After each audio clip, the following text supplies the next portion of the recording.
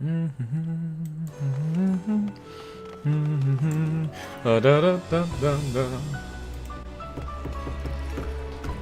bing, bada boom, bada bing, bada boom, boom, boom. Bada bing, bada boom, boom, boom. Alright, looks like I'm live. How's everybody doing? How's everybody doing? I don't know why it feels like a Monday. I think it's Sunday, isn't it? Yeah, it's Sunday. Oh god, it feels weird. And I woke up and I could have sworn on my life it was Monday. Nope, Sunday. I'm a day early. Who da thunk? Who da thunk?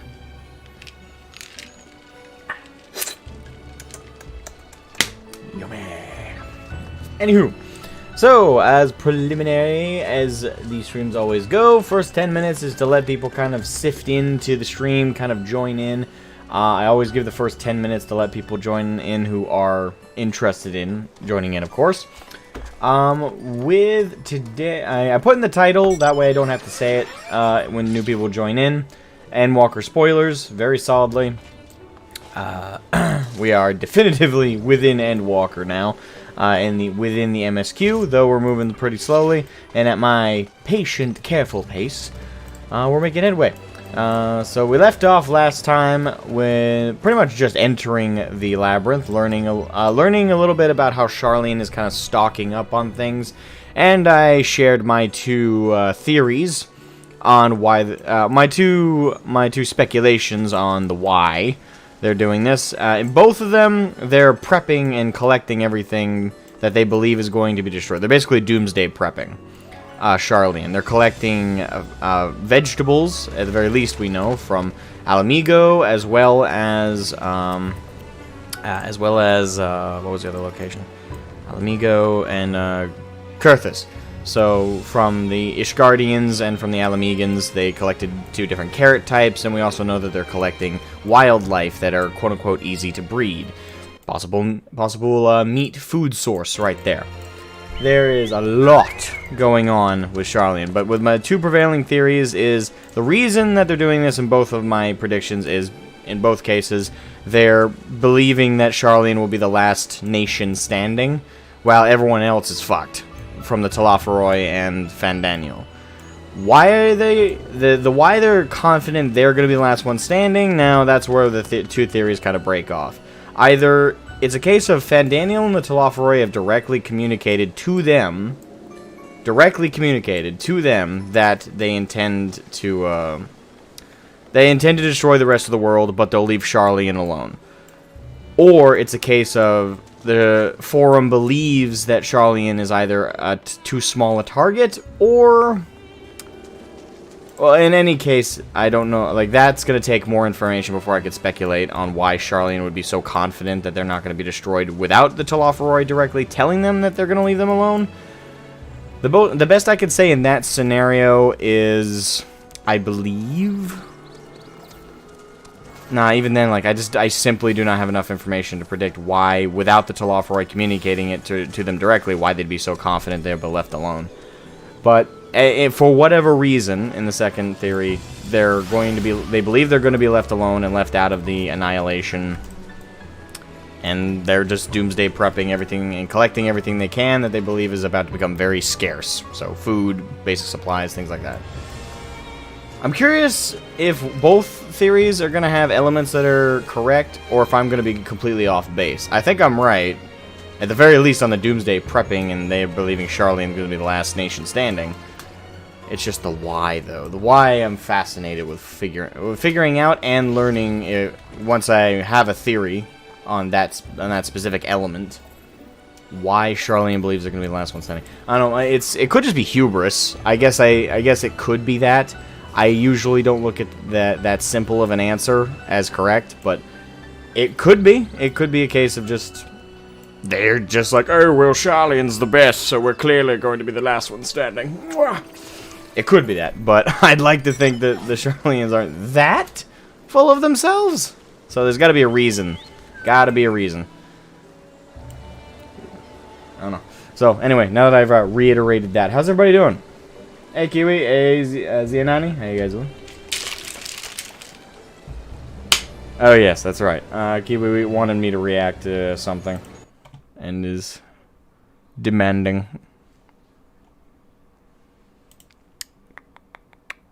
This one, right? Yeah. Friends. Okay. 7 minutes, so that's not too long. There was another video someone wanted me to check out. Well, they didn't really put it in stuff to react to. They just put it in general chat. I gotta talk to Severa Naja. Or Sevnaja is what I called them earlier. I gotta talk to them about... Actually, I don't know if they were sharing the link to react to or just generally. It's a quasi video. I got the notification that this video got uploaded earlier today, I think. Yeah. Yeah, so we got 2 videos to check out before we get underway with the MSQ stuff, so... There's that. I'm still gonna wait to the 10-minute mark to do those. Again, standard policy with my streams. I give people the first 10 minutes to show up, sift in, kind of make their way. I've actually been logged into the game since about 2 AM, which has been the practice for the last couple days. I keep lucking out, because every time I log in, like, really early in the, like, godforsaken morning, there's been no fucking queue. Like, this morning in particular, there was only 48 people ahead of me. I was expecting at least 1,000, even at that hour, but no. 2 days in a row, logging in, I may be revealing my secret, and I might be causing there to be a queue around that time, but around 2, 3 a.m. Eastern Standard Time, at least on Marlboro server, no queue. Virtually no queue. I've been blessed. I've been blessed indeed. I spent most of today leveling my my miner in the diadem. I've reached level 60, so now most people recommend once you hit level 60 in the diadem, you should switch up your technique to doing leave quests in Hingashi. And then once you hit 70, do the leave quests in the Crystarium. Or grab the leave quests that are in this Crystarium to level up. My goal, I'm slowly achieving my goal to eventually become an Omnicrafter. But first I need all the gathering jobs at max level. Yoshi P released a time chart of when to sign in. It's no secret. Wouldn't that cause that time chart to be inaccurate? Because it's kind of like time travel, right? Like, by virtue of changing the circumstances, you completely change what you saw. Now that can be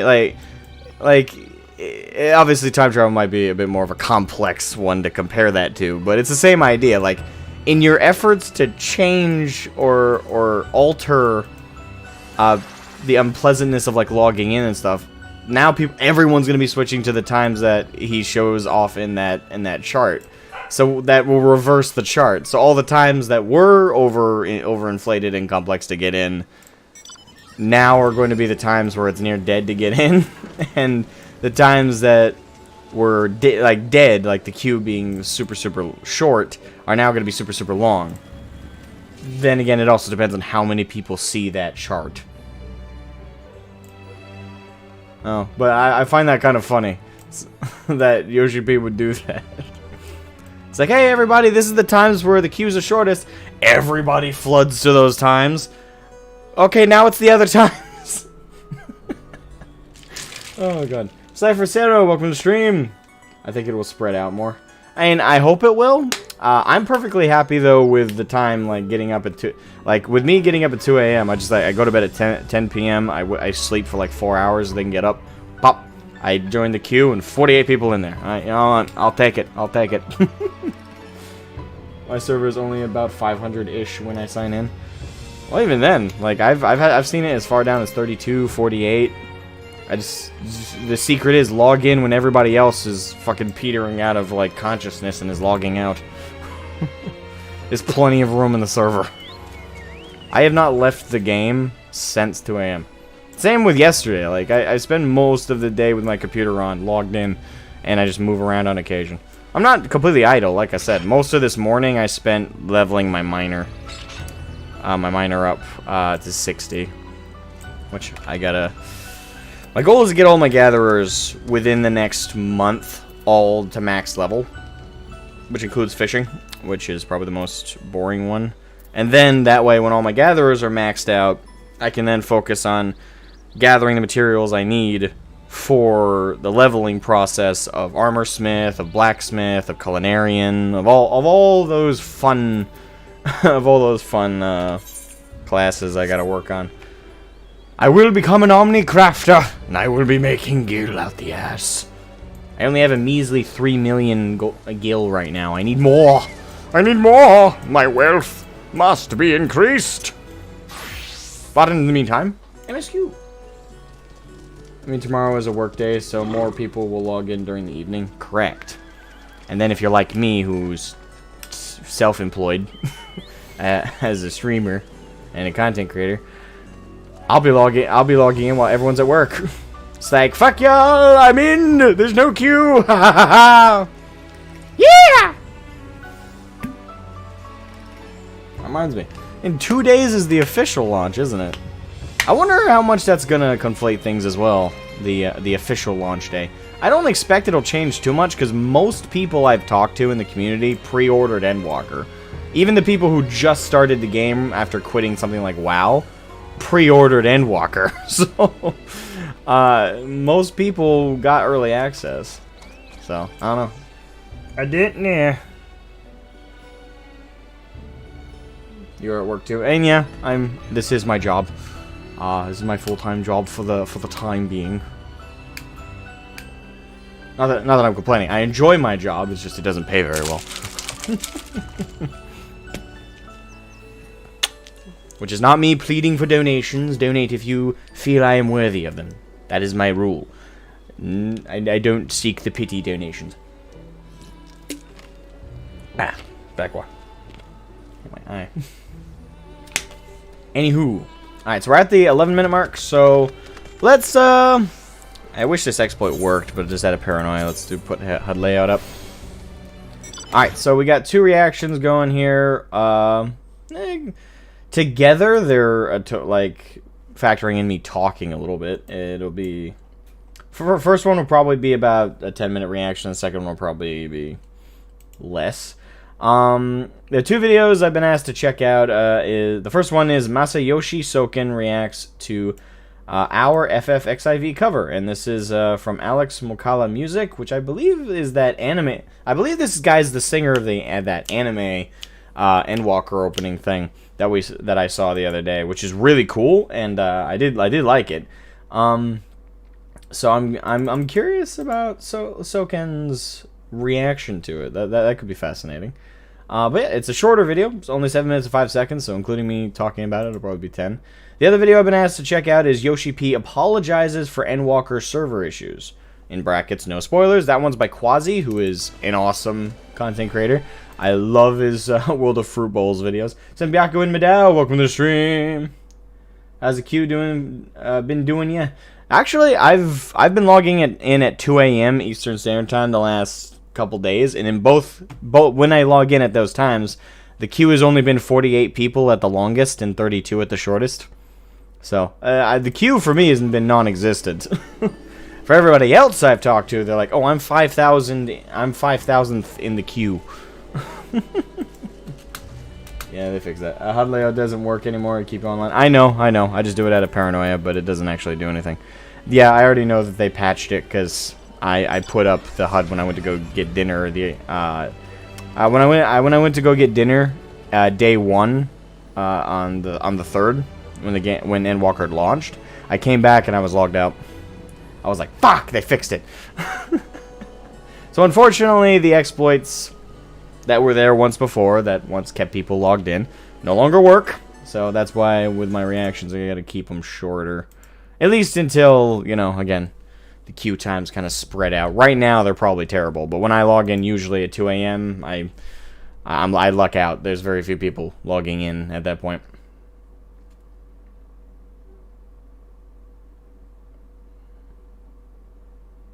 Well, it's 3 a.m. right now for me, so I'm good on the queue. Yeah, it's those ungodly hours that hardly any decent human being with half a life would be getting up and logging into a video game. And then there's me.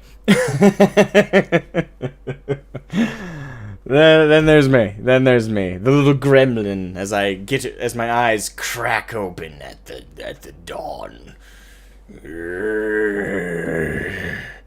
And then I go to my computer and I just press the on button. I sit down and my eyes crackle and snap open. And I'm just like, Endwalker. And I slowly type my password in like a zombie.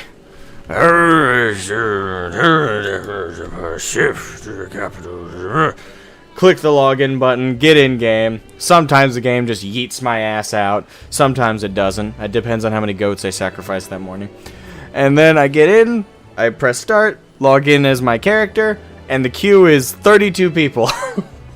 Then everybody else throughout the day is constantly telling me, "Oh my god, the queue is like an hour, man. Oh my god, the queue's got like 10,000 people." And I'm over here like, I only had 32 people ahead of me. Victory! No, sorry. Live long and prosper. But victory, bitches! Anyway, 30 minutes is the AF key timer tick now, so as long as you jump between videos, you should be fine. Yeah, that's how I figure it.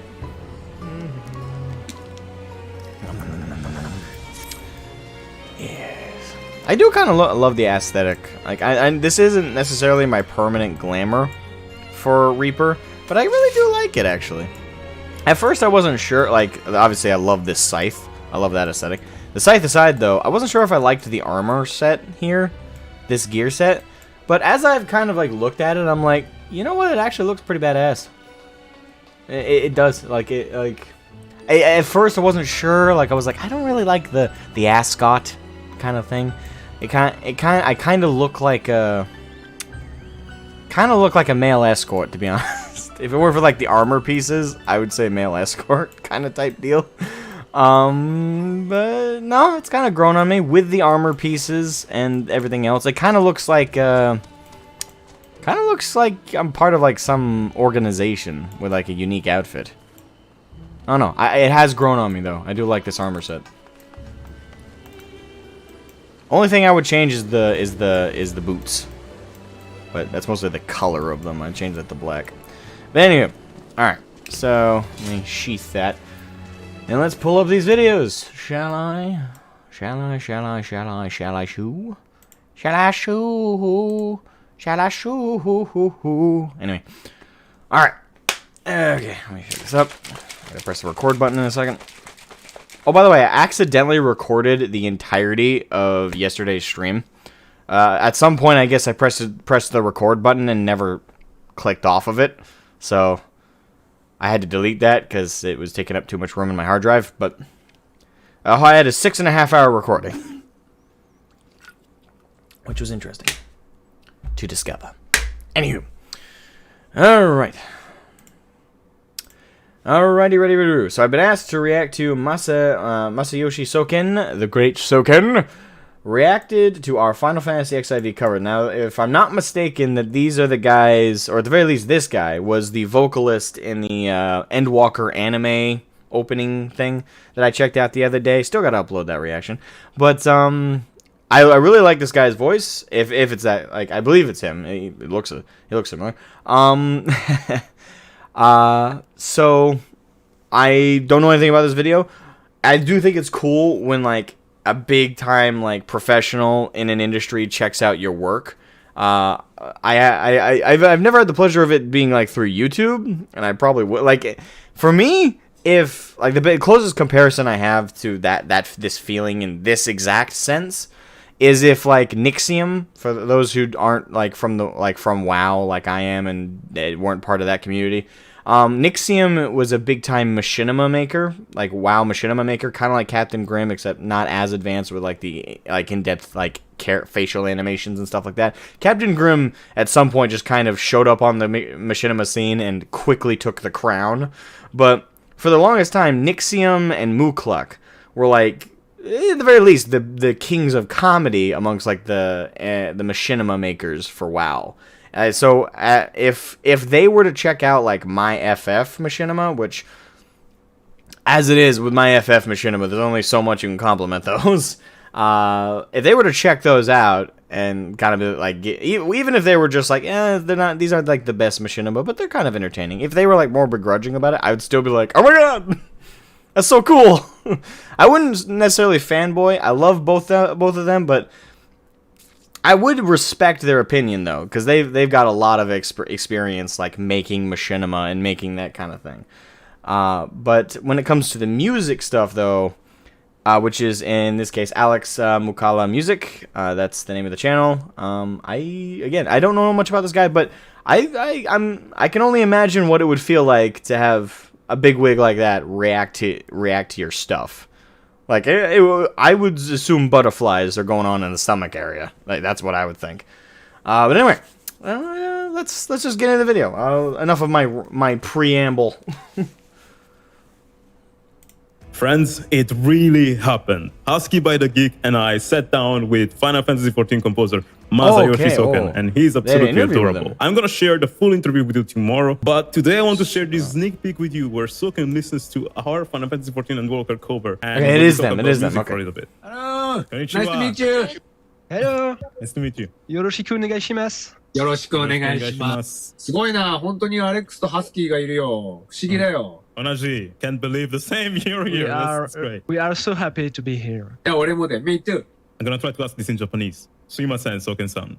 はい。昨日、私とハスキーは一緒にファイナルファンタジー&ウォーカーの BGM アレンジを書きましたから。I would love to learn Japanese. I just suck at learning different languages. I've tried. 大丈夫ですか？大丈夫ですか？いいよ。うん、マジで聞く。Okay. Okay, oh, we checked it out right there.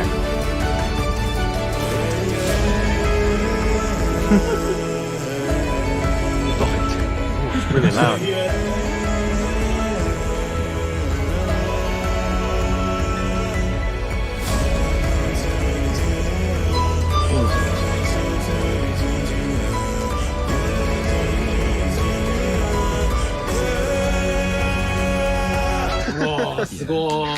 That way, it was very engaging. Yeah. Yes. 2 days ago. Husky went crazy on the guitars. すげえな。なんだよ、まだティザートレーラーしか出してないのにこんな。I just gotta say, like, community-wise, right? I know it's been said ad nauseum at this point, but it needs to be said endlessly, right?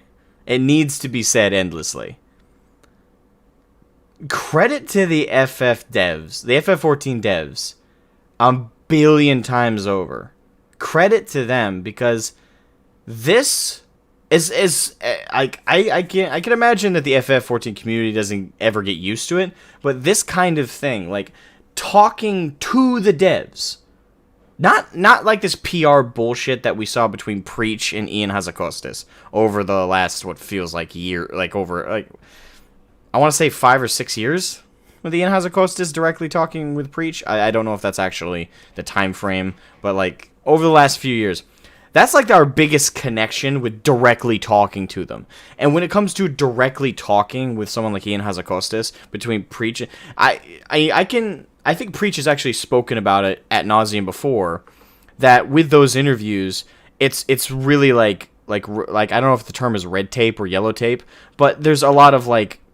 It's official. There's rules to what Preach can ask. It's an interview, but it's like a professional kind of thing, and it's not treated like a talk between two people about a video game and just like two gamers discussing this thing that they have fun playing. It's a company representative performing PR and public relations with a community rep, an unofficial one in Preach. It's not a talk between two guys, just like, oh my god, like this is a cool video game. It's not social.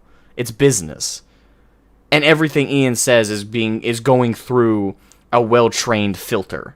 So it's not like talking to a person. It's like talking to a machine. It's like talking to a secretary who has predetermined lines that they have to say to like the press. That's what it's like. But with the FF14 devs, in every interview I've checked out. Which I have checked out most of the media tour. Unfortunately, I can't react to very many videos. The one I tried to save off was Asmongold and Rich, which I haven't watched that. I watched the beginning of that, actually. I watched like the first minute. I watched pretty much every other interview, like with Jesse Cox and stuff like that. And I gotta say, just how everyone I've seen talk to Yoshi P, and in this case with Soken, like these conversations with the developers, it's not like talking, again, using the example Preach and Ian, where it's like that PR filter. It feels like you're talking to people.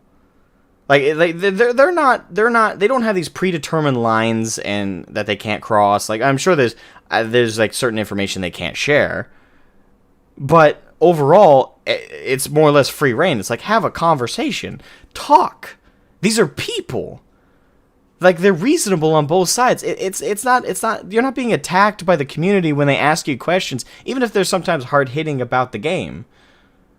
We just want to talk to you on a human level, and the devs at Square Enix for FF14 are that. They're just people.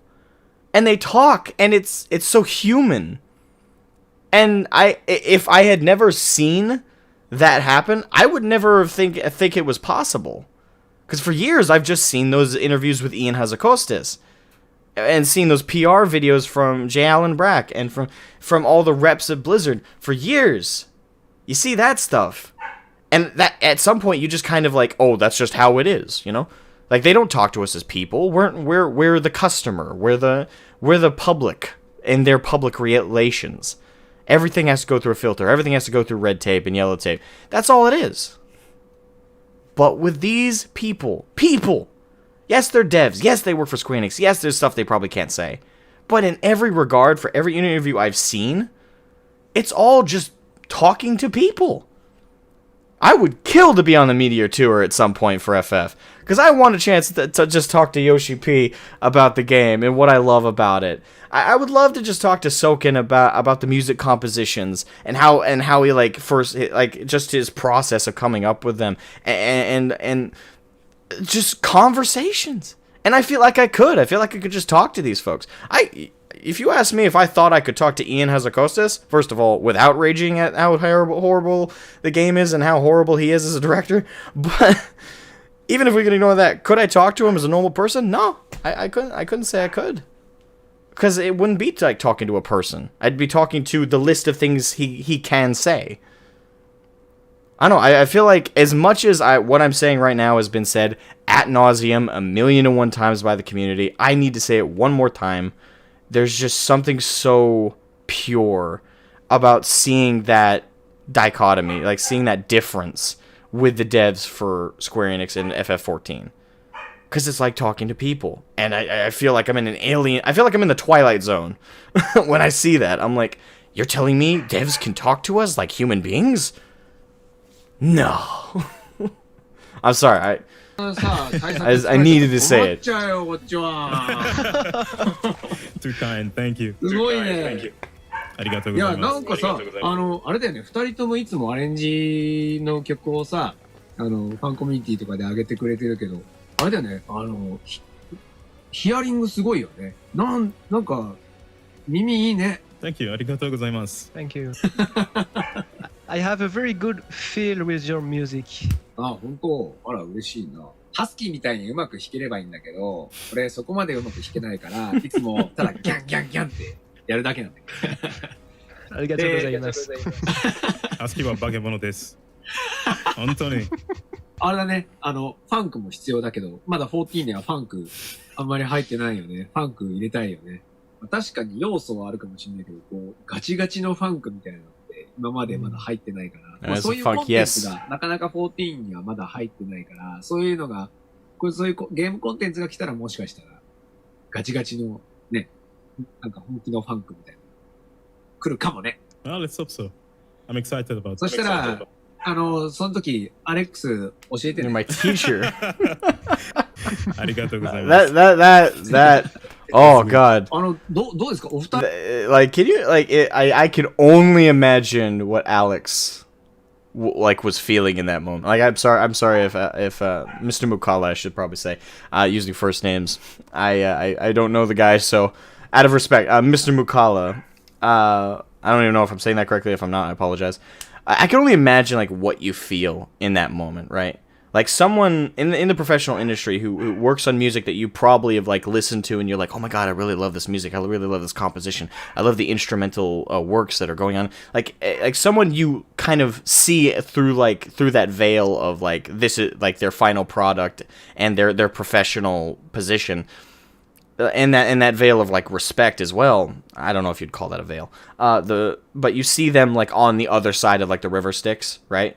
Like that river of like professionalism, like, oh, I'm just a YouTuber type. And I don't know Mr. McCullough's like history. I don't know if he works for a professional industry or anything like that. But in this sense, he's just an individual who really likes the game and made some music for it and did a collab with others. But like seeing and feeling that like it kind of like closes the gap, right? And you don't lose respect for him. I have no doubt that when Soken said like, oh, like you are my teacher kind of thing, I have no doubt like that didn't like lose him respect or anything. No, he still respects and probably still sees him like on that other side. But in the sense of like achievable position, and also in the sense of like relating to someone, it kind of removes the river in between you and them, and you kind of closes that gap, and you see how human they are, and you still have respect for them. There's still that gap, but like that feeling of like being called the teacher, and you're like I don't think you could really describe a feeling like that in words.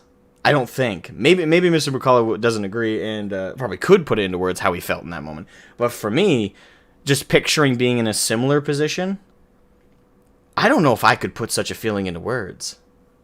Like, I don't think I could. I'd be like, just... my heart would just stop in that moment. I'd be like...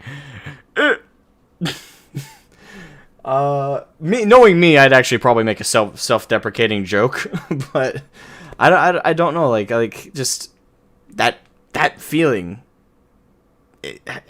No words I think could really describe like that. Just that feeling of like your every bit of weight on your body just goes away for like a couple seconds, and you feel kind of like elevated. Like that would be so heartwarming and cool. からしてエンドウォーカーのティザートレーラーの音楽はどうですかね。上がりました？大丈夫でした？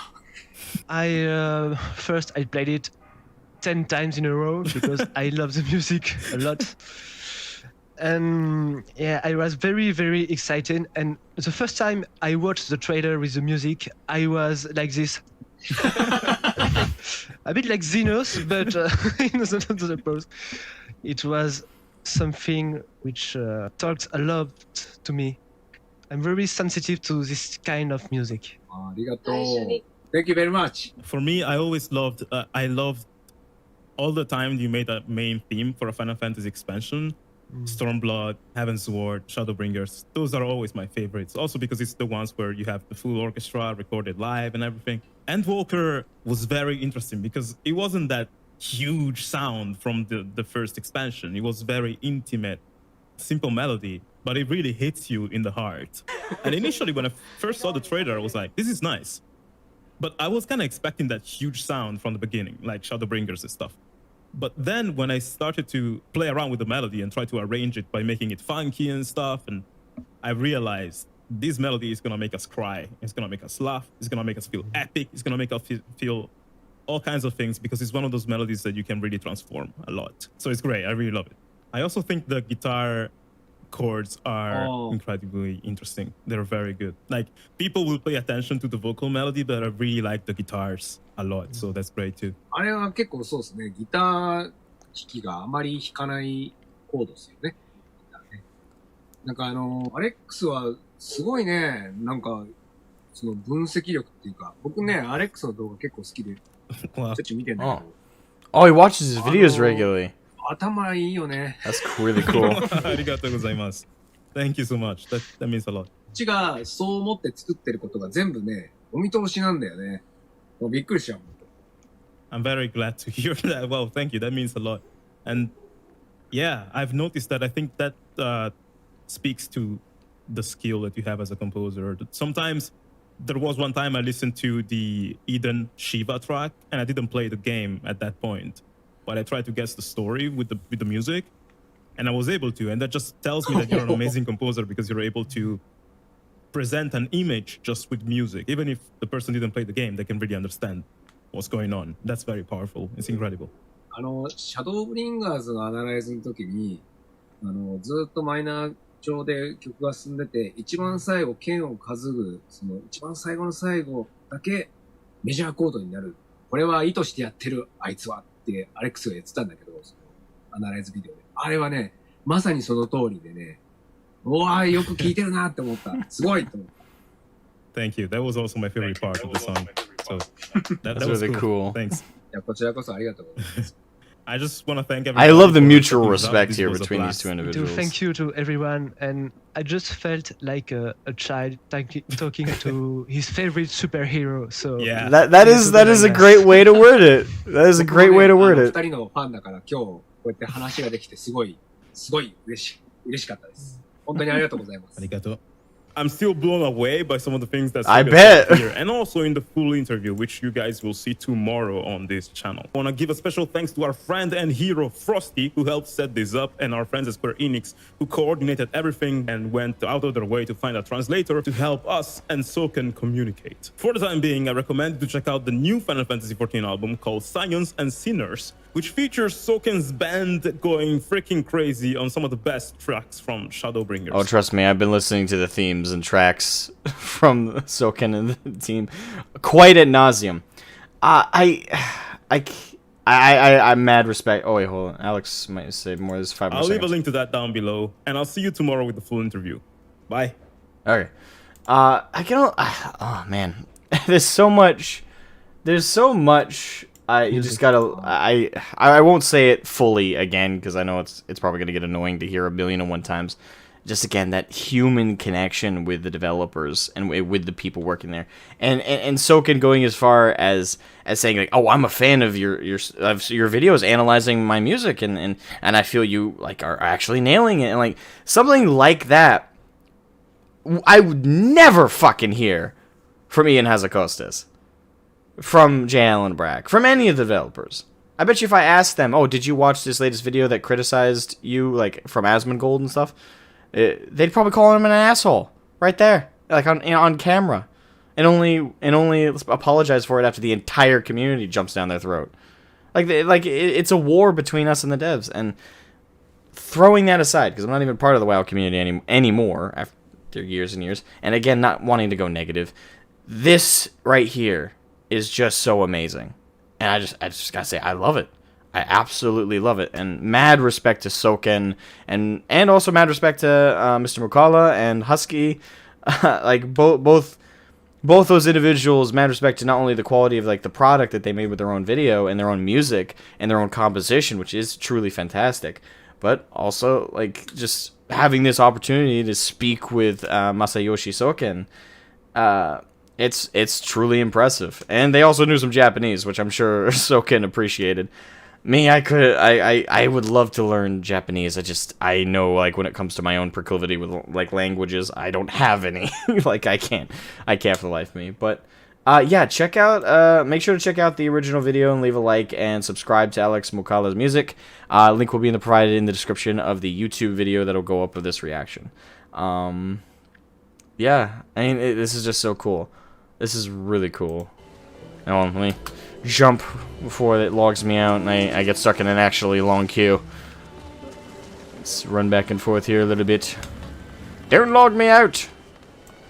Actually, real quick, I'm not at all comparing myself to, Alex Mukala here, or Husky by the Geek, but, like, when it comes, like, I've actually dabbled in music composition myself. Hold on, let me pull this up.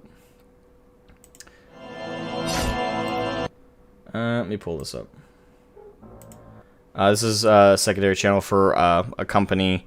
For a tabletop game I am developing. It's on the back burner right now because of budget issues. I don't have a lot of money, so unfortunately, dedicating time to it is a bit on the back. But anyway, this is a song I composed. This is a song I composed for one of the factions in the game I was writing and developing. I'm thinking about hold on. There's a video that kind of works for like the visual of this, but I don't know how I could play them simultaneously so they fit. So I'll just play this video real quick. And again, I'm not comparing myself to Soken. I'm not comparing myself to even Alex Bacala or Husky the Geek. My compositions are far more amateur. And I definitely couldn't do an analysis video on the Soken, but like this is just an example I'll share of some music I've composed. Again, not trying to compare myself.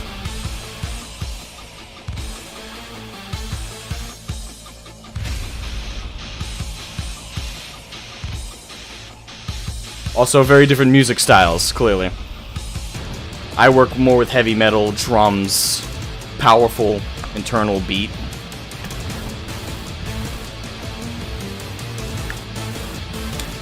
Although I do like to implement synthetic instruments.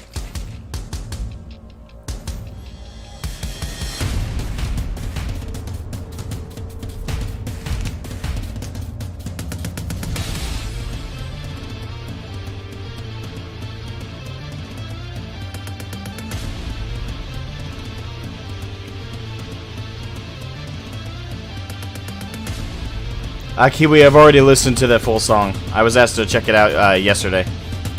Yesterday or the day before.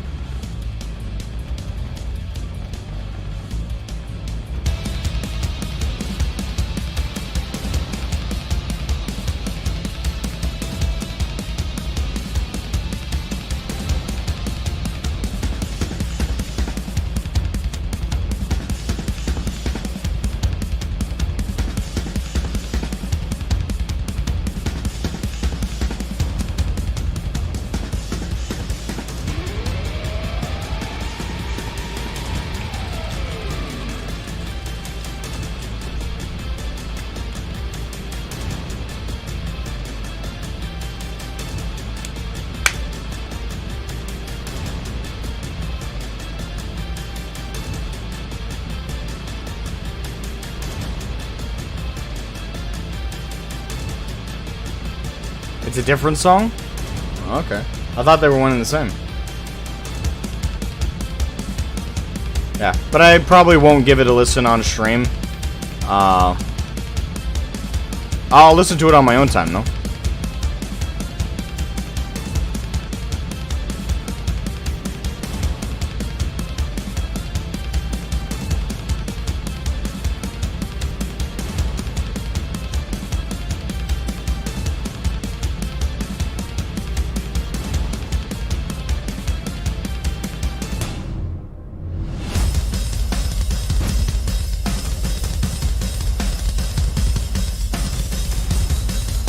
Oh, I forgot I put that in there.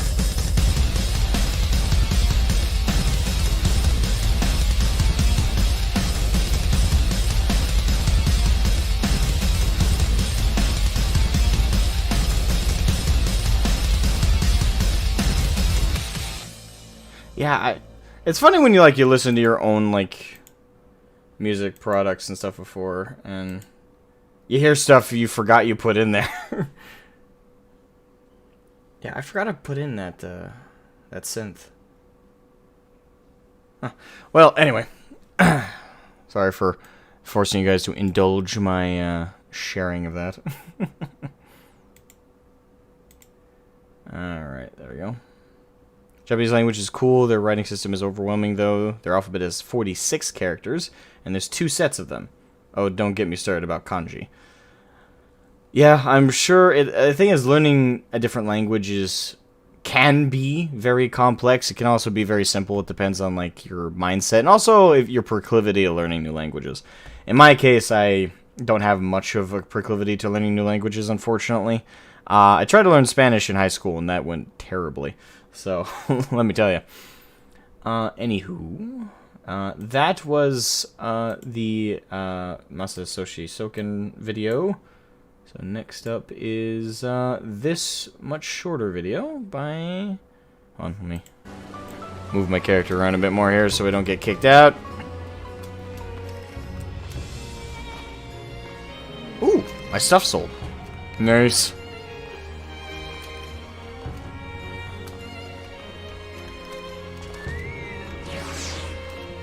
Alright, moved around a little bit more. There we go. Alright.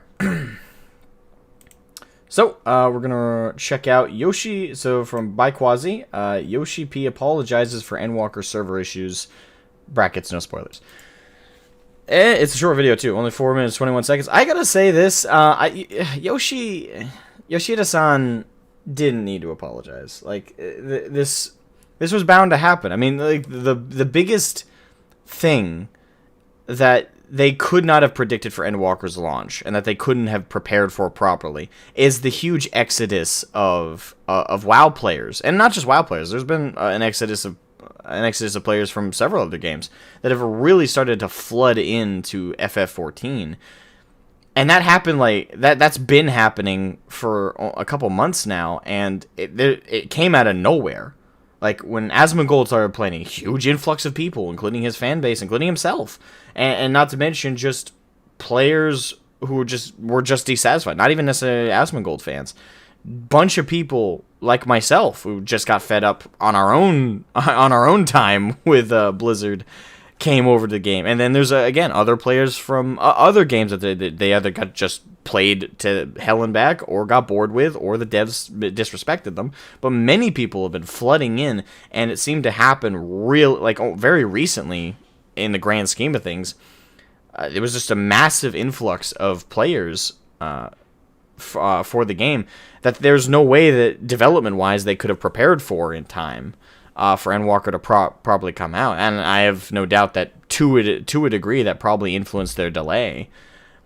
So, honestly, I just don't think Yoshida-san needs to apologize. Like, I highly respect a developer that will apologize and be very proactive in it, but sometimes you just don't need to apologize. Like, sometimes it's just not your fault. You know, it's not your monkeys, not your circus. Like, it's just, well, it is the game. It is his work, but I just don't think there's any need to kind of, like, I don't think anyone's even mad. Like, I said something similar about when they apologized about the delay. Like, honestly, there's no substance there to need to apologize for. Like, anyone with half a functioning brain knows that things were gonna happen. Hell, I'm surprised the servers are as functional, at least on the end I'm playing on, they're as functional as they are. Like, I haven't had the game crash on me. I haven't been booted from the server, unless I was idle for too long, which it's supposed to boot you for. I understand that a part of it is culture, Lightning Lunatic. I understand a part of it is, like, the Japanese culture. Like, they take a lot of self-responsibility and stuff like that on there. I understand that. But even, like, I just gotta stress, at least from my Westerner perspective, I think that there's... and actually, just not even that Westerner thing. I think from my logical point of view, not that I'm stroking my own ego or anything, but from a logical perspective, you shouldn't apologize for something that's outside your power. That's entirely outside your control. Like, definitely, I would say that there's a degree of apology that makes sense with that if there was something you could do to mitigate it that you didn't do. But I have no doubt in my mind that Yoshi P and his entire team did everything in their power to mitigate the server issues, and to mitigate the connectivity issues, and to mitigate the overall game issues right before launch. I have no idea that up till launch, they were cramming away. And they're probably cramming away right now still on the last minor issues that they're trying to fix. And overall, this has launched very smoothly from my perspective. I have not encountered any bugs, errors, visual glitches. Everything I've encountered so far as I've been playing functions perfectly. And I get that the big issue is the server capacity. A lot of people are stuck in queues that are like 20,000 plus people long during certain times of the day. I get that that's a huge thing, but even then, there's what could they have done? And right now, it's the server tower things that companies like Square Enix would buy for this are kind of expensive. And the whole COVID thing, like there's so much that's just outside their control. So I'll leave it off at this. I don't think I respect Yoshida-san for apologizing, but I just don't think I don't think it's on him. I don't think that this apology needed to be made. I don't know a single player who's actually like mad about this. Like it's all just stuff that I would consider expected. But again, mad respect that they would even apologize for something that's just not their fault. But let's see what Quasi has to say about it.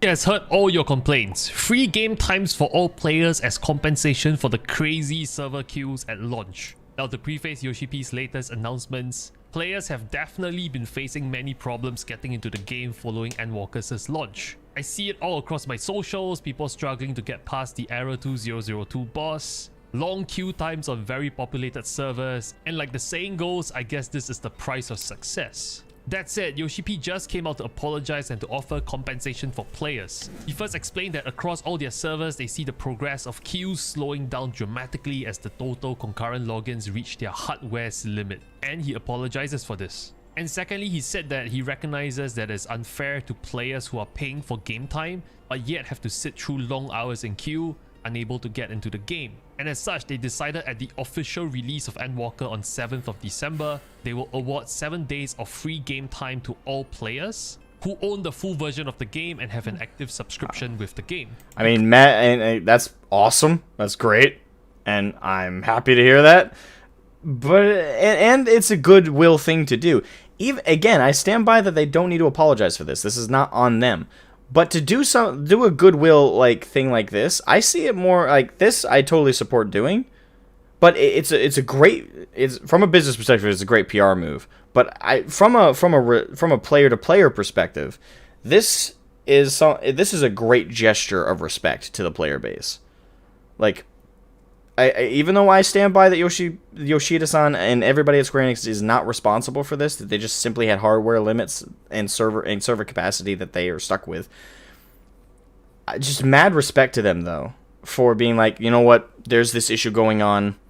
We understand a lot of people are paying for game time that they're not getting, so we apologize, and we're going to offer you a solution to this issue. I don't imagine Blizzard would do this, but just here's 7 days, a whole week free game time. Whole week free game time on us. We deeply apologize, even though again I don't think they need to. But free game time, have at it. That's amazing. Like for me, like imagining a modern studio or company willing to do that is like Twilight Zone. But it's a really good gesture, and I really think it's cool that they did this. And it's really cool. Clarified that this applies to people who are also playing on the 30-day free play period. He added his team is also monitoring the situation and might gift more free game time if the matter persists, though these are to be announced at a later date. I believe this is the first time ever they are giving away free game time at an expansion launch. Not even the infamous Rauban EX of Stormblood have forced their hands back then. Yoshi P mentioned on 2nd of December they recently crossed 25 million player base. This 7-day free game time is actually worth millions of dollars even if you were to assume not all 25 million were active players. And I think credit should be given to their goodwill here. This is actual dollars of opportunity cost coming out from their pockets here. He then addressed the infamous Error 2002, specifically addressing how errors while waiting in login queues will result in you dropping out of queue, which has been— What? Developers are addressing a legitimate technical issue? What is this? Have we crossed dimensional rifts? What parallel universe is this? I mean, I'm sorry, but I'm just so used to devs being like, yes, there's an issue with this, but it's fine. Oh my god. I'm sorry, the first thing that comes to mind immediately is DICE, the developers of Battlefield 2042. There's this glitch that they said, oh, there's this rare glitch where the screen, you know, kind of where there's a screen tear glitch. Like players were reporting it having it happen every 10 seconds. oh, it's a rare glitch. I'm so used to developers pulling that shit and not properly taking responsibility, and not even really addressing the issue, just saying at best saying it's a thing, but then immediately being like, but we're working on it, so you know, but not actually like breaking down like what's going on with it, not explaining it to the player base, not explaining exactly what they're gonna do to fix it. Like no minimal communication at best, and at worst just a bunch of PR speak saying that it's a thing. I'm sorry, like credit to Square Enix and the devs there, like just amazing. Like they're actually talking about it. Been the focus of many complaint threads I've seen. He clarified there's 2 reasons why this might happen. The first happens when a user attempts to log into a data center when there's more than 17,000 players in the queue. This triggers some form of cap or error that results in players not being able to enter the queue. And the second reason Yoshi P said this is actually more common. It is when your internet connection experiences some form of packet loss due to network instability that results in a momentary loss of internet connection. See, they actually explain it. And not use Wi-Fi. They explain it. They explain it to the layman's, to us. They explain it. They explain it, and it's not insulting. Like it's not like, well, little player, in your ignorance, I shall explain to you in 500 words or less exactly what. No, it's like they're talking to us as people, and they're being like, okay, hey, here's the exact issue, and we're gonna put it in layman's terms, and explain exactly what the issue is and how we're gonna combat it. Like it's direct communication, and it's like talking to a service provider. Like it's human. It's oh god. Even in things like this, I respect the hell out of Square and 5006, which are less common, but essentially happens when the connection to login servers time out as a result of waiting in a login queue for too long of a time. This latter also provided the peak hours of server congestions, so players can better plan their playing schedules to avoid long queues. He then went on to debunk the rumor that people are able to prevent themselves from being kicked off a server for inactivity after 30 minutes by exploiting dance emotes and hitting a target dummy with auto attacks. He claimed that these are mere rumors and they wouldn't work. Lastly, he apologized for another oversight. Apparently, some players have been kicked off the servers when they were spending more than 30 minutes inactive watching the credit rolls for A Realm Reborn and prior expansions. Probably crying out their eyes, I guess. And he explained it is not their intention to kick players off during the credit scene for inactivity, and he assured this won't happen for the Endwalker's credit scene. I don't think many game developers would have the guts to lose out on millions of revenues just to placate players at a bumpy launch. And if you look at all the bumpy... And to be fair, this is not the first time Square Enix has taken the bullet of a financial bullet to the knee, or arrow to the knee, if you will, if you want to make a Skyrim reference. This is not the first time they've done it. Like, they did it before when they ceased the game. Like, when Yoshi P came in and said, fuck it, take the game down. We're going to have an in-game event. There's going to be Bahamut coming in from the sky. Just boom, blow it, burn it all. And we're going to take the game down and we're going to rebuild it from the ground up. They've done that before. And during that time, they were spending money and not getting any back because there was no active player base. Because the game wasn't up. There was no subscription service. There was nothing like that. This is not the first time the Square Enix and the devs have taken the financial bullet. Credit to them. I'm just saying, like, I would never in a million years ever expect Blizzard to be like, oh, this latest expansion's a total piece of shit and the player base actually absolutely hates the game. And do I expect that they'd ever take down WoW? Like, take it down. Like, I'm not talking like a server maintenance. I mean, take the game down. Cease subscription revenue intake. Cease it all to rebuild the game back up into a more functional state. Would they ever fucking do that? No. But Square Enix did it. So, comparatively, this action is par for the course for Square Enix. So, massive credit to them, again, for being willing to take the financial bullet. It's just so respectable and admirable. It's respectable, admirable, and it blows the mind. It really does. It's just like, wow. MMO launches in the past, be it the base game or expansion, this is definitely an anomaly. Sure, it might not soothe certain players' angst of not being able to play Endwalker on the first weekend, but at least they are taking steps to number 1, compensate you financially, number 2, communicating quickly and transparently on what's going on, and number 3, owning up to mistakes where it applies. Instead of just trying to sweep the issue under the rug and ride the storm out, I hope S Justice and World of Footballs is paying attention. There's still time left this weekend to play Endwalker. I've been having a blast progressing the MSQs at a really slow pace. Hey, don't spoil. Soaking in every moment, every soundtrack, and I hope you have the chance to do so too. My MSQ's reaction will working on it right now, Quasi. I foresee in about 1 to 2 weeks time, because I just have so many magical moments to edit and so much footage to go through. So make sure you hit the subscribe button right here to stay tuned to that release. If you missed the news on the overwhelming success of Endwalker, I've recapped it in this video here. Take care, fellow Endwalkers. I'll see you at the finishing line. Love you, Quasi. Thank you for the video, man. Yeah, like I said before, I don't think that Yoshida-san and the devs needed to apologize, in my opinion. Like, it's not their fault. But massive credit to Square Enix and Yoshi-P and everybody over there. Because taking that big financial bullet and giving the entire player base 7 free days as an apology, that's massive. That is absolutely massive. And apparently par for the that kind of thing is par for the course for them.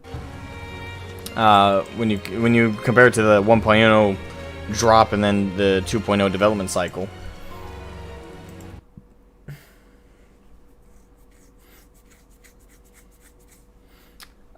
Anyway, let me properly welcome people who are now here that that popped in while I was doing those reactions. Welcome Iwakos, Lightning Lunatic, Siege, welcome, and I think that's everybody. Anyone else pop in? Hunty, also welcome Hunty. You know, welcome guys. Welcome to the stream. How you guys doing? How you doing? And yeah, massive credit to the devs. I mean, personally, I've had no issues getting into the game. Like, other than, like, literally the absolute initial launch, other than that, I've had no issues getting into the game. Then again, I log in during ungodly hours, like 2 a.m., so I suppose I wouldn't have as many issues as other folks are.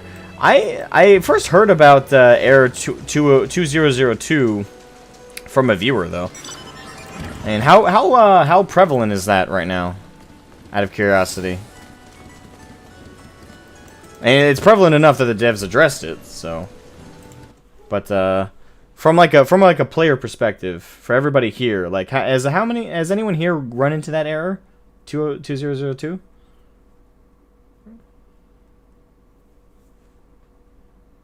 Yes, Siege. It is one of the most reasonable things I've heard from a dev in a long time. Waiting in line to get in. Slept for longer than I wanted to after logging out at 4:30 a.m. Sneak in. Fixing 1.0 in development on that. They were running 1.0 while developing 2.0. Yes, but they did. It's not like it was back to back. It's not like they took down 1.0 and then immediately, like the next day, brought up 2.0. They may have started development on 2.0 while running 1.0, but they did.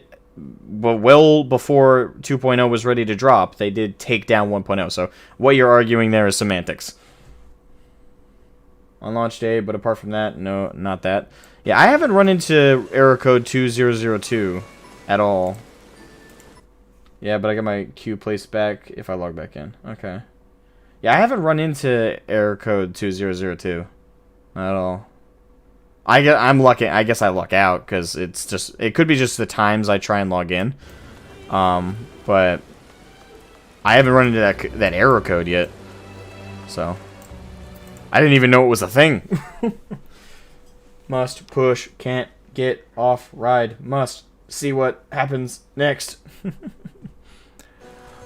You know. Alright, so we finished up with those reactions. So yeah, prior warning to everybody, I'm about to continue the MSQ. I'm gonna get back on this quest. I'm in Labyrinthos, so if you guys don't even know what that is, probably a sign you need to hop out.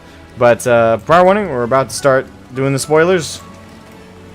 So if you're here and you're well ahead of me, we're good to go. If not, Here's your final warning. It's here. I'm warning you.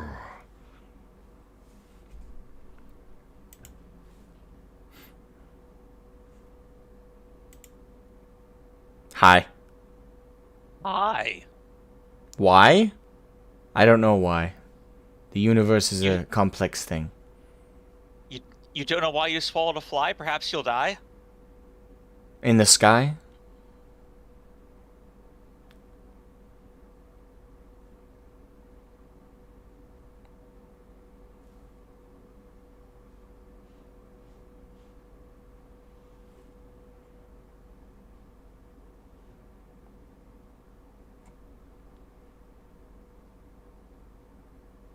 Anywho.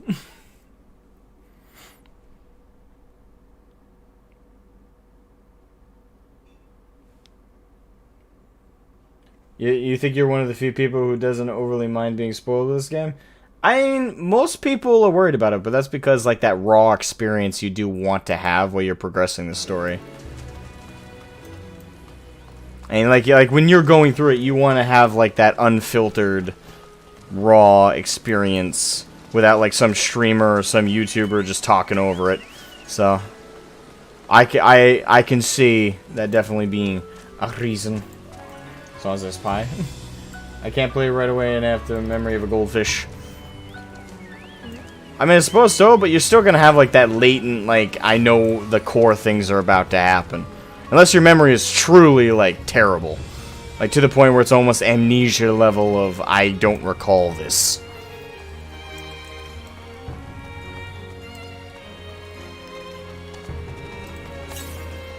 Alright. So. I guess I'll get underway with the MSQ. I hopped in the call just to say hi to the 3 people in there, but only one of them spoke to me. So, don't know what that means or symbolizes. Anyway, I'm going through the MSQ now, so, prior warning, spoilers ahead. Alright, here we go. Bone Weary Worker. What's that? Take you down on the lift with me? Sorry, but not a chance. I've been keying up and down all day, and only now have I finally found a spare moment to rest. I did see a gleaner fellow heading out the gate there, though, shouldering a large pack, engaged in some manner of task. Maybe he'll be headed down below after he's done with whatever it is he's doing.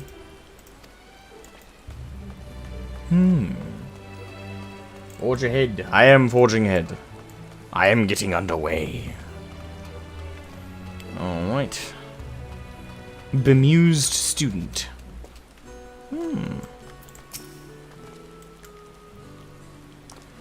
Am I taking the lift? Oh no, we're just students. They won't let us into the Arcane, even though we found... Actually, we have no idea what it is we found. There's no record of such a creature anywhere, but it was wandering around Tranquility, and so we thought to donate it to the vaults.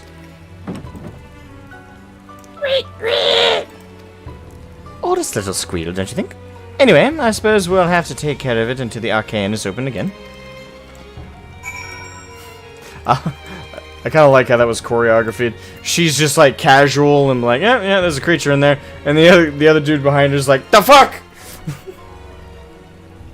Yes, there's a monster in here. Don't mind me. All right, let's keep going. I wonder when we're gonna encounter the first dungeon of Endwalker. I expect it won't take too long. Press the wrong button. I thought you said boom baby worker. What? No, I don't think I said boom baby worker. I've been tongue-tied in the past, but I think that was a bit off from what I was saying. Oh god. Alright, hold on. Labyrinthin Naraboy Narbrui R-O-O-I. Begone, Satan! Ah! You bitch! Fine, you want to fight? No! Don't you run away! Bitch! Asshole. I'm getting food, so that is why I didn't answer. Didn't answer what? Literally AFK. Quiet! You'll frighten it away! Erenville. Ah, it's you again. I don't mean to be rude, but I'm in the middle of another task. The Cloudkin I need to capture is close. Very close. You wish to help me with this too? You spent your time in unusual ways, my friend. Still, 2 hunters are generally better than 1. Very well. The canal here is a common gathering spot for birds of all kinds, but the one I'm after today is the hornbill. Its feathers are green and its cry is a distinctive caw. Single it out and shoot it with its sleeping dart. Ah, mini-game time. The effects are short-lived, so I'll lie in wait down by the riverbank to claim our quarry. Be sure to hit the right one.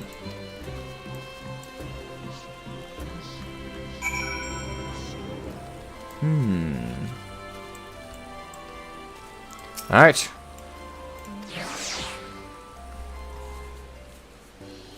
Time to go varmint shooting. Alright, so large red bird. Caw-caw. Caw-caw. Walk-walk. Cuckoo. Caw-caw. Caw-caw. They both are cawing.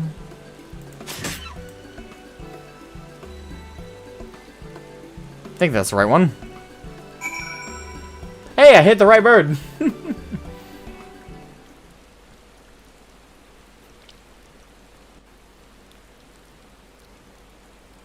First try. Yeah.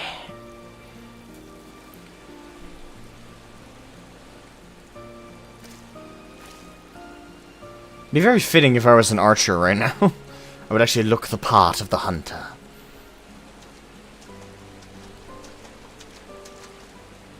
A fair shot. Ah, we're getting voice acting. Other than me. Nicely done. Let me truss this one up and I'll make my way over to you. Not the voice I pictured him to have, though. It's not a bad voice, it was just not the one I pictured.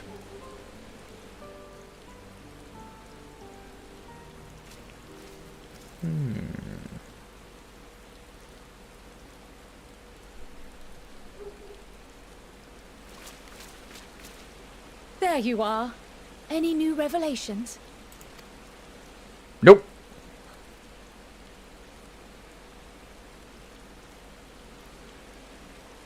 So you met with that gleaner again, this time to capture a hornbill. I understand catching and bringing in creatures from the outside, but what's the point of chasing after ones already here? Now that's a good question. And I didn't actually think of that. Oh, it's a simple thing, really. Occasionally, we remove specimens no longer needed for study, or those we've had difficulty raising. But we can't simply turn them loose.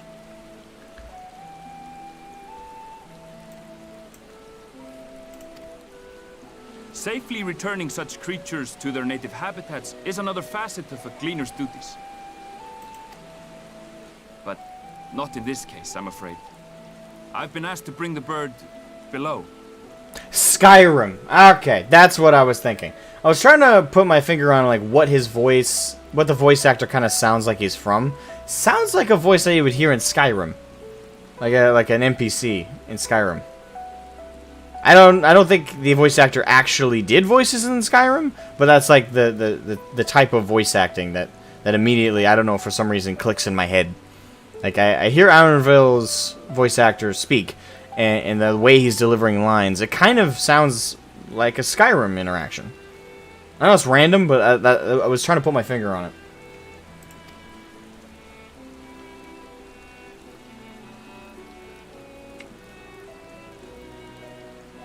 The restricted section in the lower levels of Labyrinthos. Open only to a select few researchers hand-picked by the Forum. The projects down there are the subject of rumor and hearsay. Forbidden magics. Advanced technologies that can never be allowed to fall into outside hands. Even Archons are not privy to the truth. Those who are the researchers involved in this secretive work, are not permitted to walk freely in the city, and are instead required to live in isolated quarters. What could a facility subject to such strict security protocols possibly need with a hornbill? An experiment? Possibly. I wasn't afforded an explanation. But judging by the requisition list given to me and my colleagues, I doubt it's for any kind of advanced research. I'd be more inclined to believe we were making preparations to migrate to the south. Mericidia or thereabouts. What? Why would you say that? Much of the flora and fauna we were asked to procure could serve as reliable sources of sustenance. As They're I kind of comparatively concluded. hardy species too, able to endure harsh climates. And among them are specimens known to be effective in improving soil quality and purifying water. When you put it that way, migration does sound like a reasonable assumption. That's all it is, though. An assumption. Through our tasks, we gleaners glimpse only bits and pieces of the Forum's plans. Our prime concern is that our requisitions, be they living or otherwise, are properly preserved for the knowledge of future generations. Now, I really must be going. I regret that I cannot reward you as you deserve. Hey, information is valuable, my friend. Even if part of it is speculation. Perhaps you might reward us after a fashion then. It is imperative that we reach the lower levels. And seeing as you are already set to descend with your assigned cargo, mayhap we could accompany you as your assistants. Yeah, I don't think all of us could, though. Because the custodian already knows and recognizes us. Maybe one of us can get through, but not all of us. That's for sure. I'm afraid that won't be possible. Once the animals have been prepared for transport, we send them down separately via the lift. I will, of course, follow after to make my report, but I can hardly pass you off as porters when there's nothing left to carry.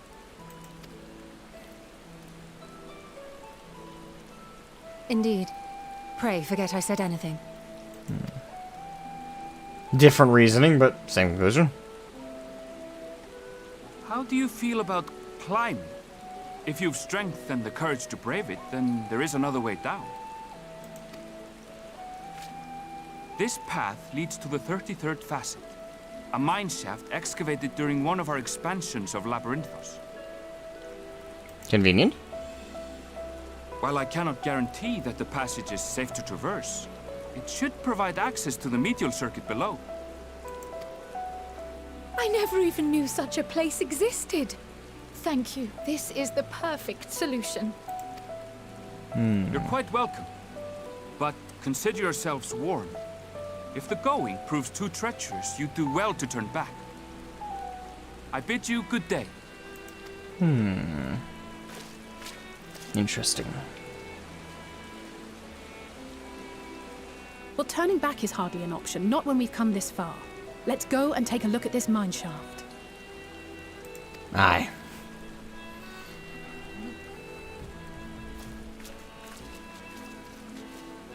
This is gonna be the first dungeon, isn't it? They are carrying over the trust system, right?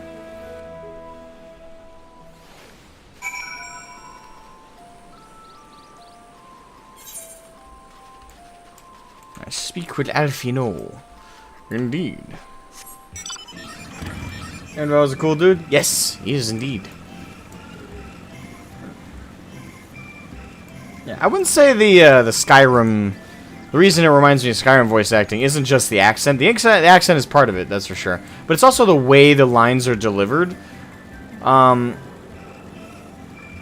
trying not to put this in an insulting way, but the way the Skyrim NPCs kind of like deliver information is very like this is this, this is this, this and this and this. It's kind of like just stating the information flatly.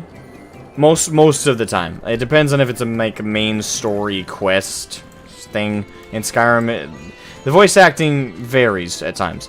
The way Arendelle was speaking there kind of reminds me of like when I pull an NPC aside and it's like a side quest kind of thing.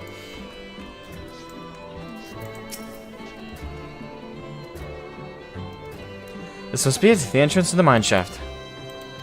It is faint, but I hear something moving within. Creatures homed there by the researchers, you think? Well, slavering beasts aside, we will need to watch our footing. We should tighten our straps and such before we continue.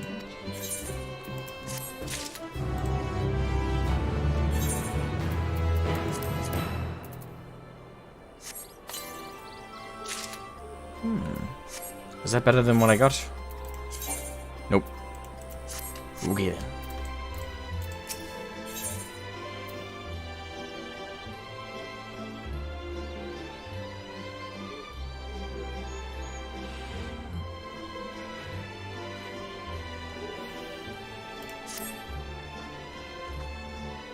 Assuming everyone's tightened their straps and checked their gear, then I say we head on in. Given the terrain ahead, though, it might be wise to leave some distance between us. We don't want to be stumbling over each other if it comes to a fight. Take it slow, and don't forget to check your surroundings from time to time. We can meet up again at the other end of the tunnel. Aye aye, Madame Alizé. Alright, doesn't look like it's a dungeon. Huh. I guess I'm wrong. I was expecting that to be the first dungeon. I mean, it was a cave. I mean, that's such a perfect setup for like a dungeon kind of thing. Ooh. Ominous.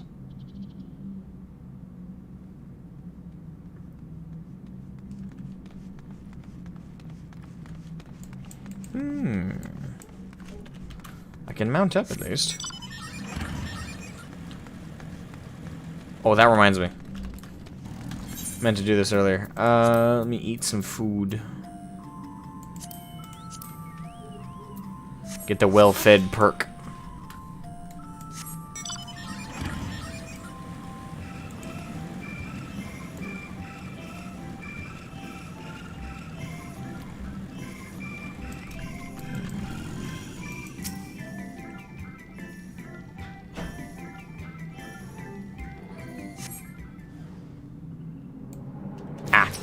I sense your hostile presence.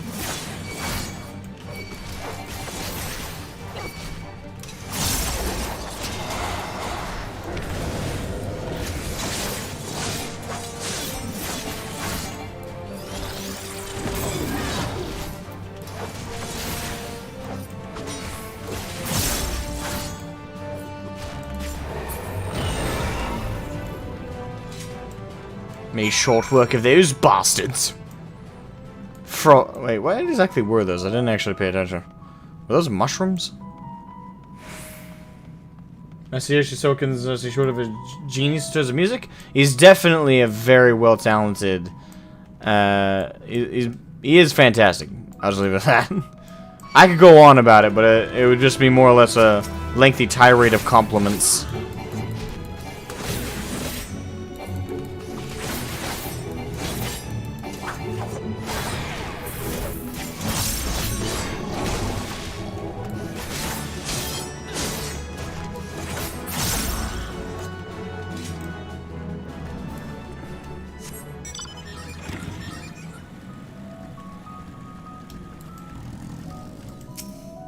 Well, flashy.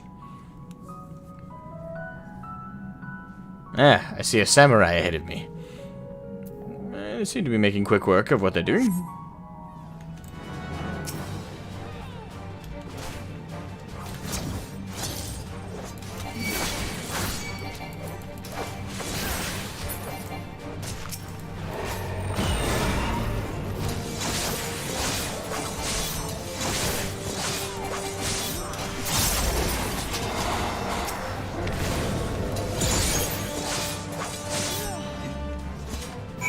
I love the Reaper's playstyle so much. It's a load of fun.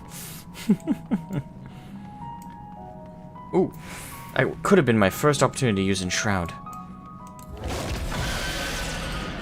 Just so I know what it looks like.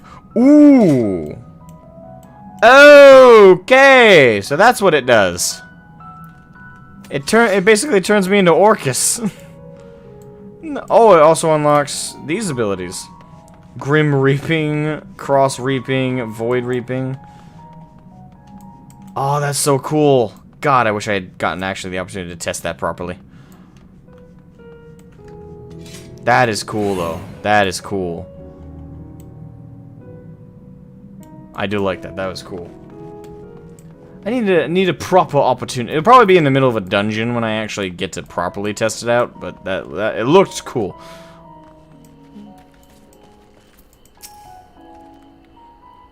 Everyone seems to have made it through without incident. Nothing of consequence, at least. And, as promised, the tunnel has delivered us into the medial circuit. As I recall, this tier is where they keep I can't talk today. This is where they keep a wide variety of samples for agricultural production. If Auronvol's assumption holds true, that specimens are being collected in preparation for a great migration, then we should see evidence of such plans in the area's research projects. Let's follow the path to the nearest warming facility and see what we can see. Lead the way. You're standing by the first dungeon? And I don't know how long the first dungeon takes to get to. But we'll see. And I got plenty of hours to go. So, I hope to get to the first dungeon today.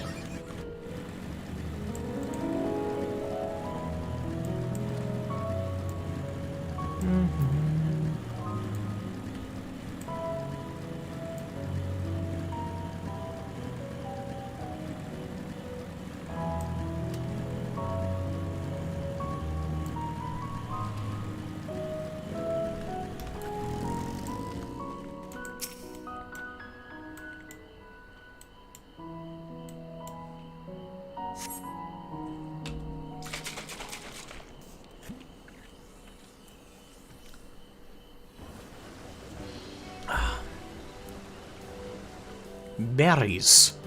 Pumpkins. Alright, everyone, get your knives out. It's time to start carving. And also get your candles.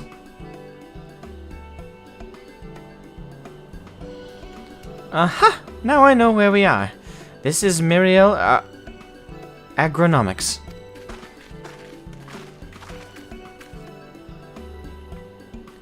Labyrinthos is a host to a wide variety of vegetation, which allows us to conduct studies on cultivation methods utilized in foreign lands.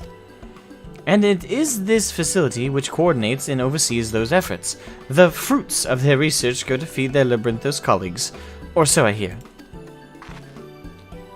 More notable success might make it to the Agora.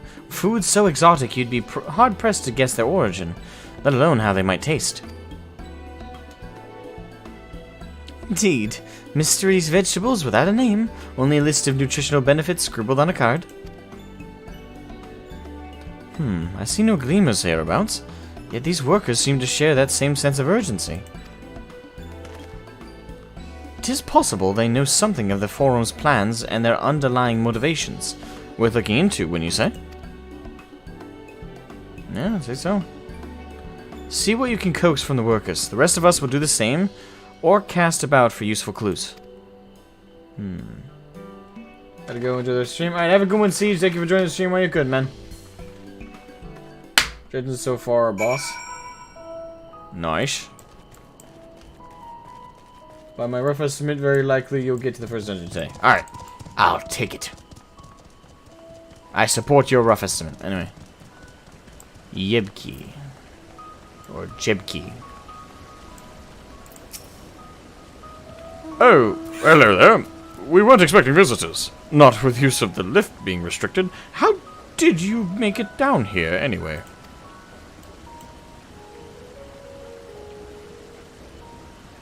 The mine shaft, you say? Well, you're a much hardier soul than I.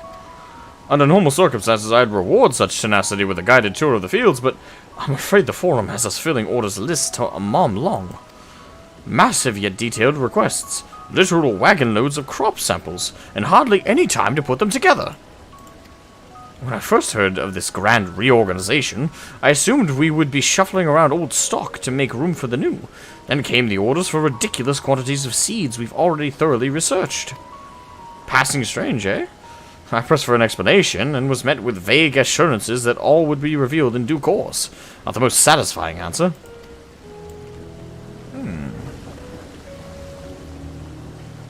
Oh, I went through the mines of Moria. I mean, it was kind of just like a... it was a very underwhelming experience. I mean, we kind of just went down, took a we went down and followed a curvature path straight, more or less. It was not very harrowing. There was no epic Gandalf moment. It was no! Follow, you fools! No! And then this dramatic music, operatic, you know, as dramatically Aragorn and Boromir are dragging away Frodo and Sam as they all make their exit, and then they exit the mines, and they're holding back Gimli as he's just like, I want to go back, Sorry, just narrating the whole movie at this point.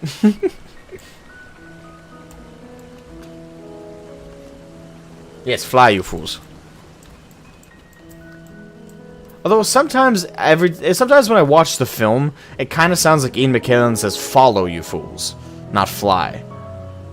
I don't know. Every time I hear it, it sounds slightly different. It's just the way he says it. You walked down a path and killed some critters. So hard. I know. It was very underwhelming. But everyone's like, "Well, you made it through that ordeal. By God, I should reward you with a tour of the fields." Really? That difficult for you? You should really reevaluate what you consider difficult, my friend. Do I have ought to be taken down below? More than I can carry, and then some.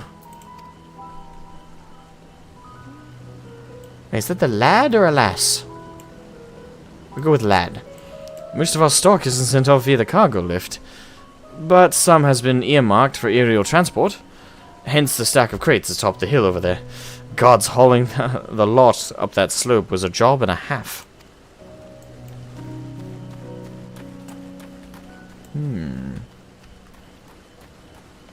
Alright, need a third person to talk to. Over yonder? Perhaps in a building? No. Oh, hello. Harried Harvester. Hello. What crops are we raising? Well, as you can see, this one is a variety of grape. Hey, look, it's mammoths. They're so adorable. Only needs a good source of sunlight to grow, and the conditions here are nothing short of perfect. Hardly surprising, given that it's native to a particular locale in the very place upon which Labyrinthos was modeled, a region in the south of Ilsabad. It boasts remarkable habitat diversity, allowing for myriad flora and fauna to thrive. Chilly peaks in the north give way to swaths of temperate plains, which in turn transition into a hot, humid coastline. Such bountiful territory is ever contested, as you might expect. Used to be called Corvos before the Imperials renamed it to Locus or Minos. The Forum saw it not as a prize, however, but as a researcher's ideal environment, one whose climates we strove to recreate within the confines of Labyrinthos. Its sense provided a rich foundation for countless experiments and cultivation. Okay.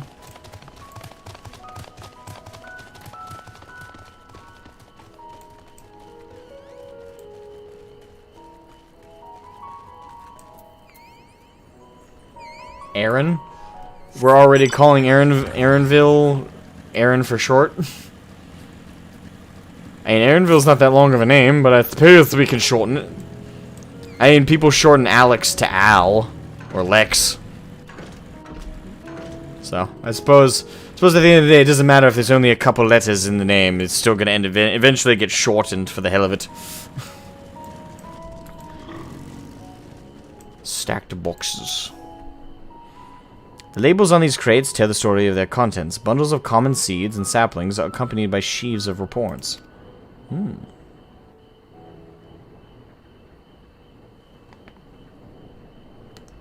Maybe a client for the nerds he's used to dealing with. I mean, yeah, probably.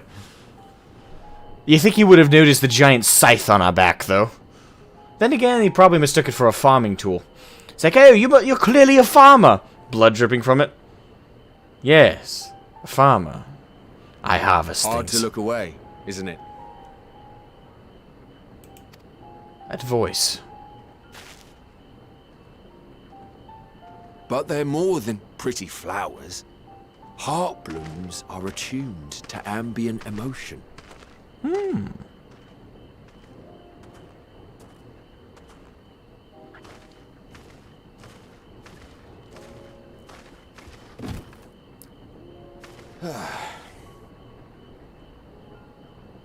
You don't seem convinced, but believe me, it's true.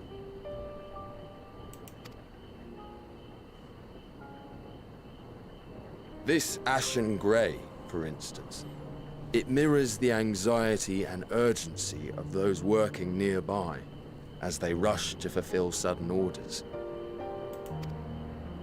Intense feelings like those spur the petals to change colour. Bright glowing hues in the presence of joy, dark subdued shades for frustration or despair. Yet even with the collected wisdom of Charlian at our disposal, we've yet to identify the underlying principle of this empathic effect. And there are other mysteries besides. Although the flower is extraordinarily long-lived, its low reproductive rate has made it difficult to find younger populations growing in the wild. With too few sightings to map its distribution, and no closely related species to track, we've been unable to pinpoint its land of origin. A little mystery flower. To further complicate matters, every culture, even dimly aware of its existence, has given it a different name and mythos. Our attempts to study it via the historical record have been an exercise in frustration. As an avid botanist myself, I should one day like to unravel the Heartbloom's secrets. But I'm afraid other duties must take precedence. I will leave you to your thoughts. Yeah, I appreciate the random, sudden, but useful bit of information. Thank you, good sir. I'm an aspiring botanist myself. Much lower on the totem pole. Only level 50. I'm assuming you're at least 70.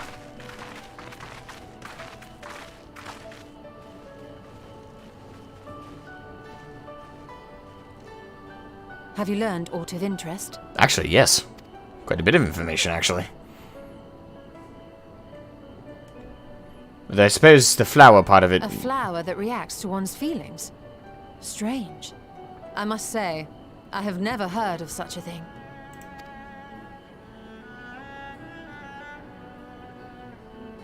This is all very fascinating. But as it stands, we've failed to gain any significant insight into the Forum's undertaking. Yeah, and I'm still calling it doomsday prepping. Indeed. While there is certainly enough activity to support Erenville's supposition that a priority has been placed on improving food production, unfortunately for our investigation, these workers were never informed as to how their duties serve the master plan. Nope, they're being kept in the dark too. Only Try Studios work with the stream. So a moody flower. Pretty much, it's like a mood ring, but flower version. That would still be useful to have, though, wouldn't it? Like, theoretically, let's say you're in a marriage or a partnership, right? And you got one of those flowers, and you just put it next to your significant other's side of the bed, right? I would use that as a way to gauge every morning if I need to cook breakfast in bed for them, because they're having a bad day, or if they had a dream about me cheating and I need to apologize for dream me.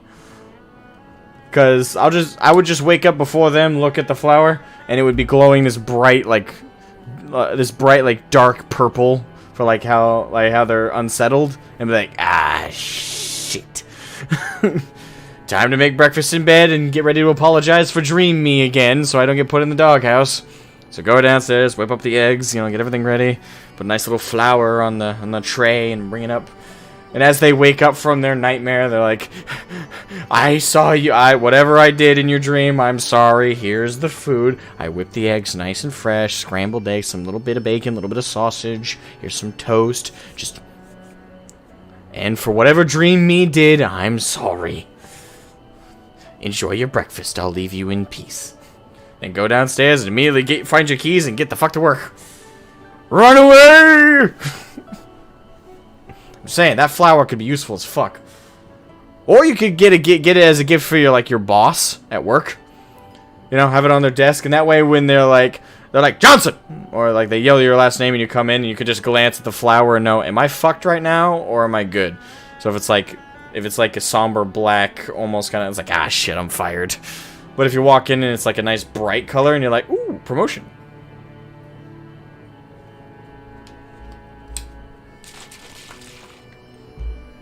Time to clean fools. Yes.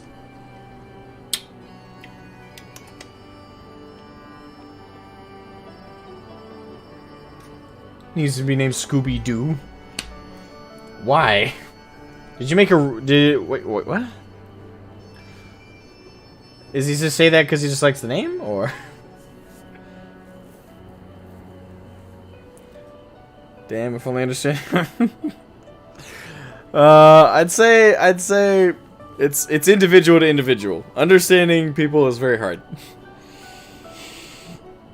Very different mindsets out there.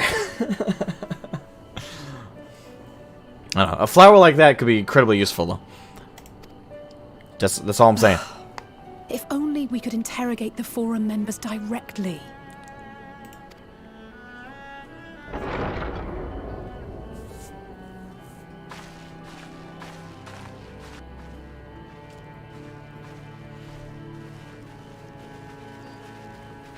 Isn't that the entrance to the Archaean? Appears so. Ah, look, a very familiar bunny boy. Look, there. I think that's Erenville. A little difficult to tell from here, but I think you're right. He did say he was coming down to make his report. Kind of sounds like the name of a village, doesn't it? Welcome to Erenville. Just love Scooby. Just love Scooby. Everything is now Scooby-Doo. Oh, okay. Even naming his sandwiches. He names his. Oh, that's adorable. That is adorable. This is Scooby-Doo. This is Shaggy, and this is Fred. Begins eating sandwich. I'm eating Fred.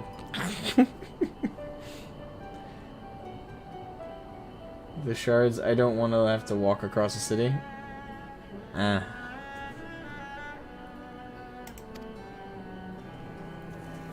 Erenville receives his orders from the Forum. Would it not follow, then, that the superior to whom he reports is a Forum member? Or at least a close associate? Possibly. You mean to eavesdrop on their conversation? What of the risks? Ours alone to bear. We won't interfere with Erenville's work, nor will he be implicated as an accomplice. If you're not comfortable taking part, I can do this alone.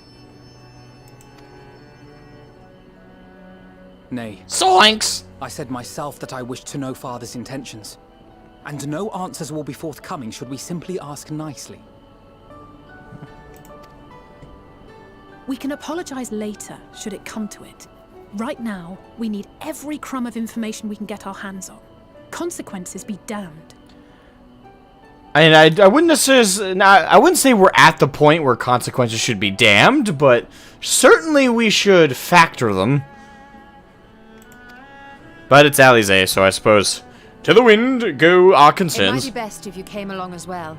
In fact, we should all...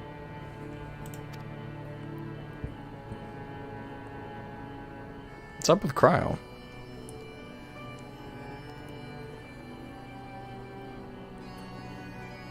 Cryo? And we know from last time she was having issues with her echo, but... Oh, yes. That certainly sounds like a plan. I'm glad you agree.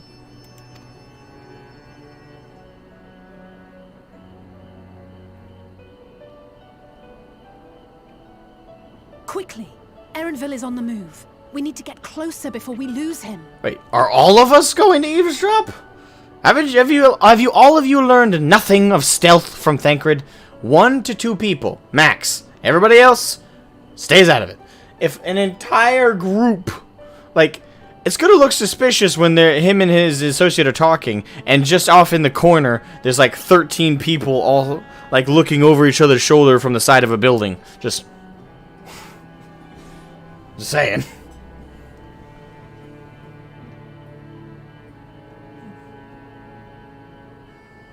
First world problems, Asmo? What, the sandwich? Get a box. Oh, solid snake style it. It's like, every time we move, these like 6, the 6 or 7 boxes move with us. That's kind of suspicious. Meanwhile, if it's just one box, you can kind of write it off, you know? You just walk in, you hear the shuffling, you turn around, and it's just a just a box there. You keep walking and you hear the and the box is just slightly closer. You just kind of walk away, keeping your eye on it. Then eventually, as it doesn't move, you start to work at a more brisk pace. I don't know. That's always a great source of comedy in movies. At least it can be. Sandwich is the sandwich a girl sandwich? What? Say, is this a boy or is this a girl? I don't know. Is there ham in it?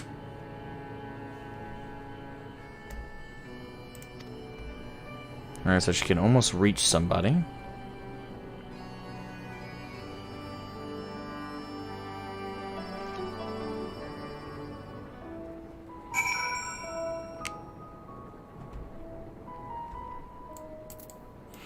Alright, Ishola.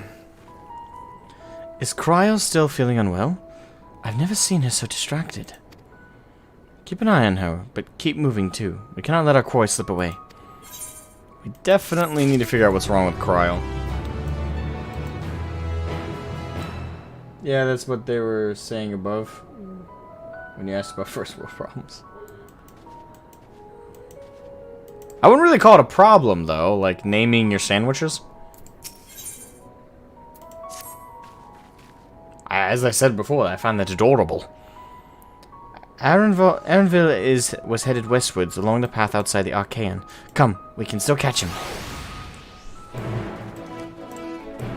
Chase that goddamn bunny boy! It's time to collect our playboy! Knew I had to make that joke at least a couple times. Whee! Hey look, it's a bee. Peferido. Peferido?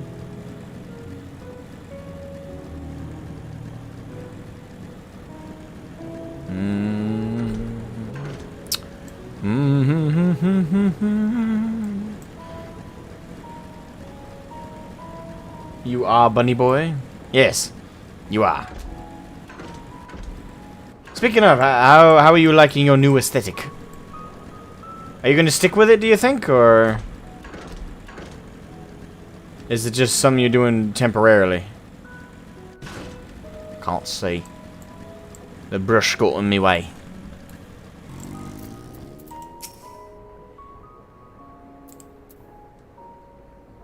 Welcome, Nicholas, to the stream. Hold a moment. I have an idea. If memory serves, that colossal wall-like structure is Logisticon Beta, one of Labyrinthos' climate control centers. It should have its own lifts, with which one could access the upper or lower tiers. If I were an agent of the Forum, it would make for a convenient meeting place. But even if we happen to find Erenville in the company of said agent, we cannot expect them to reveal issues of importance as we nonchalantly stroll past. Nay, we shall have to remain undetected. If only Grahan, his vanish spell, were here. Oh, but there are other ways of turning invisible.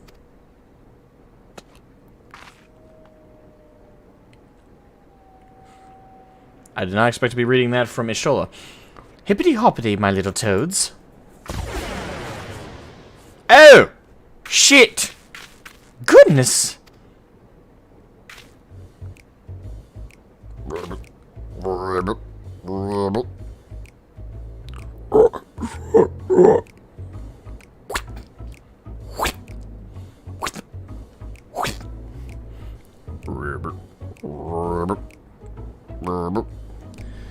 Sorry.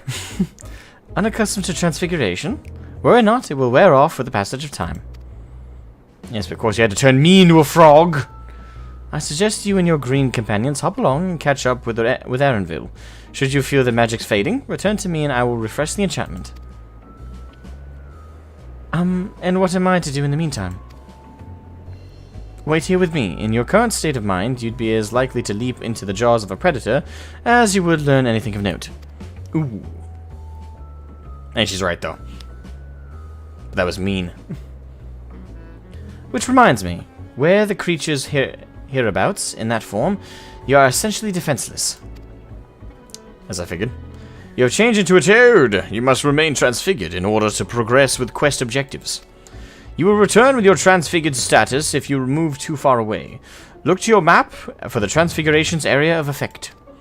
Speak with Ishola to restore or prolong the transfiguration. Okay then. Hippity hoppity, not my property. Ribbit, ribbit, ribbit. Alpha Toad. Oh god. They actually gave them nicknames in the text.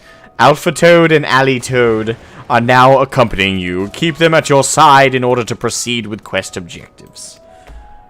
You can leave your quest companions behind by entering a different area, putting too much distance between you or by speaking with them and selecting the option to part ways.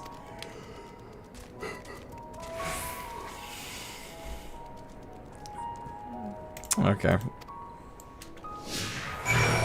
Truly silly. Alright, so where do we need to go? This way, Alpha Toad, Alley Toad. Which makes me Shroud Toad, or Shratoad.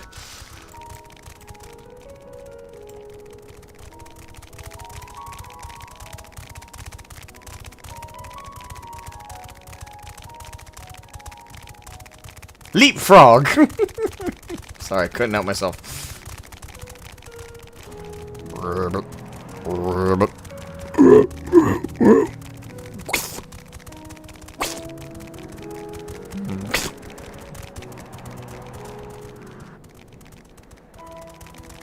Oh shit. Don't eat us, good man. We are fellow toads. No! Leave us be! We are toads! Oh shit, we're frogs. That's right, there's an old rivalry, but... Ah! Run away! Ribbit, ribbit, ribbit, ribbit, ribbit, ribbit. Ah! Asshole! We are frogs! We are cousins! How dare you!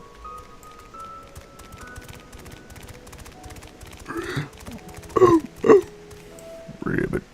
Ribbit. Discuss your surroundings. Ribbit. Ribbit. Ribbit. Ribbit. Alley Toad turns to face the north. Perhaps she's suggesting you cross the bridge. Okay.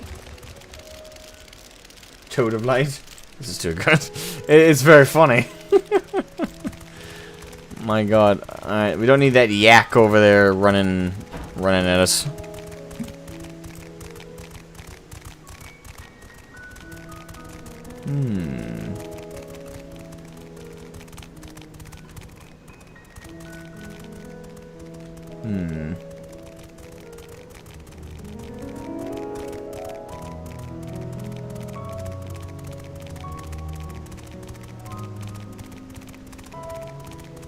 Ooh, hello there.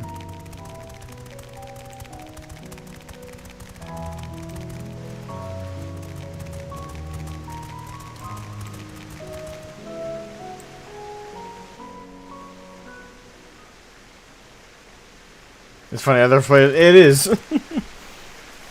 Just a bunch of frogs everywhere. Which, who is who, by the way? That's like, that's part of it that's gonna affect me, is like, who the fuck is who? I'm assuming we're the middle one. I trust you will find your compensation to be more than satisfactory. We wish to make clear that we are pleased with the efficiency and thoroughness of your work.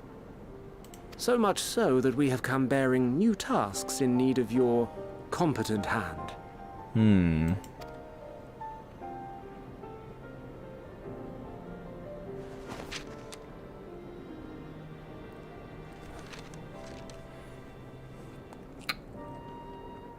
Another lengthy list. If I may speak frankly, the Gleaners have been pushed to the point of collapse by your unending demands. We are not familiars to be exploited. We are Sharlayan scholars, and we deserve an explanation for this unseemly treatment. What warrants such urgency? I doubt he's gonna get an answer. In an age long past, Sharlayan was charged with a momentous duty. Or is he getting an answer? And now that word of the final days hangs heavy in the air, the time has come for us to fulfill that charge. I can say no more, but I promise you this. All will be revealed in due course. And when it has, you will understand that your toil was in service to the greatest good. I always hate that.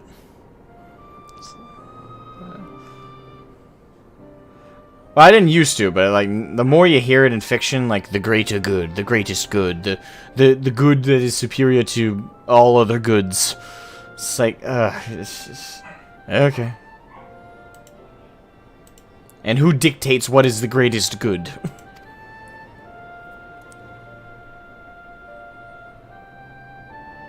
Then I will do your bidding. For now. I mean, he gave more of an explanation than I thought, but he still basically said nothing. But unless you wish the Gleaners to rise up in protest, I advise you to offer tangible improvements for our working conditions.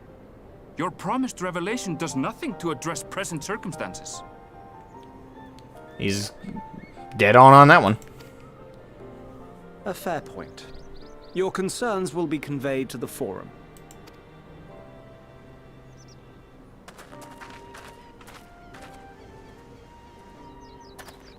He's gonna notice 3 random frogs.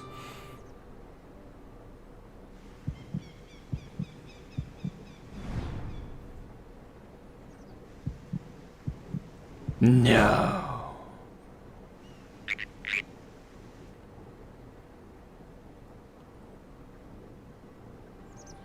I hope that was informative. You may consider my debt to you repaid in How? I like this guy.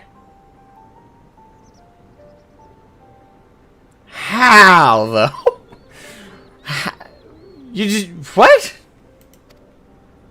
While I do have my reservations about the Forum, I want to believe that they have our best interests at heart.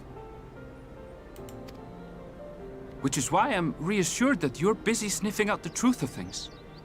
We can ill afford to place all our eggs in one basket, this master plan of theirs, without first understanding the risks involved.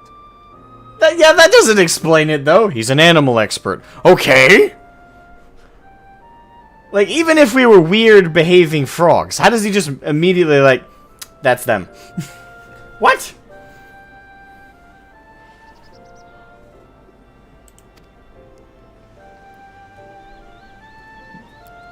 And it'd be one thing if... Okay. Wait. How did you know it was us? Yes, I would like... Please explain. If you mean to impersonate a toad, try studying the real thing. And don't try to fool an expert. Yes, but even if we were weird behaving toads, that doesn't explain how you immediately knew it was us. That doesn't explain it.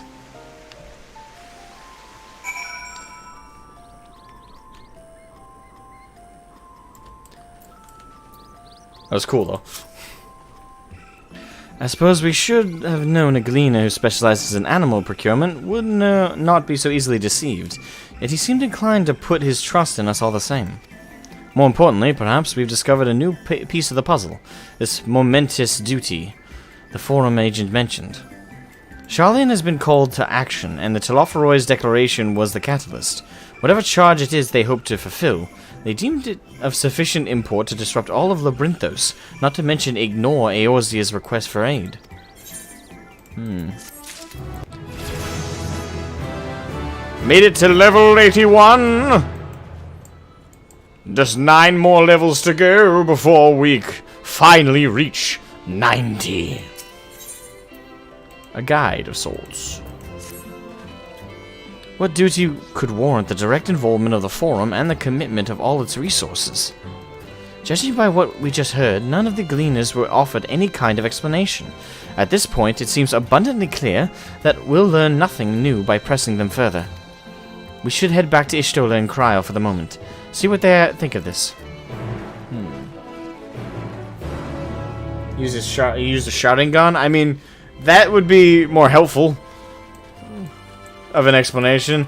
It's like, oh, you can't fool an animal expert. Yes, but that... I'm sure we didn't fool you. We were weird-acting frogs. But still, there's a difference between knowing that's not a real frog and knowing that's the people from earlier transformed into frogs. There's a sizable gap there.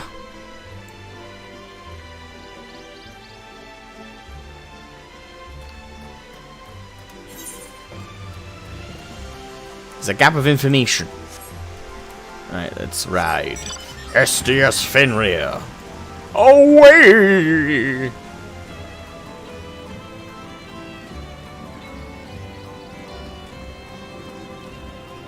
Hold on. I need vengeance on that toad from earlier. You bitch! This is for trying to eat me! You shit!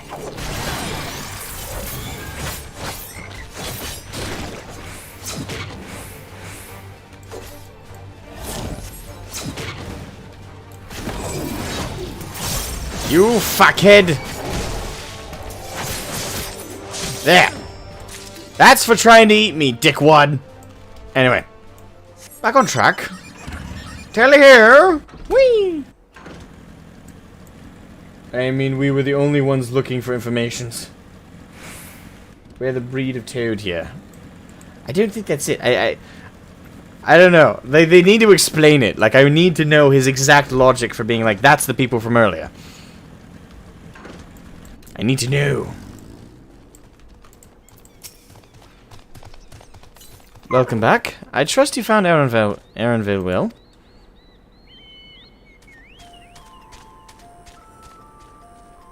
Interesting. I had a feeling you would learn something important, even if that something was simply a confirmation that no one knows much of anything. We should share this with Cryo, then discuss how we'd like to proceed. Where is she?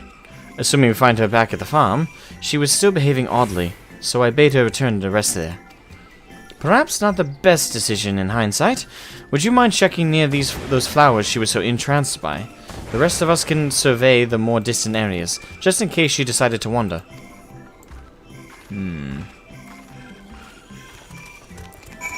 I am worried about Cryo. And I know we're supposed to be, but... yeah.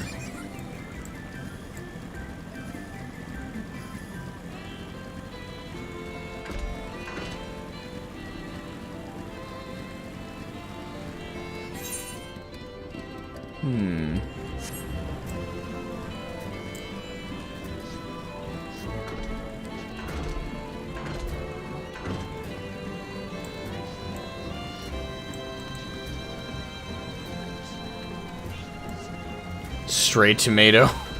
Stray Corrigan. Stray onion. Ah! Be gone, you little shit! There's Cryo.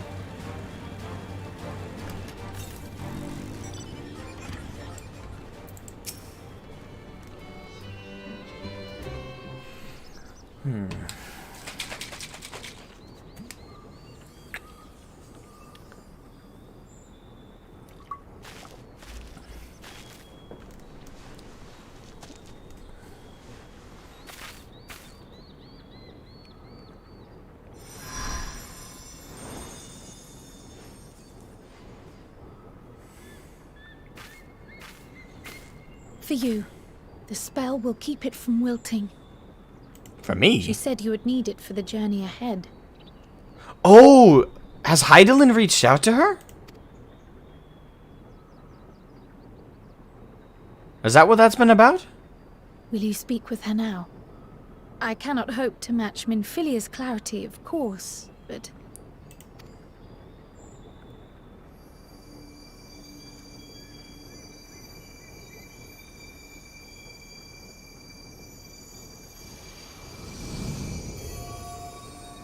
Thank you.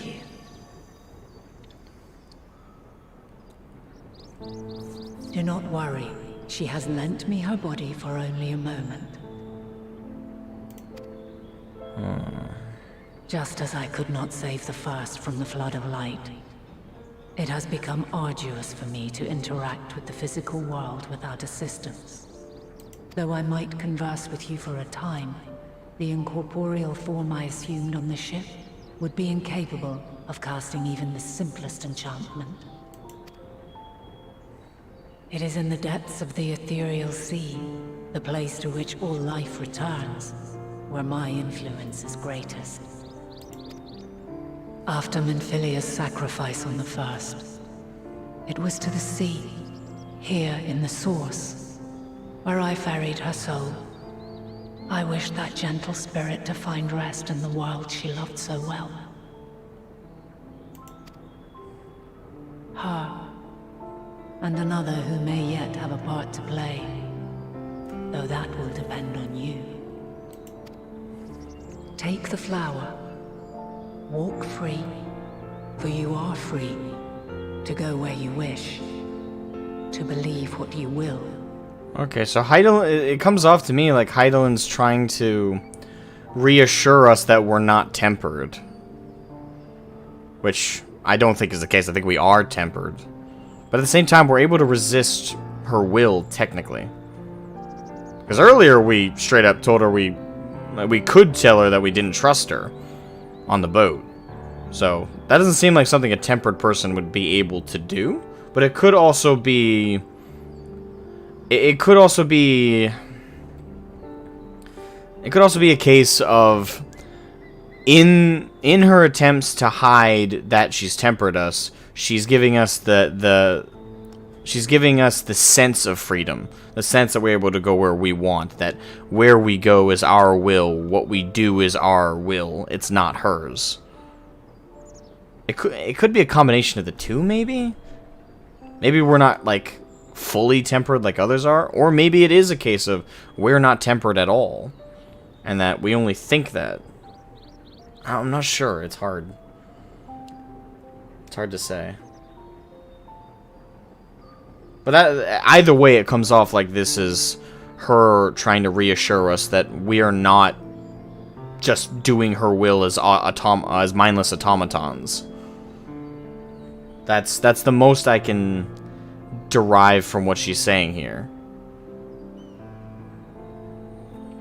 And it's really hard to say if we can trust her or not. A part of me, and I'll say probably most of us player base, wants to feel like Hydaelyn's a different kind of primal, right?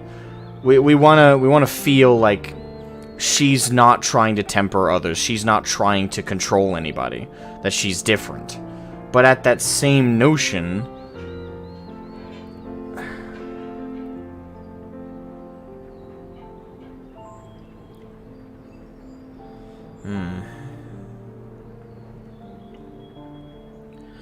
I don't know how to feel about it. I want Hydaelyn to be good. I want Hydaelyn to be like the Mama Crystal, right? Like, yeah, she's a primal, but she's different. I want that to be the case, but I don't know.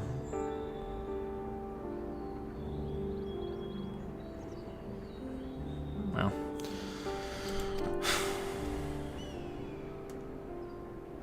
That bloom will be your guide, test and proof of your conviction. In darkness, seek joy. Surrender not to sadness, and see beyond despair. Walk free, and bear the light for others to follow. Together, raise it aloft and let it shine till the end, blinding and radiant.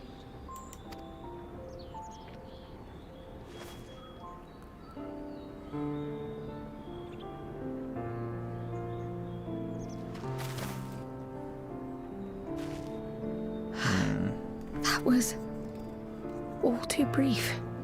Already she seems so far away.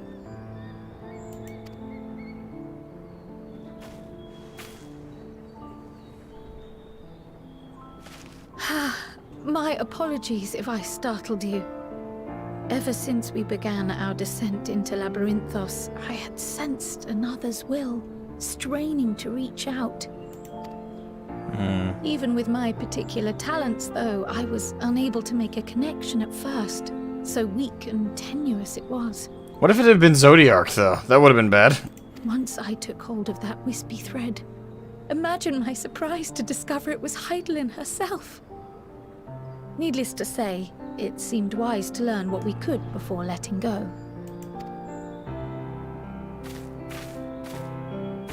Her answers were more cryptic than I would have liked, but at least she left us with a guide of sorts, that unusual flower.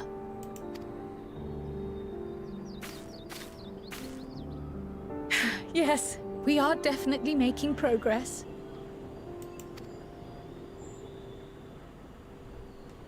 You can't be serious! We've done nothing wrong! Uh-oh.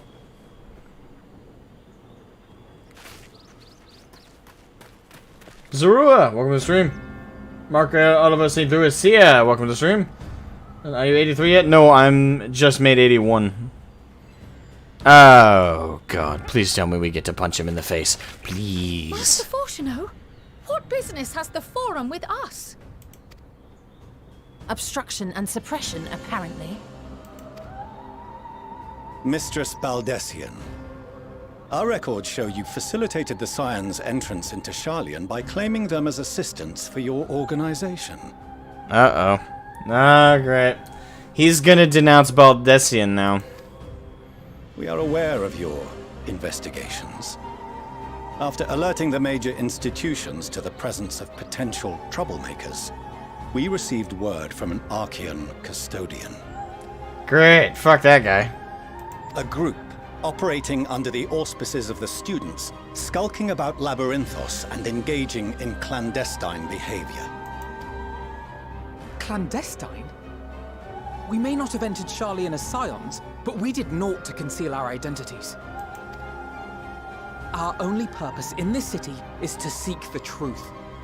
I can think of no reason why our actions should warrant the Forum's intervention. 'Tis not our way to discourage the pursuit of knowledge, but the timing of such pursuits must be considered, not to mention their potential impact.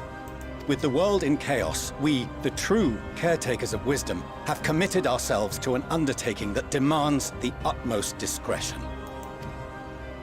And we will not risk its success by turning a blind eye to disruptive foreign elements in our midst. What, then, is to be our fate? Will you put us on a ship back to Eorzea?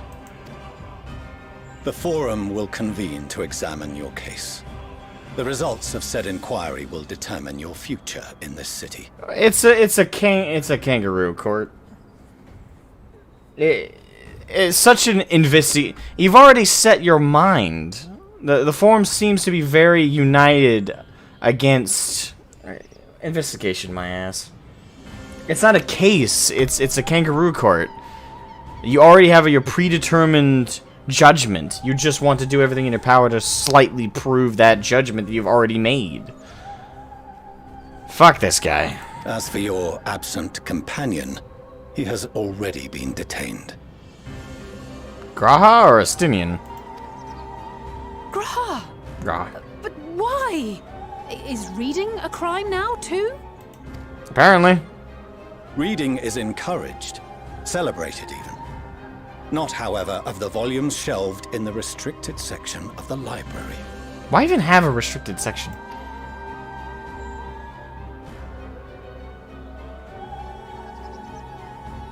Refusing to comply will only make matters worse. Let us instead treat this as an opportunity to open a dialogue with the Forum. Is it wrong that I just want to unsheath my scythe? Silence is often one's best defense. I would advise against prolonging the proceedings with frivolous discourse. Fuck you. But enough. This is not the place for debate. The rostra await.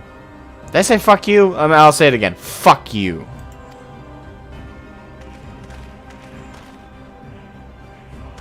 Just want to cleave him in two.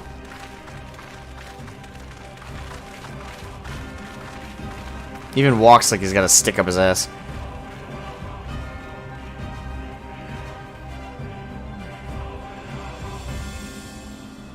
It's sad that I hate him more than Fandaniel, who's the actual antagonist. Now we're going right to the trial, are we? Trial.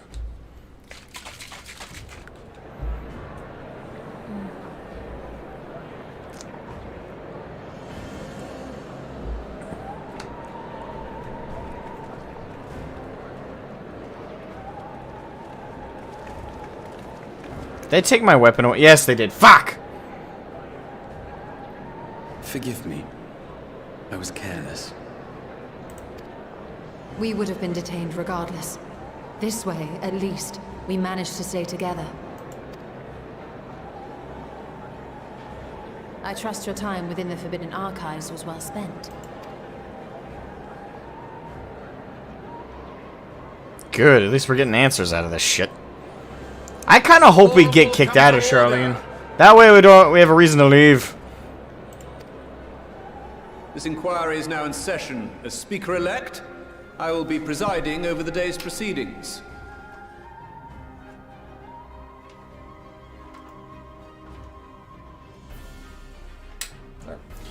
Adjusting the light.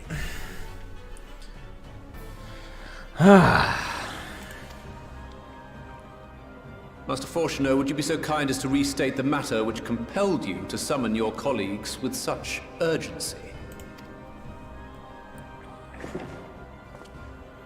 As you are all aware, we recently denied Eorzea's request for Sharlayan assistance. Unanimously, which doesn't at all spell out corruption.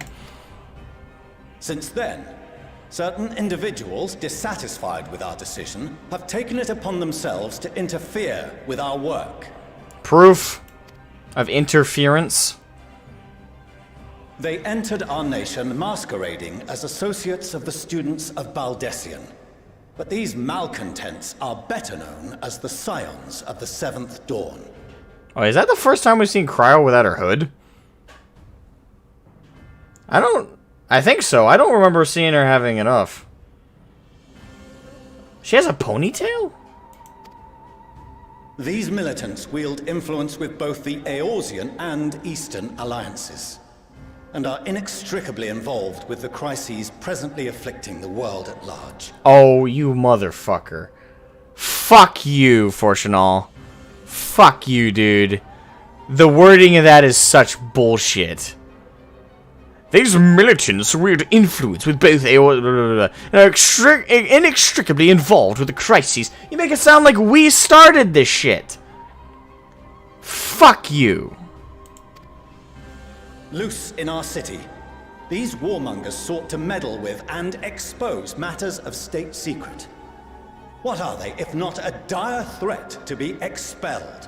If revealing state secrets results in the state being torn down by its own people, then perhaps the state should, I don't know, reevaluate what those state secrets are and why they're being held secret. God, I wish I could actually talk in this.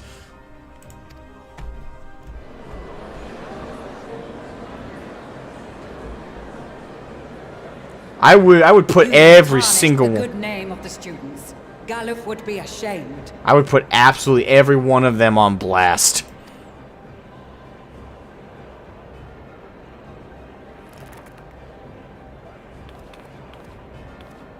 Galuf Baldessian was never one to forsake his fellow man.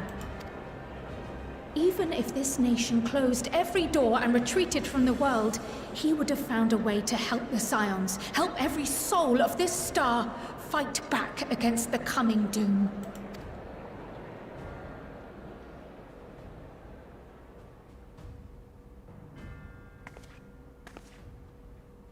A terrible enemy stands poised to lay waste to all we hold dear. In the face of such madness, Eorzea reached out to Sharlayan, a respected ally, in the hopes of forming a united front. Was your curt dismissal truly the best you could offer? Or are you so preoccupied with your momentous duty of an age-long past that even the end of the world is unworthy of your attention? Talking to the deaf. Whence came this revelation?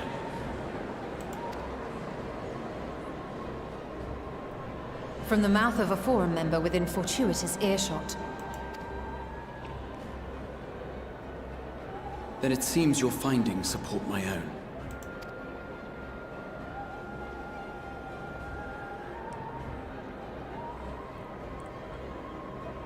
The reason I visited the restricted shelves was to study records of the Forum's policy-making process, to better understand the historical trends underlying their most major decisions. At first glance, the positions of neutrality in war and the accumulation of knowledge above all else appear constant and consistent, the unchanging pillars of Sharlayan society. And once upon a time, I might have left it at that. These days, however, I am more attuned to the subtleties of governance, and so I noticed something odd. Odd?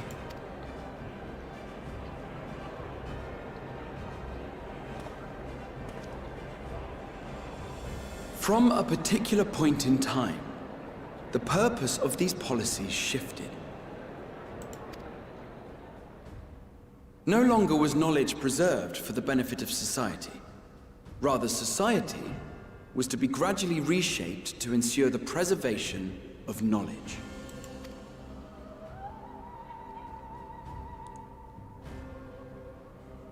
The most conspicuous and telling change was the one which befell Labyrinthos. Once little more than an oversized storehouse, an enormous allocation of funds saw it transformed into an advanced research and archival facility. I also discovered a fascinating account on the finances of our Dravanian colony. The settlement attracted students from far and wide, and the connections and tuition fees thus acquired were funneled into further improvements for the archives.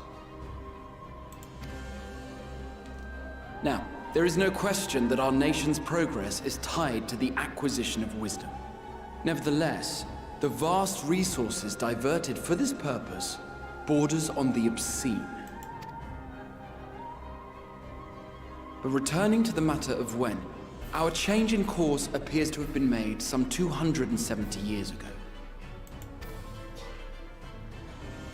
The very same period when Sharlayan scholars in the hinterlands began a formal study of the ethereal sea. You found something, did you not? And whatever it was, gave rise to your oh-so-important duty. Mind your tongue, Archon. If you had seen...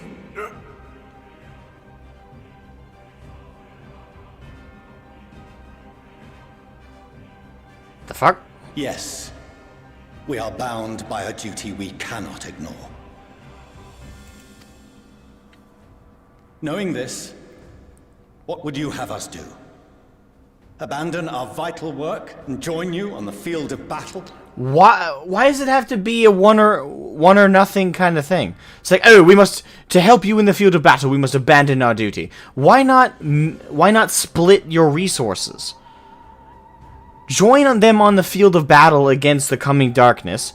You don't need to spend 100% of your resources on that, though. A good majority of them would be good, but there's no rule in the universe that says it's an all or nothing. You can have some of your workers dedicated to continuing your vital work, whatever the fuck it is, while also dedicating other resources to fight on a joined military front. What the fuck kind of logic is this? This is supposed to be an elevated intellectual society, right? Yet it can't seem to figure out that there's numbers between 1 and nothing? It can't seem to figure out that there's numbers between 100 and 0? The fuck kind of intellectual society is this? It speaks more to the logic of a 5-year-old. This is what 5-year-olds think like. Like, I have to put 110% or I have to put no effort in at all. I have to do 100% of this and abandon everything else. That's not how it works. You're a society made up of hundreds of individuals, and you can't have some of those individuals focused on one task and some focused on another? How has a society functioned even remotely without that concept? Oh, we must dedicate 100% of our resources into one purpose. What kind of logic is that? Why even have a society at all made up of individuals if you're all going to work on this functionality of 100% or 0%? It's obtuse, illogical, unfunctional, absurd. We will never choose the way of the sword. We will fulfill our mission, not through strife and bloodshed, but survival. Survival cannot be achieved without the sword. Now, you do not need to wield the sword in its entirety. You do not need to choose the way of the sword as your sole proactive choice of existence. The way of the sword is one way. The world is made up of millions of ways. Diplomacy is an admirable achievement. It is also an admirable goal, but it cannot be achieved 100% of the time without ever a brandish of force. Now, it should be, and it's admirable to focus on pacifism, but it's illogical to think that you can survive in a world with violence without it, without ever accumulating it, without ever its use. It's illogical. Yet again, a supposed intellectual society lacks even the most basic common sense and functions on the logic of what I would generously accumulate to a 5-year-old. 1 or nothing. That is not how it works. One must have the knowledge and use of the sword, but also the focus and determination of pacifism and peace. You cannot function with a hyper-focus on one or the other. It's impossible. For that to work, all of society and all of civilization would have to have no focus on the sword. And would have to have no militaristic ends. And that will never happen. It's illogical, unfunctional, absurd.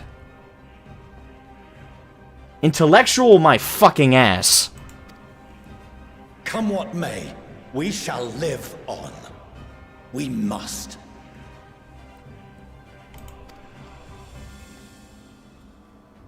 Do as you must, then. But we Scions will fight until the heavens fall, until our last breath. And Ishola, that's the best retort you had. And it sounds cool, but really... Such misguided zeal. This coming from you.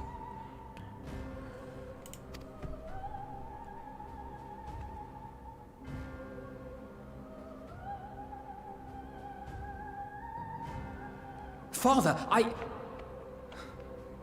Master Fortuno, I fail to understand the stance you have elected to take. But by the same token, I have yet to find a compelling argument to counter the challenge you put to us in Gridania. Still, in the midst of my uncertainty,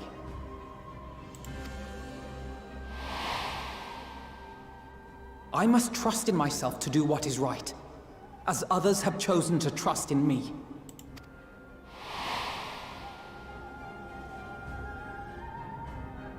So I will continue, as I always have, weighing the consequences of my every action, and allowing my hope for the future to inform my decisions. That's quite enough. Have you all forgotten the reason for this assembly?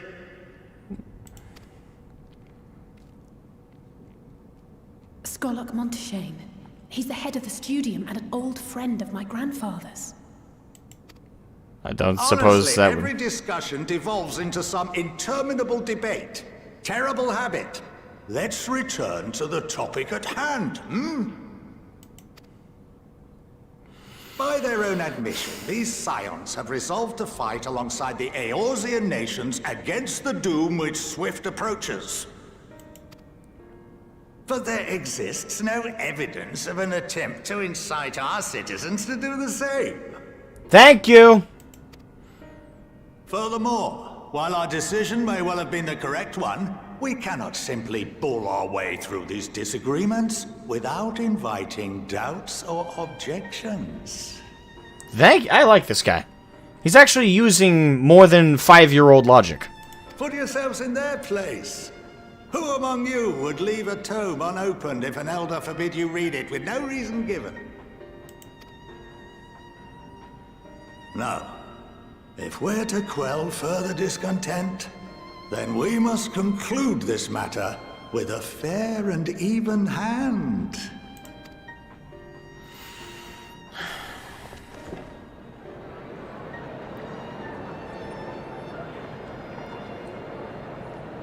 Order! We will have order!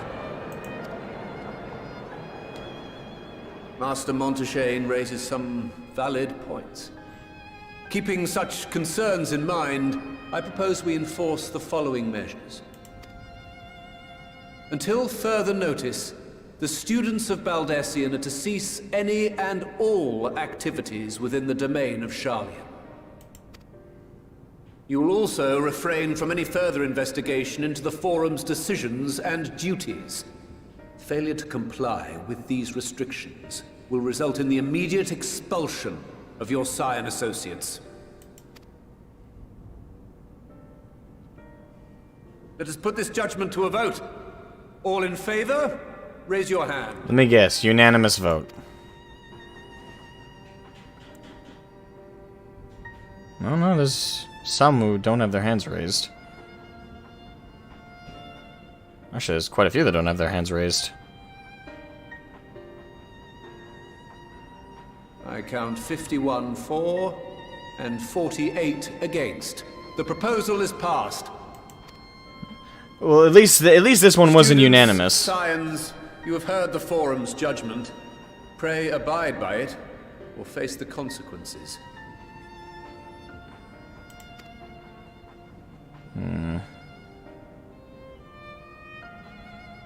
Honored members, I thank you for your time. This inquiry is concluded. Yet somehow they all unanimously came, without a single dissident. They all somehow magically unanimously all agreed on the vote of not assisting Eorzea. Yet this they were split on. Glad to know their priorities are straight.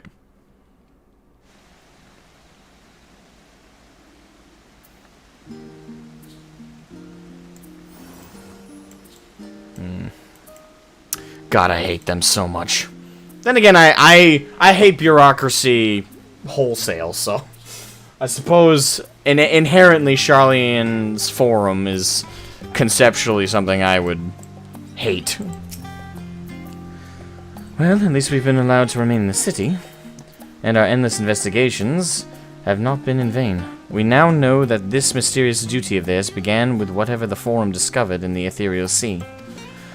With our freedoms so sorely curtailed, however, we will struggle to learn aught more of substance here in Sharlayan.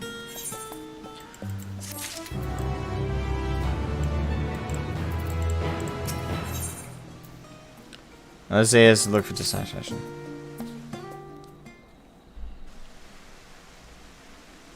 The overall picture has grown clearer, yes? But that's in spite of the Forum being so maddeningly vague about this duty of theirs. Why are they so reluctant to explain their actions in plain words? Bureaucracy. God forbid clarity and transparency be a thing. Survival. Come what may. Is Father's work so vital that it takes precedence over his own family? Apparently. Alphino, Alize, it is you.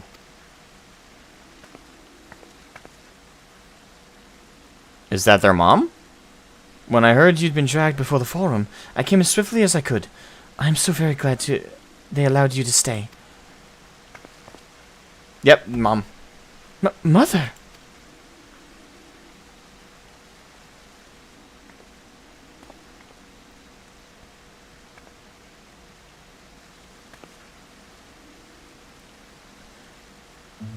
Emiliance Levier, at your service.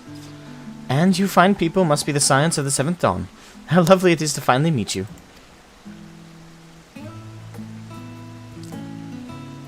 Okay.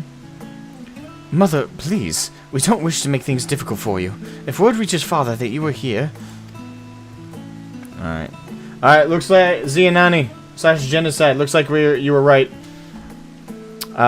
Looks like you win the bet. Oh, bother that. Am I to be chastised for speaking with my own children? I am well aware that you and Master Fortunal are not on the best of terms at the moment, but I've been absolutely desperate to see my darlings again. You will come by the house, won't you? I have gifts waiting. Yep, Jenny, you were right. If she's not here right now, someone send her a DM on my behalf. She was right. Actually, don't send her that. I don't know if she's at this part. The timing couldn't be better. As matters stand, we shan't be going anywhere until we discuss matters with Thancred's group and reconsider our options. Go visit your home. We'll be back in the annex when you are ready to rejoin us. I'm not sure we... Shroud, what do you think? Shroud? The Shroud Scythe? What a splendid day this has turned out to be. Champion of Eorzea, I insist that you join us. But we must be quick about it. Not for my own benefit, but should my husband return and find you enjoying our hospitality, the servants will be made to suffer the consequences. Shroud, if you would be so kind as to escort my children to the estate. What was she right about? Jenny, when it came to predictions for Endwalker, me, Kiwi, Jenny, and 2 other people were in a call, voice chat, talking about it. And when it came to the discussion of how the mother fit in the picture, I was under the assumption that she was going to be a bit of a prudish type like their father, and agreed with his decision to, disown them. Jenny said it was that, or the other possibility was battered wife syndrome. Not in the sense that she's actually physically beaten by her husband, but in the sense that she's not on the same level as him in the relationship, and therefore doesn't have a say in the whole disowning thing. And turns out Jenny's second idea was correct. So, she was right. Battered wife syndrome. Or, again, not actually because she's beaten, but more that she's lower on the totem pole. And then she was gone, and with her, any opportunity to protest. Indeed, that matter is settled. Enjoy yourselves, you 3.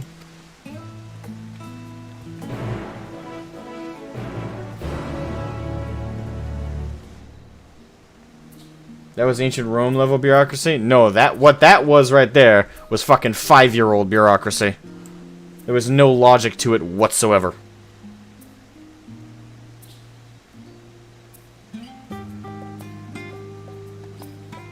Reminds you of Reddit or Tumblr? Yeah, I would say that's a fair comparison. 5-year-old logic being used and presented with some level of intellectual posturing.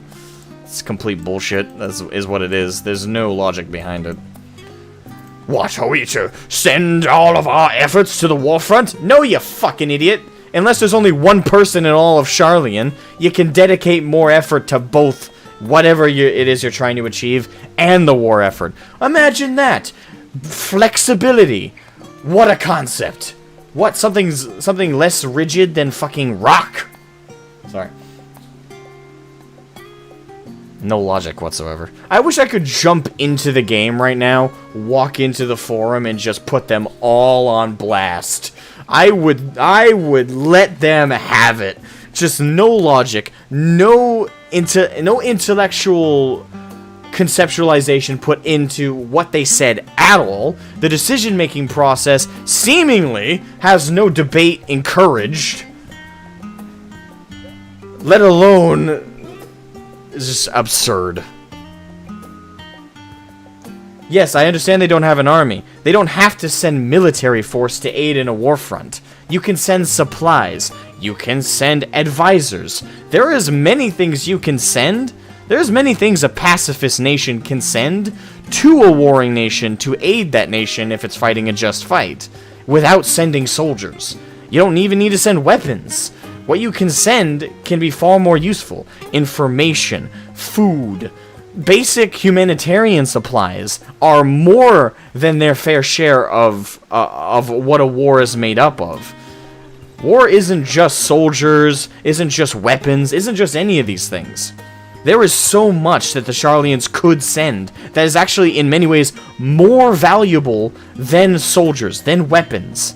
Yet they won't even send that basic aid. All in an attempt to be neutral, when they admit that they understand that the Telophoroi and Fandaniel are not just Garleans, but they're actually a far more incomprehensible, devilish force than just that. They admit that, they acknowledge that they know that. They know what Fandaniel and the Telophoroi are. So they would know then, logically, that if they sent aid to the Eorzean and Eastern Alliances, they wouldn't be sending aid to one side of a two-nation war. They'd be sending aid to our world's fighting force versus a force that wants to destroy our world. Again, there's no logic whatsoever in the decision-making of the Sharlayan Forum. At all. I mean, using 2% of my brain, I understand more than they do, which is scary. I apologize. My mother is not one to take no for an answer. Still, I am relieved even, to see her in such high spirits. What say you, Shroud? Though it seems we shall have little enough time to enjoy it, will you accompany us to visit our home? Fine. If we're going, then let's get it over with. But be sure to stay in the entrance hall. No peeking into our private chambers. Thank you very much. Oh, am I going to find a diary if I snoop around? Why ever not? Your room was always perfectly neat and tidy. Everyone has things they'd rather keep to themselves, don't they? Cherished mementos you couldn't bring yourself to throw away? Childhood toys? Alize, if I go snooping, what will I find? Bet she has a teddy bear. Or dolls. Or a dollhouse. Or dolls and a dollhouse. I mean, God, never mind. The estate is that way. Straight down the stairs. Come on.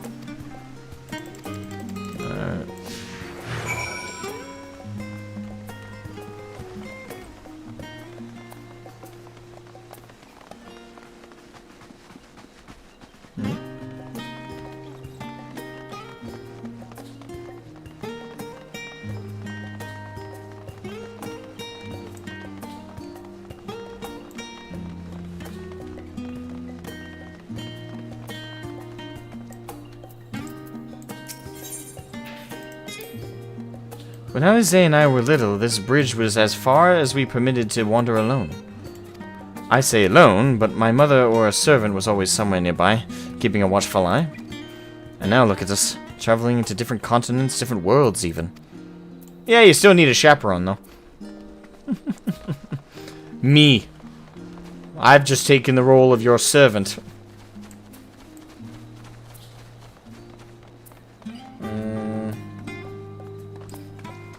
That would be hilarious, seeing Shroud lose his cool.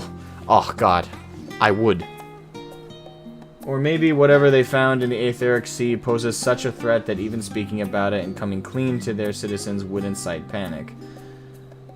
Yes, but for a culture that it proclaims to be about the sharing and preservation of knowledge, they seem rather too willing to lock that knowledge away for convenience of inciting panic. And even then, the end of the world is what's going on in the case of the Telophoroi and the Final Days and Fandaniel. what could be worse than the end of days? End of days plus 1? Like, that logic doesn't work. Like, what are the stakes that are worse than the annihilation of the world? Like, what could possibly be worse than that? Except for the annihilation of the universe? But that doesn't even work here. Like, I understand you're doing devil's advocacy, but the devil's advocacy is incredibly loose. Because without the explanation of what they're talking about, we can only go on their core reasoning that they've provided. And their reasoning is, oh, we have to drop what we're doing to help you. It's like, that's not how it works. You don't have to drop what you're doing. You have 2 hands. Focus on... this is metaphor here, but you have 2 hands. You have way more than that when you count all your citizens. Here's an idea. Split your resources. Hell, you can even choose how to split it. But God forbid you send this magical thing called aid to those of us who are fighting to persevere the world from being destroyed. What a concept. Like, that logic that they've provided thus far is what I have a problem with. And you can't argue it isn't a 5-year-old's idea of the world. Like, I have to give 110% to this and nothing to this? No, there's this... You know how percentages are made up of numbers from 0 to 100? Well, yes, guess what? There's numbers in between 100 and 0. Where in what magical ethereal book did you read that you have to either put 0 into this thing and 100 into this thing, or 0 into that thing and 100 in this thing? That's not how it works, okay? That's not how the real world works. That's not how fiction works. It doesn't make sense. There's no logic to it, and it's a 5-year-old's interpretation of how the world works. There is not this magical thing of all or nothing. All or nothing is insane. Like, an individual can do an all-or-nothing thing, but we're talking about a society here made up of many individuals. And you're going to tell me there's not some random individuals amongst them that can't happen to spare some food, spare some medical supplies, medical knowledge that perhaps the Eastern and Eorzean alliances don't know about? Or at the very least, provide some absolute basic appendages to the alliances. Hell, even ones that wouldn't be considered aid. Like knowledge, like simple providing of trade. That's not even necessarily considered aid. It's like, hey, let's just open up a more open dialogue of trade with them. That's a thing you can do, and that's a subtle way to help out another nation without actually directly donating aid. You can still remain neutral and maintain trade, which it seems like they're maintaining trade at the very least, so that's something. Maybe they're doing all they can to hold whatever they store. You're putting words in that? What words have I put in their mouth? They deem their task more important, that's what they're saying. But what they said... Kiwi, you just lied to me in my own chat. I don't know why. I know you're playing devil's advocacy, but you don't need to lie to me. I did not put words in their mouth. They directly said, you want us to drop what we're doing and aid the alliances. They literally said that. That is not words I put in their fucking mouth. That is what they said. You cannot like my position, Kiwi, without lying to me. Okay? I don't appreciate that. I did not put words in their mouth. They directly said that. They directly said they directly made that comparison. That they have to drop what they're doing in its entirety to help the Eastern and Eorzean alliances. That is what they said. I am quoting. I'm not providing words that they did not speak. I am quoting. I am quoting and challenging the logic they provided. That is what I am doing. No words have been put in anyone's mouth. That is what they are saying. You can have a problem with what they did indeed say, but that's what they said. That is 100% what they fucking said.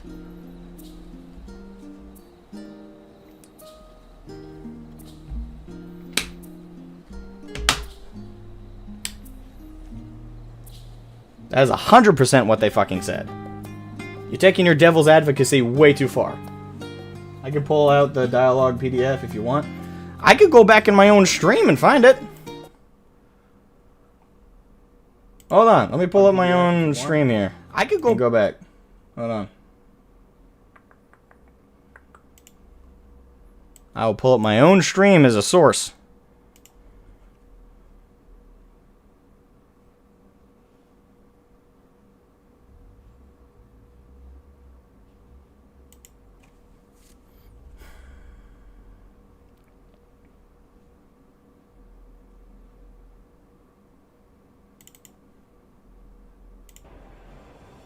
From a particular point in time, the purpose of these policies shifted.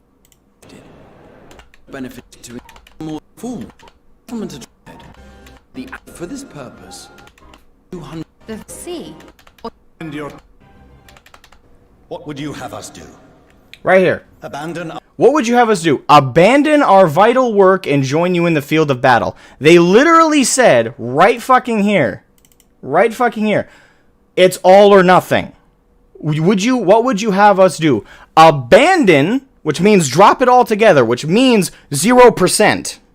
0% effort. 0% effort into what we're doing right now for our vital work and help you in battle. They literally said, we have to drop what we're doing in its entirety to aid you. Right there. Now, Kiwi, I know you're playing devil's advocacy, but it's right fucking there. I did not put words in their mouth. I read their words. Clearly you didn't. Sorry. I don't mean to be this hostile, but it's irritating to me when someone tells me I'm putting words in someone's mouth. No, I'm not. I'm quoting. Ugh, it's frustrating. Oh, Kiwi, I'm gonna wait for you to admit that you told me I did something I didn't do, which is put words in their mouth.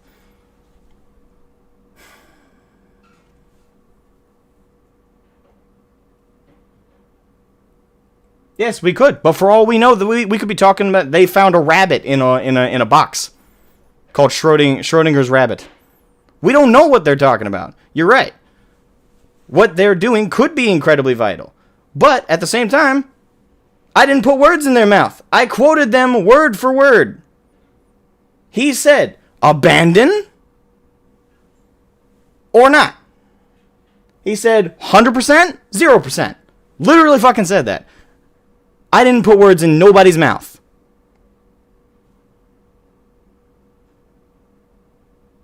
Thank you. Anyway, moving on. Hold on, let me screenshot this. I gotta share it with Kiwi properly. I'm gonna send him a screenshot of the dialogue box. Hold on. Our vital work cannot ignore. Knowing this, what would you have us do? Abandon our vital work and join you on the field of battle? Why does it have to be a one or nothing kind of thing? It's like, oh, to help you in the field of battle, we must abandon our duty. Why not split your resources? Join them on the field of battle against the coming darkness. You don't need to spend 100% of your resources on that, though. A good majority of them would be good. But there's no rule in the universe that says it's an all or nothing.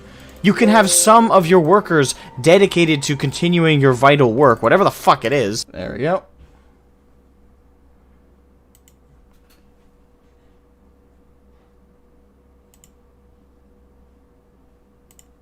There we go. Alright, hold on, Kiwi. I'm going to DM you a very important screenshot.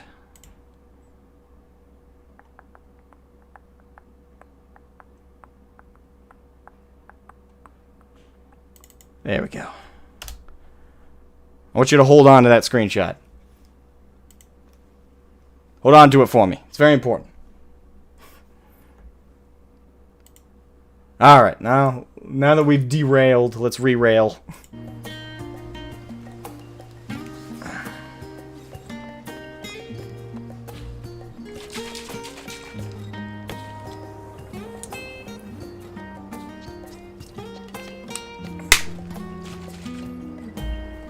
Thank you. I appreciate it. Tile it.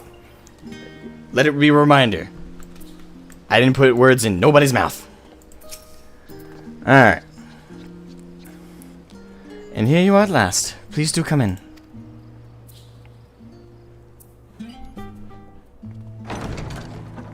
Alright. I am super curious what we're going to learn about the twins.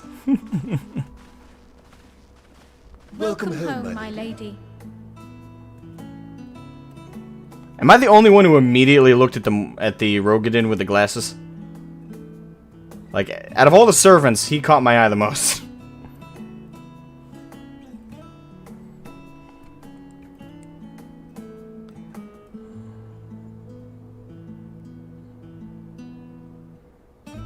I wonder if we can get those outfits. What? What are you gawping at?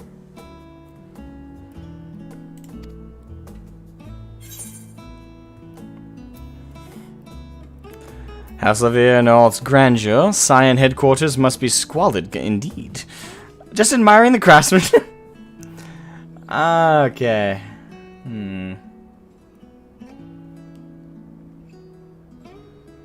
House Labyrinth in all its grandeur, Cyan headquarters must be squalid indeed. Just admiring the craftsmanship. What is gonna tease her the most? I think the middle one will be the most teaser. I'll have you know I'm quite fond of the Rising Stones.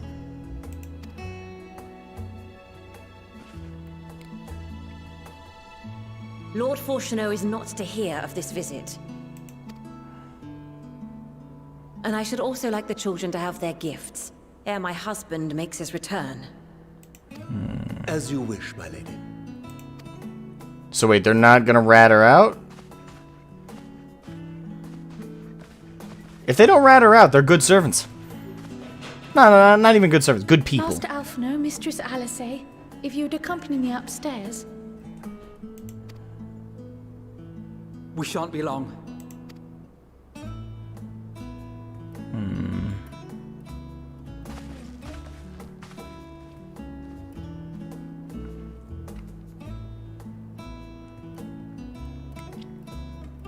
The twins have been sending letters home from time to time, recounting their latest adventures. I am sure they withhold certain details, of course, if only to keep me from worrying. Yet a mother worries all the same. In the early days especially, I tried to support them as best I could, sending the Scion's coin and other such donations. Fortunately, they have found the strength to overcome adversity time and time again. Their words grow more confident with every letter, their depictions more vivid. The triumphs and defeats, the joys and sorrows. It is clear that they have come to find value in every experience.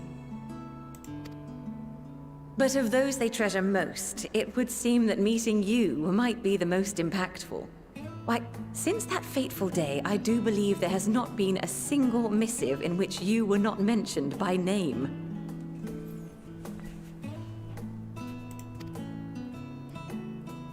I mean, we are awesome. It is plain they care for you, and I am glad they have such a steadfast companion watching over them. Under normal circumstances, I would offer you tea, but alas, these are anything but. In any event, why don't you keep me company whilst we await my children's return? Perhaps you might regale me with a tale or two of your exploits. I would love to. Is this when Alize and Alphino are gonna get new outfits, isn't it? It just occurred to me that's what the gifts are.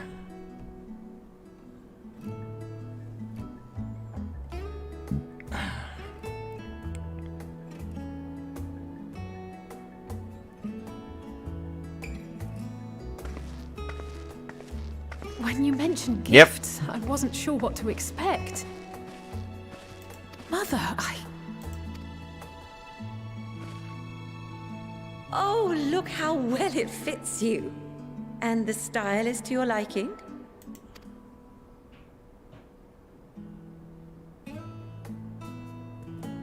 It's perfect. Exactly what I would have chosen. But please, tell me you had something different made for Alphino. Naturally. You are hardly little children anymore. Yes, the era of dressing the twins up in identical outfits is now over. And while I shall miss dressing you in those precious matching outfits, I must respect the individuals you have grown to become. See for yourself.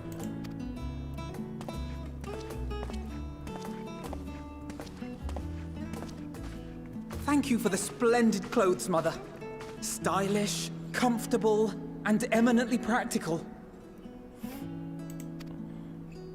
I am so glad you like them. They are, however, missing one final touch.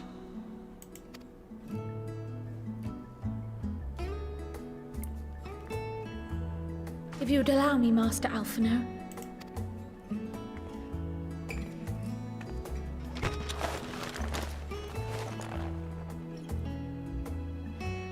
Oh, I guess that's just how he becomes a sage? Okay, then. I was expecting more of a build-up. A sage's tools of the trade. They belonged to your father. Oh. Though he may as well be chained to his desk these days. As a student, he was often called upon to venture into the field. So their dad was a sage? I was not expecting that. He wielded those armaments, both to heal and to harm in no few battles. None so fierce as those you two have braved, perhaps, but battles nonetheless. Thus did I pull them out of storage, to show you that he was not always the man who stands in vehement opposition to you now. And also because it would be a terrible waste of ridiculously expensive House Leveilleur commissioned artistry. Ah, the wink. I like the subtle facial animation. She's a good mom.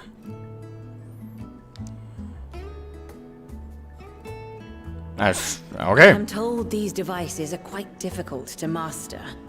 But someone of your extensive experience should soon have them darting about with grace and aplomb. Okay. So it's not like it's, okay, here you are and you're now a master of it. Okay, so he's gonna be self-learning how to use them. Okay. May the wisdom in that crystal serve you well. And please, try to find common ground with your father, that you might come and go without need for this awful subterfuge.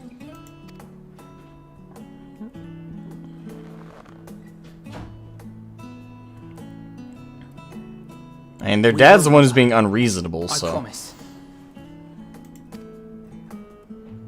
My final gifts to you, before you run off, are an observation and a suggestion. Firstly, Fortuno has ever been a serious man. He's a dick. But it was only after you were born that he truly lost himself in his work. So you're telling me the arrival of his own children was reason to focus more on his work?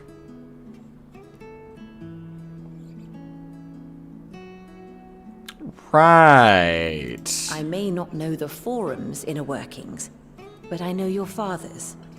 The timing of that change in him holds some significance.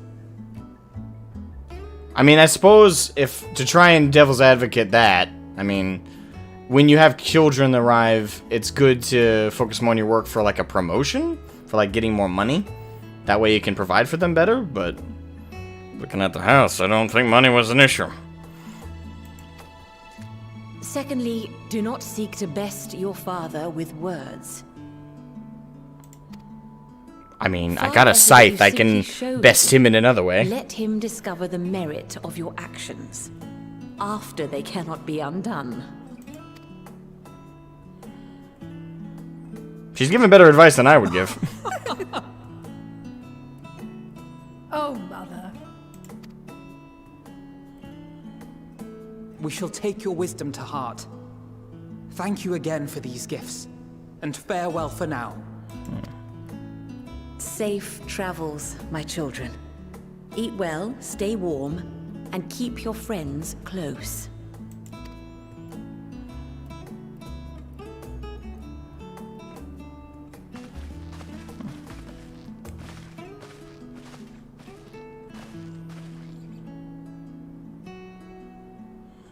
Don't worry, Mother. I got him.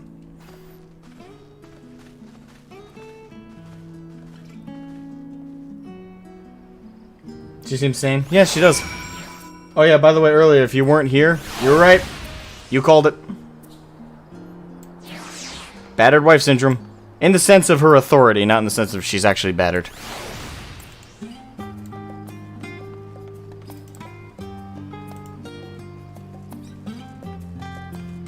So threw a stick in your estimations, did I? No. all you did was argue semantics and ignore the dialogue that was there, and then tell me I put words in people's mouth. That's what occurred there. I need a stretch.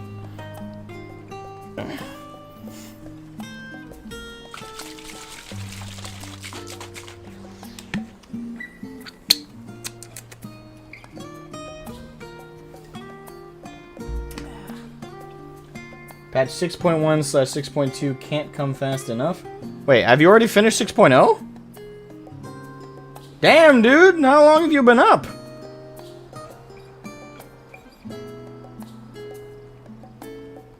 Or have you not finished it? And you're just... Oh, wait, what? Oh, no, oh, do you mean the... Oh, okay, I didn't read the comment you said before that. Did you mean, so you can come harass me on Crystal for data center hopping? Isn't that coming with 6.1, or? Nah, I just want to visit my friends in other data centers. Ah, okay. So, yeah. That's coming with 6.1. Hold on. When's 6.1 dropping? I can't remember the schedule now. 6.1 release date.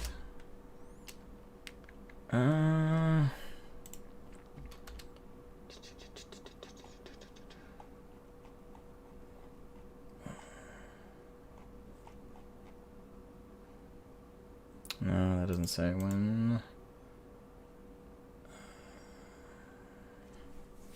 Damn it, where's 6.1? Everything's like 6.0 release, 6.0 release. Hold on. Let me just look up the image from the live letter. 6.01 is 12/21, 6.05 release. Okay, so we got a ways to go, because according to the screenshot about the schedule releases from the live letter, January 4th, yeah, because that's December, January. So January 4th is patch 6.5 release. So I take by that means well into January, or even the month after January, we're looking at 6.1. Though I know it says somewhere the exact date that they're planning on dropping 6.1. I just don't know where that is. Because everything when I Google FFXIV 6.1 release date, everything's 6.0 for some reason. I get that that's the focus right now, but still. Doesn't help me. No date for 6.1 yet. Okay, so wait, have they not given a date for it? I thought they did. Scheduled for 6.1, but I expect delays because of servers concerned. True. That is an issue at the moment. The dungeons are awesome so far. I haven't done the dungeons yet. Don't spoil it for me. I'm excited to get to the first dungeon. Though apparently I gotta do all the Charlene stuff, and then I gotta do the Charlene stuff, which I don't know how close to the finishing that we are. And then we gotta go with the boys. We gotta go to the boys with Radz-at-Han.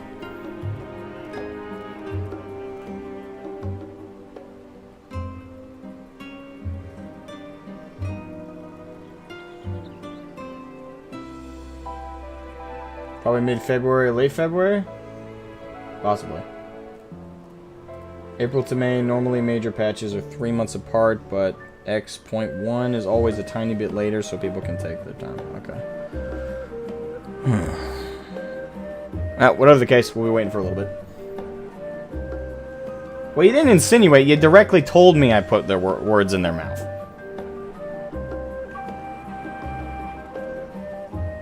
Which frustrated me a little bit more than it should have, but still, I don't like that.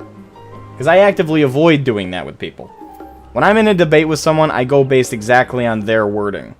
That's something I've always prioritized. Like, whenever I'm in a debate, like, ever since I was a little kid, that's something I valued so importantly. Like, for me, I go based on someone's exact wording. I will never put words in someone's mouth. I was taught... I don't know, I know what it's like to feel like someone puts words in my mouth. I've been in many a debate where someone's put words in my mouth, and I hate that. I hate that feeling so much. That's why I don't do it to others. I always argue what someone says. What you say is what I will attack and go after, and what I will argue with. what I will defend, what I will stand by, what I will touch. I will never take words that were not spoken and introduce them into your dialogue. If I do that and you call me out on it, I apologize immediately and I surrender the debate at that point, because I've betrayed the whole point of the debate. But for me, I actively focus on what is said. Now, sometimes some things are not said, and that's oftentimes the most important stuff, but until those things are said, I focus on what has been said. And what the forum said was that, oh, we have to drop what we're doing, our vital work, to help you? No, you don't have to do that. Like, you can spend some energy on us, and the rest of it on what you're doing. That's what I targeted. I'm not going to target what they didn't say. But, yeah, for me, debate-wise, I go based on what you said. Now, that's why I was hostile, because what they said was illogical and immature at best. That's why I was hostile. That's why I was energetic and flamboyant about it. Now, it's true, Kiwi, what you're suggesting is quite possible. Whatever they're working on may require 100% of their effort. It may also be far more important. It may have consequences that are far more dire than the destruction of the entire world. I couldn't tell you what the fuck that would be, but that is possible. You're right about that. However, it doesn't change what they said. And the fact that they've chosen to exclude that from the debate means that I can't face it one way or the other. And I can't not get, and I can't ignore what they have said just because they haven't included that information. I'm going to target what they did say, because that's all they've given us. Now, if it turns out what's going on is so vital, they have to put 110% of their effort into that. They have no resources that they can at all divvy up against other things. If that ends up being the case, then that changes the debate. But they didn't include that in the conversation at present. Therefore, I focused on what they did say. And what they said, and insinuated, and directly posed, was that what they have to, their options are either to give up what they're doing to help us, or to focus on what they're doing and not help us at all. Which, based on the information provided, which they've chosen to neglect what they've told us, based on what's provided, that makes no logical sense. Now again, that might change with more information later. Doesn't change the fact that I'm getting heated based on what was provided and the information that is present. If they want to change my perspective, they need to provide the rest of the information. The onus is on them, not on me.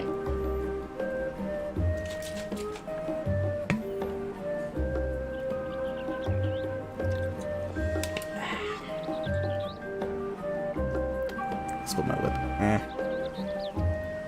Ow! I'm gonna feel that later.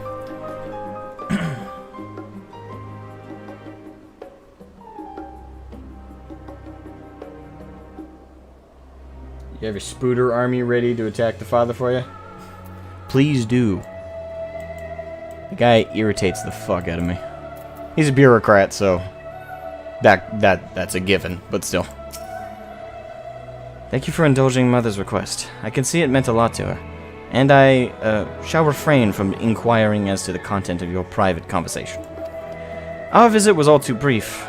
For now, however, will have to suffice, as will these tokens of home that we'll carry with us. These gifts to help us remember who we are and whence we came. But enough sentimentality. Let us return to the annex and rejoin our companions. Righto. And the best part is, I can just port right over there, because I'm not escorting you two. Alright, Valesian Elves. Alright, so... maybe this is the end of the Sharlayan stuff?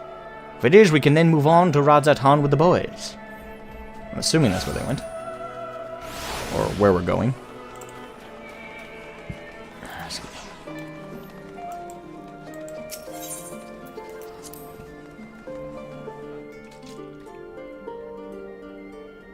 Is Hunty and Aussie? I don't believe so. Nah, I'm a bland American. Hey, we Americans aren't bland. Unless you live in, I don't know, Idaho. If you live in like Idaho, I don't know, North Dakota, Most of, like, the absolute central landmass, I would say. Like, pretty much all, like, the absolute center states of the entire country, those are pretty bland locations. But if you live in the East Coast, you live in Florida in particular, you live in Texas, you live in California even, you got a lot of weird folk around all of those places. America's not that bland. We're actually very weird in the grand scheme of things. In the grand scheme of the world, we're very weird. We have bland locations, like I said, Idaho, North Dakota, even South Dakota a little bit. And a lot of the, like, a lot of those central areas in the country are, like, meh. Alright, so I'm assuming we're turning this in. There we go. Enjoyed your time with the Lavaliers, I hope? I would ask how the twins fared, but their new outfits tell the tale. I only hope we can help them to reconcile with their father. Honestly, I'd satisfy with him on his knees begging for their forgiveness, but okay, reconciliation, let's go with that. That they might return home one day with their heads held high. In the meantime, we edge ever closer to the secret of the Forum strives to hide, and the flower bequeathed to you by Hydaelyn is sure to guide us going forward. I'm confident that once you've scouted out the situation in Thavnair, we'll be well equipped to plot out our next move. Indeed. Alright, so now we're on with the boys. I'm gonna run to the bathroom.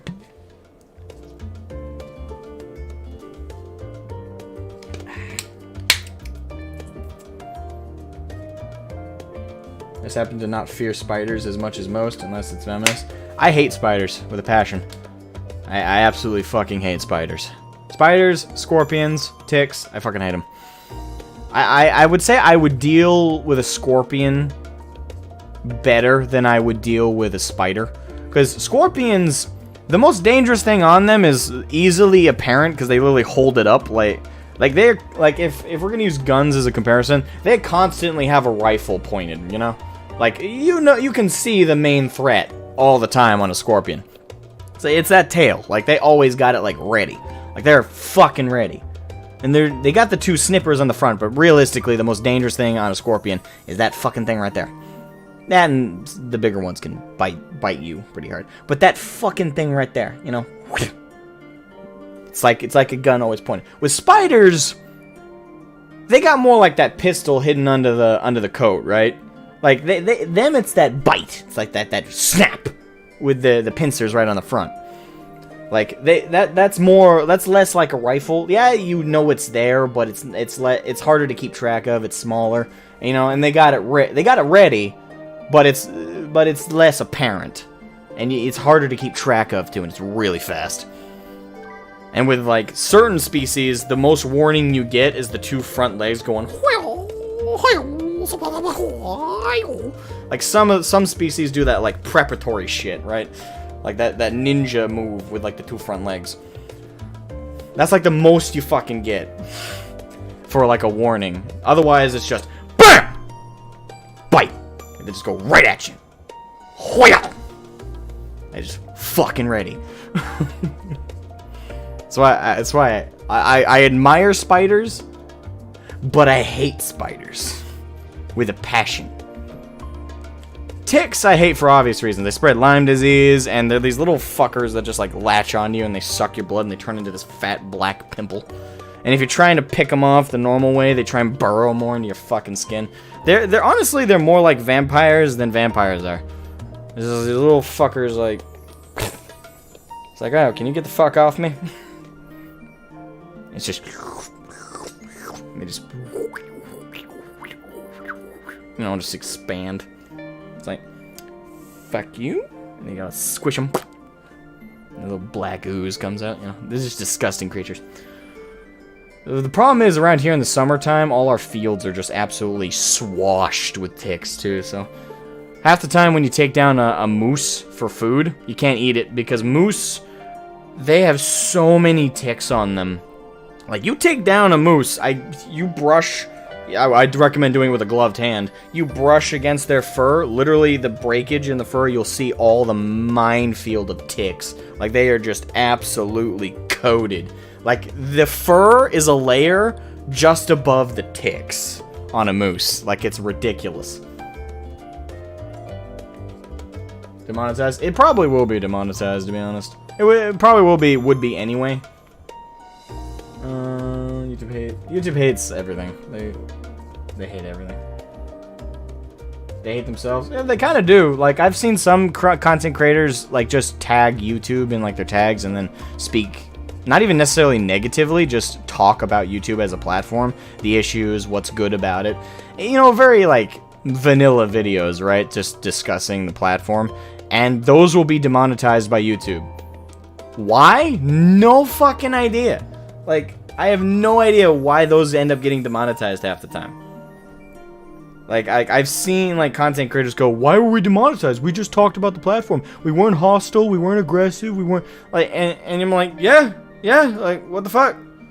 Like, YouTube, of all videos to demonetize for no good reason, you choose these ones. A video about free speech and free thought? I know. Crazy. What an idea. Alright, I'm gonna run to the bathroom. Right back.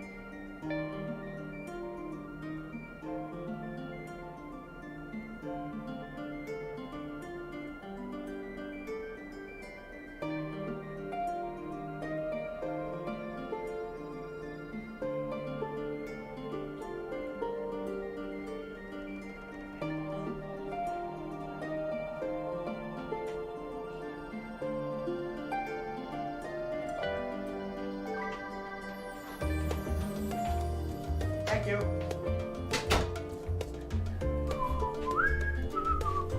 I'm back. Sorry about that. Went to the bathroom and then inquired about dinner. Anyway.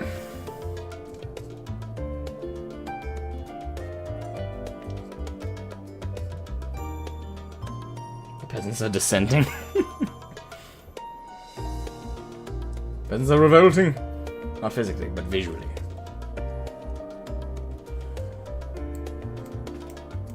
Of course the peasants are revolting. Man. I'm being repressed! So forth evil rabbits. I only need one. And Grenade of Antioch. Oh god, I gotta watch The Holy Grail again sometime soon. It's been a little while. It's been like a couple weeks since I last watched it. It's been too long. Now I'm saying, damn it, I'm out of my drink. I'm out of all my drinks. No sustenance left. Righty-roo. Everybody ready for the boys? For us to run through with the boys? I'm assuming so.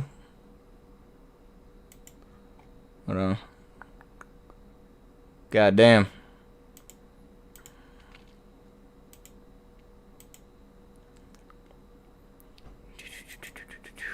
Checking that stuff. That's all set. Okay. Heavenly sounding choir singing. It's such a great movie. Oh yes, it holds up so well. Holds up perfectly, I would almost say. All right, here we go. Thancred. Come on, lassie.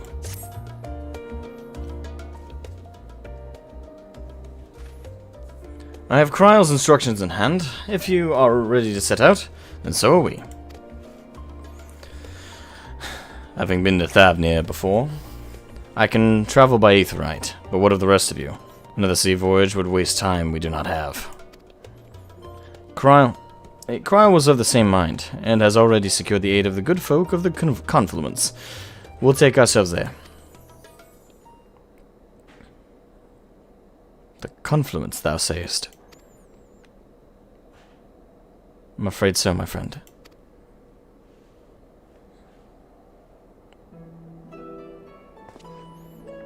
Thou wilt recall the hunt for Iceheart, unto whose sanctuary we delivered thee owing to the knowledge of our comrade Moonbreeder. Moonbreeder was an authority on etherology, a field of study she did embark upon in pursuit of her parents' example. Both are authorities in their own right, and both are researchers at the Confluence. Haven't you gone to see them yet? Rest in peace, Moonbreeder. I attempted to do so earlier, but to my shame, my courage failed me at the last. As it hath the many times I thought to reach out to them after sending that fateful letter.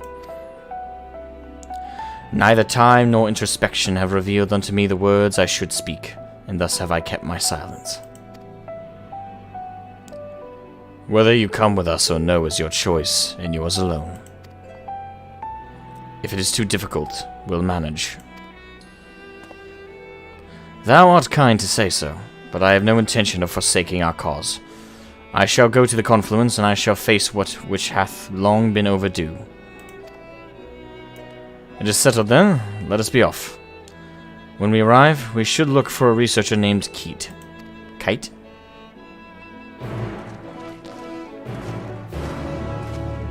Off with the boys! Hell yeah! Action avail me. Would be an awesome movie. I mean, yeah.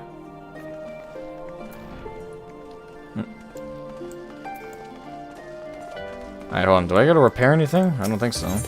Nope, we're good. Awesome! Whee! Alright, where are we going? No. Just over yonder. Spectacular. Saves me time for travel.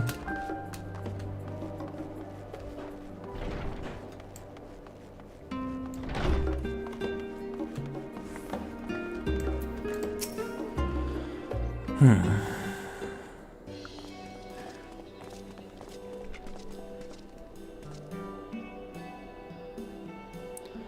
now, this is rather lots of stern faces. Are my library books overdue again?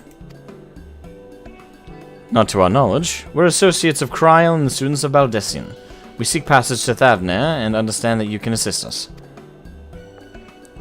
Ah, to the test subjects. Welcome, welcome. Test subjects? I'm concerned by that as well. Oh, you hadn't heard? Well then, allow me to explain.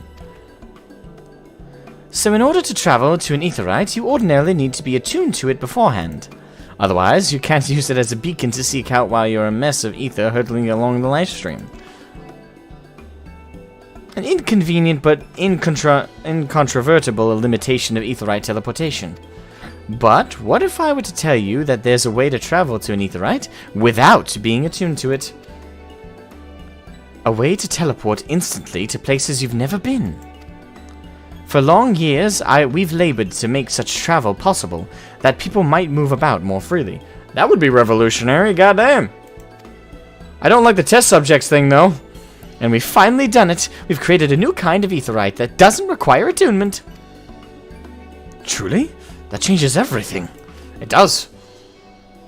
Well, my language may have been a bit misleading. The user need not attune to these aetherytes, but the aetherytes themselves must have been pre-attuned to each other, thereby facilitating travel between the 2 points.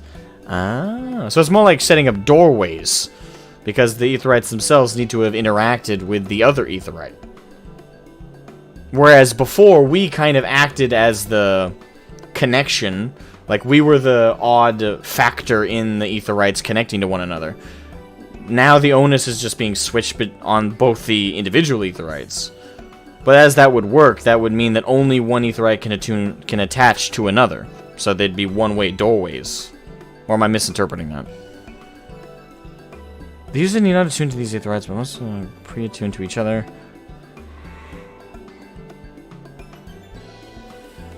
2 points.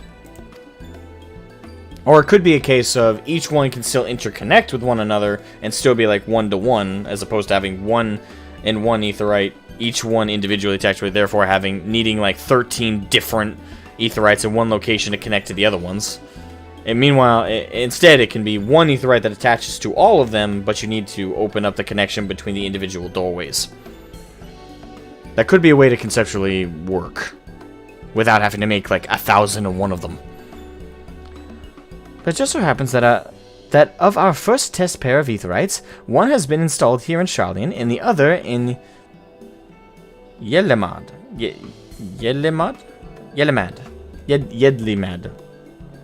a port town in Thavner. As you may know, our nation has long maintained strong ties with Radz-at-Han, and indeed we owe much of this breakthrough to the contributions of their alchemists. So to sum up, we're to test these aetherytes.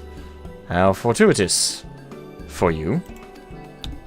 I should mention that an accident has impaired my ability to channel ether. Will this be a problem? Not at all. As a matter of fact, you might say these aetherytes were made for people like your good self. The magics imbued within all will whisk you away without any effort on your part. A veritable dream come true, and far be it from me to worry about such things. But do we have permission to make use of your shiny new invention? The only permission required is yours, so assuming you're willing, we're all set. It may come as a surprise, but we actually struggle to find test subjects.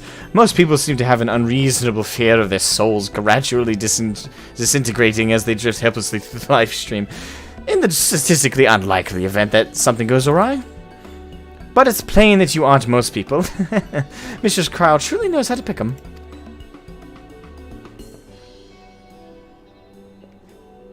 If I might change the subject, our Master Wilson and Mistress Blowida not present today. Oh, you didn't hear? They've recently resigned their posts. Their expertise was needed elsewhere.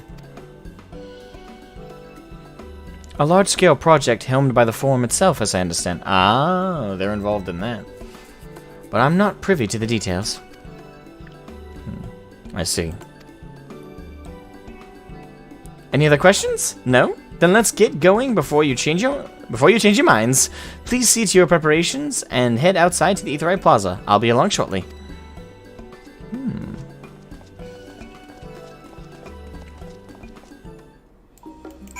Alrighty, ready-roo. To the Aetheryte Plaza.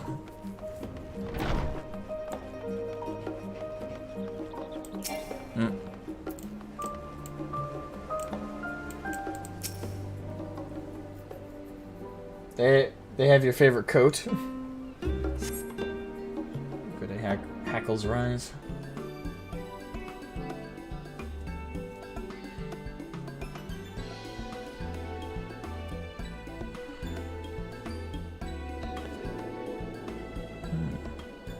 Right, we're all set. I don't know why that jumped me. Wasn't expecting voice acting. Just the 4 of you, was it? Yep. Oh, I love her earrings. 3. I'm already attuned to the crystalline Thavnir. You are? Oh. I would have preferred more test subjects. Oh, well, never mind. If our 3 travelers could line up here, please. Oh, here we go. This is going to be an Aetheryte. I like the designs of the Aetherytes. I do as well. Charlian one is very decorative.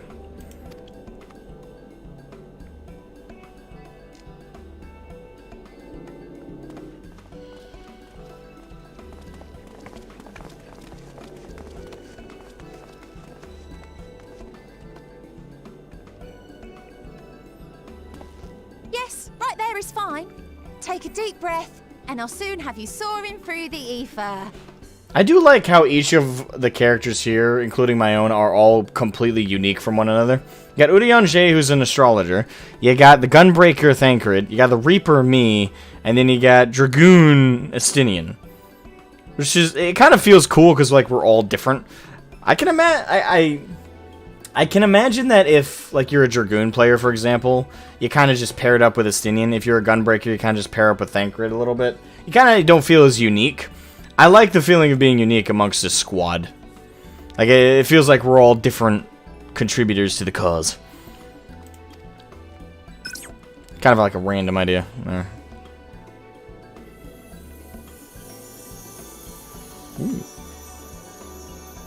Oh, and one last thing.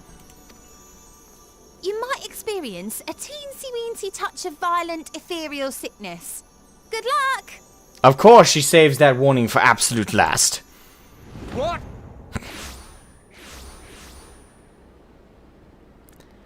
Gotta love scientists who are absolutely determined to get test subjects. But know that if they are completely honest up front, they won't get them. God damn it.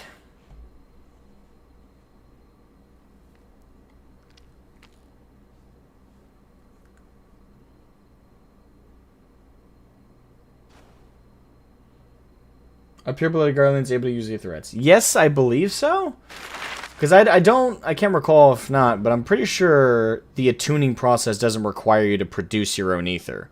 And as I recall, I don't think pure-blooded Guardians have, like, no ether. Unless I'm mistaken. Like, they have ether, it's just they can't control it. So it's more about, like, identifying your ether signature between the 2 points. And then from there you can port. Home to city-state. I could be wrong about my understanding of it, though. Rising from the southeast waters of the Bounty, this Isle of Plenty served as the battleground for a conflict between 2 peoples. Their cultures bled into one another until a unique amalgamation was distilled from the chaos, in a process not unlike their precious alchemy. Once solidified as a single nation, an adamant stance of neutrality would hold invaders at bay. For a time.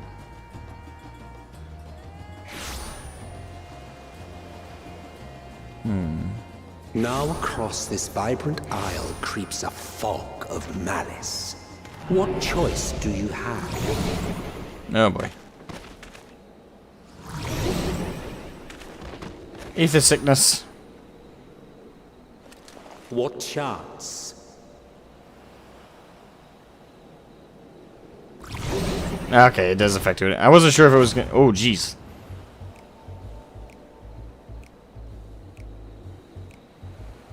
Hey! Against such an insidious foe. Estinian, don't be judgy. The three of us are experiments. Oh, they have the same exact style aetherite from, I thought the one in Charlian was gonna be unique. Huh. Guess not.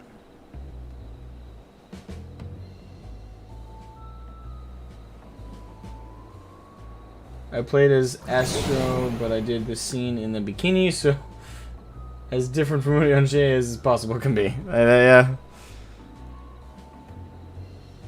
I've seen fairer faces after a bout of bad shellfish.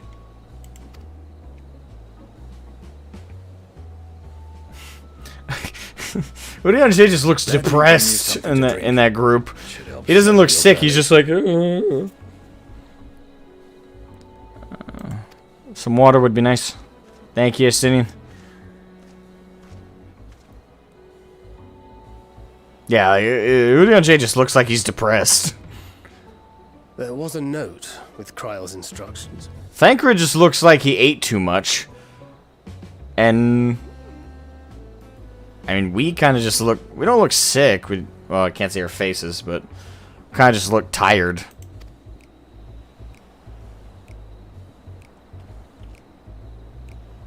Don't let Estinian roam the markets alone. He's alarmingly bad with coin. Uh-oh. And we just let him loose. I wonder what that would feel like.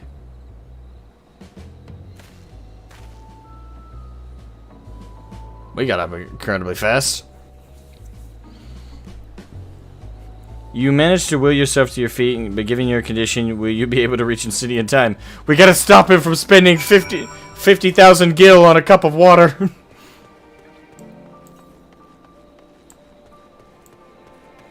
That's a tune. Ah, shit.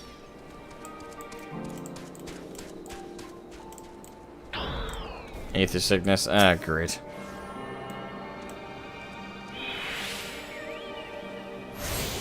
At least it's only small bouts of it, I think.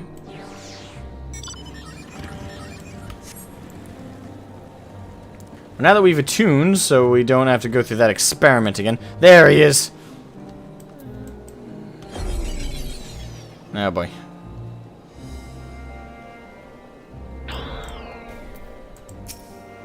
You there. I need 3 drinks. Something that helps with ether sickness. But by the Mansuya, a traveler! I mean, greetings. Greetings and welcome. You are wise, good sir, to come to me. My special Amra lassie, made with only the finest and freshest ingredients, is famed for calming unruly bellies. By way of a warm welcome to Thavner. I'm pleased to offer it to you for the low price of 19,800 gil. For not 1, not 2, but 3 bottles. A bargain amongst bargains. What? Estinian, don't fall for that! The price is high road robbery, and you want to say as much to Estinian, but you realize any words of warning you cry out would be accompanied by your last meal. Ah, fuck. You must stand before Estinian and using gestures deny the deals, sir. Estinian! No! I thought you could barely stand. What do you need to tell me that's so urgent?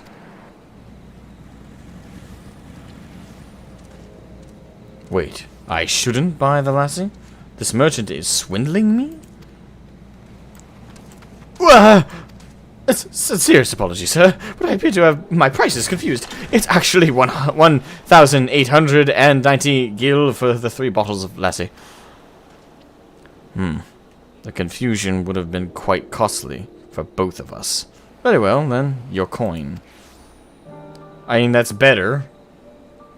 Still a bit much for a bottle of a drink. Here, a bottle for each of you. Take them to the others and get some rest. Was the city actually gonna fall for that 19k fucking drink? I'll be back after I've explored the town. As it is, 1,000 gil still translates roughly to like, I want to say 10 bucks. Oh boy.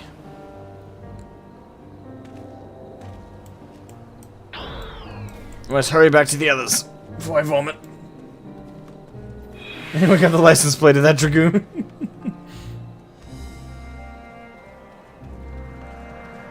Imagine if we let that happen again. I know, that's probably why we jumped up. It's like, ah, fuck.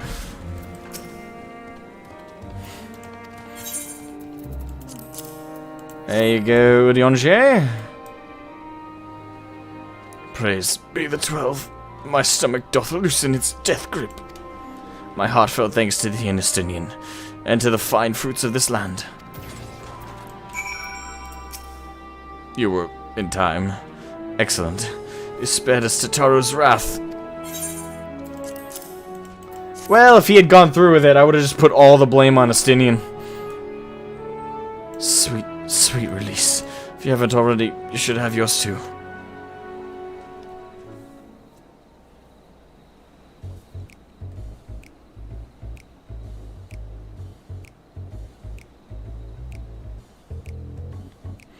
Right, I'm ready to get on with it. That lassie truly worked wonders.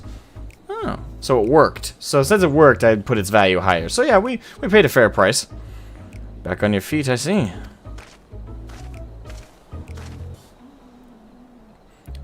Thy hair. Oh, I put it in a ponytail. Aye, I've bound it.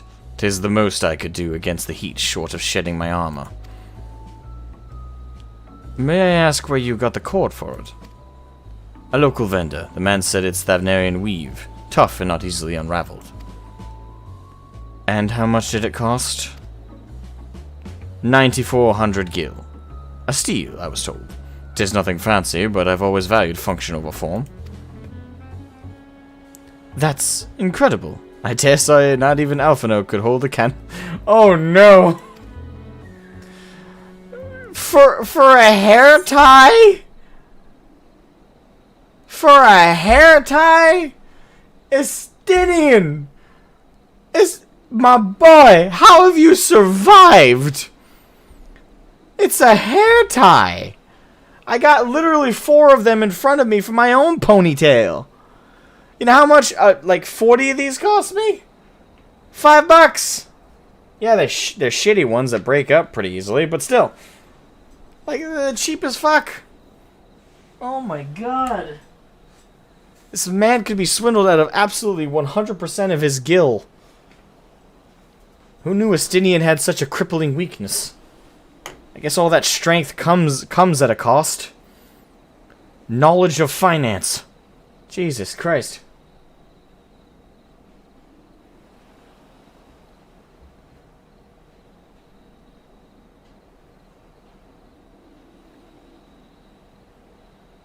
You did 25 for $1? Yeah, I pay, like, my local grocery store sells them for $5 for like 20 of them.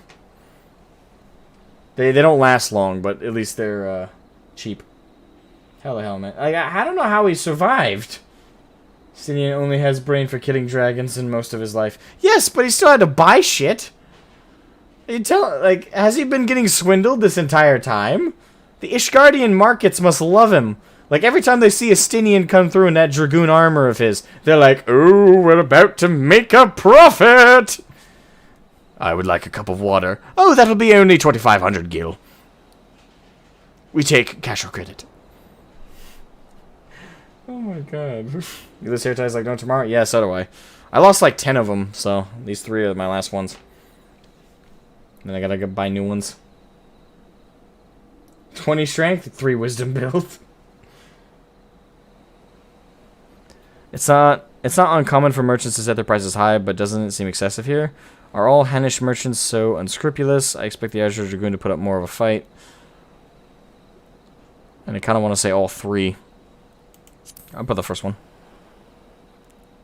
Because it is odd to see them hacking up everything. Even hair ties.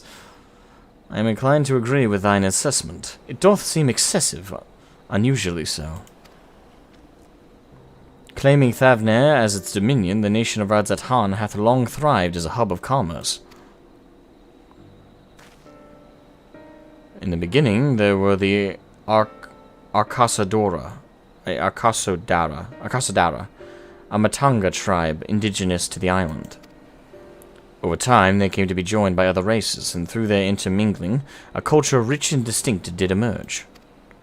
For alchemy to textiles, the products of Hanish culture have come to be celebrated and coveted the world over.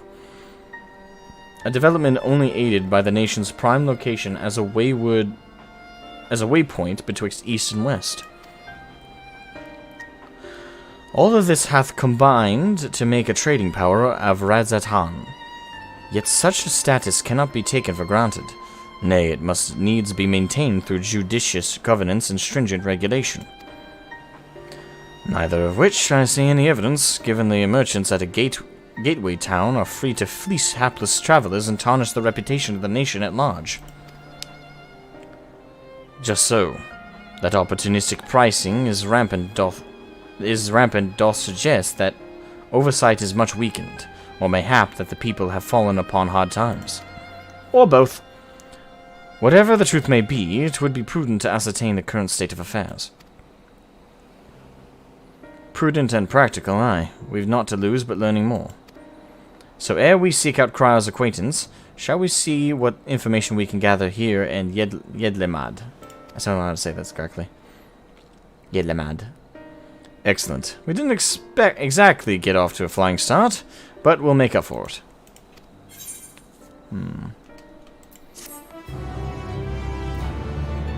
Elephants, yes.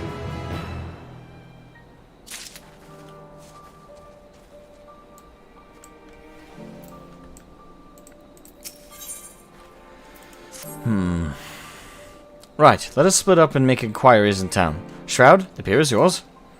Once we have learned what we can, we regroup by the Aetheryte, off-putting though the mere sight of it may be.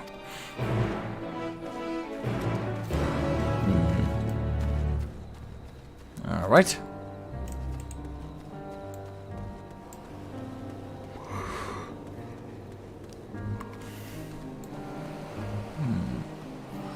Gather information in Yedlemad.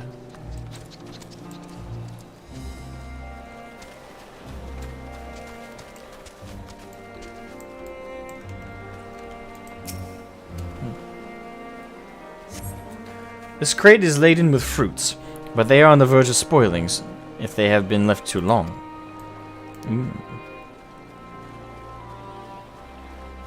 Alright, pier.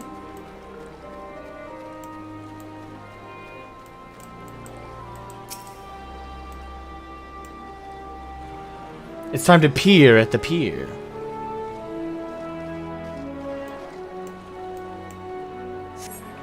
Gazing out from the pier, you spy boats moored off nearby isles, with the silhouettes of larger seafaring vessels farther away. Compared to other ports you have visited in the past, there appears to be very little activity. So has there been a decrease of trade? That would explain why they're trying to fleece the few people that come in. Hydaelyn? What am I doing? Oh, recording my sales. Still do it daily out of habit, though I don't know why I bother. Hardly sell anything these days. Business has never been this terrible, but I suppose things could be even worse. I could have a consortium to keep afloat like Kazal. I don't envy his position, better to be alone with my little operation, I've come to realize. You're a traveler by the looks of you. If you have a moment, perhaps you could pay Kazal a visit. He'd be glad for tidings from abroad. Like as not, you'll find him at the Saltwind Sails, the Harbour Guild building across the water from here. Just don't pee on the pier, it would be rude. That would be rude, yes.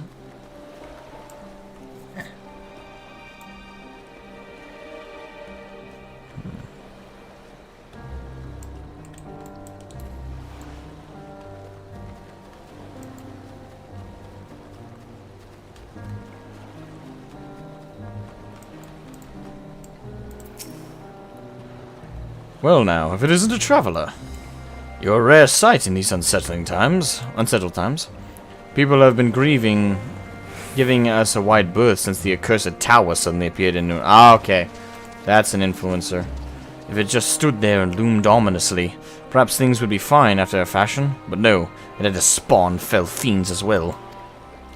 We still have our lives thanks to the Radiant Host. But business is as good as dead. What'll become of us, only the gods know. Alright, so that's what's going on. Okay. So their trade took a dive the moment the tower appeared, because people were afraid to get close to it. And they're inopportunistically placed.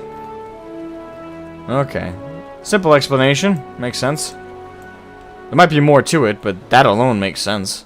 And people are afraid to get corrupted and are afraid to get attacked by primal beings. Kazal.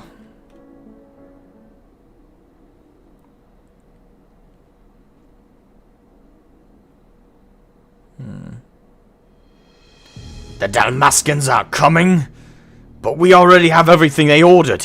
What are we supposed to do with it? I don't know, but yelling at me isn't going to help. All I know is that their plans have changed, and that's that. Look, you must have known this might happen. The Empire is at war with itself, and all the provinces are in chaos. And then there's the tower sitting on our doorstep spitting out monstrosities. The city has its defenses, but we've been afforded no protection out here.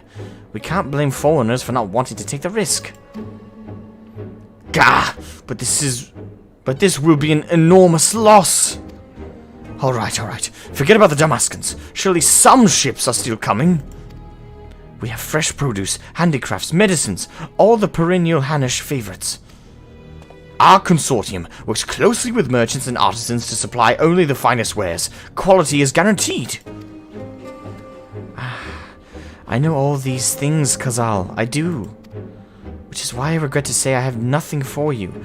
All voyages have been cancelled or indefinitely postponed. And you are? Talk about a transfer of conversation. And you are? Ignoring this fucker. Wait, you're a foreigner, are you not? A merchant? Please tell me you're a merchant. No. I see. That's a shame. I'm sorry, we're discussing important matters. If you need something, please talk to one of the others. Excuse me? Oh. My name is Matsia, and I'm here to see Kazal.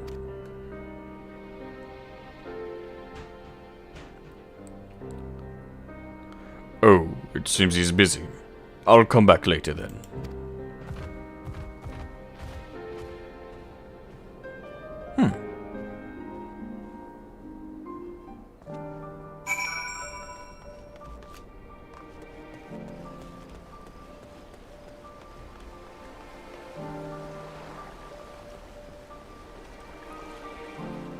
Wonder what's going on with this Matsia fellow.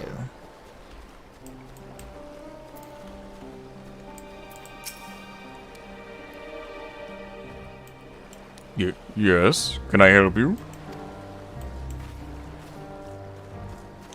Ah, I remember seeing you back in the guild. You wanted to speak with Kazal too, did you? I'm Matsia, a fisherman of Akiali, a nearby village. I sell my catch to Kazal, who offers it to foreign merchants, but he hasn't bought anything for a while now. When I heard that the consortium had been struggling, I became worried and decided to come and see him. Just as soon as he's free, anyway. He's a hard-working man. I dare not disturb him. Oh, this guy's nice.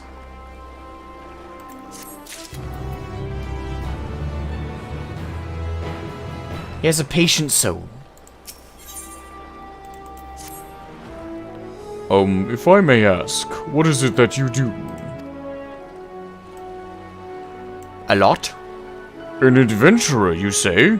And you travel the world helping people? Then, that must mean you're great at dealing with strangers. Please, won't you teach me to be like you? Aw, he's antisocial. You see, I've bought some fresh fish with me. The portion I couldn't preserve, and want to sell them. The problem is, I'm terrible with people. I've ever only dealt with Kazal, and I can't talk to customers without getting my trunk in a twist.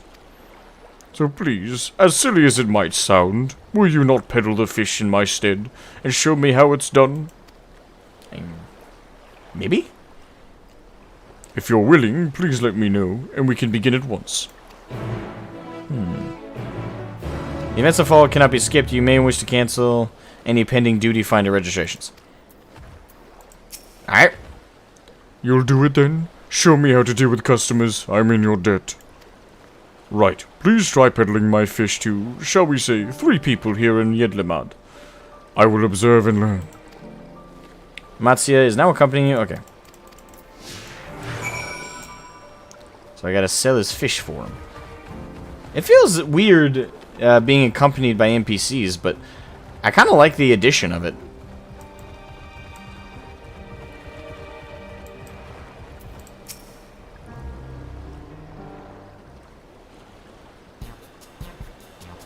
Clown music.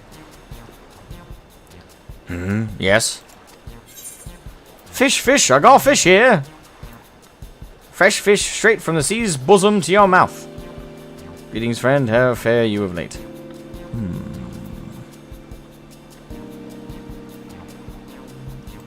We'll start off like just friendly and casual. Greetings to you too. I suppose I'm well enough given the circumstances.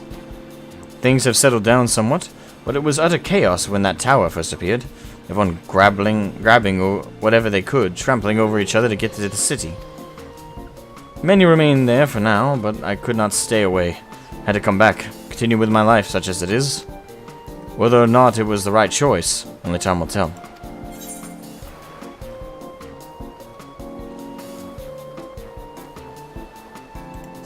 No place like home? Don't do anything dangerous, eh?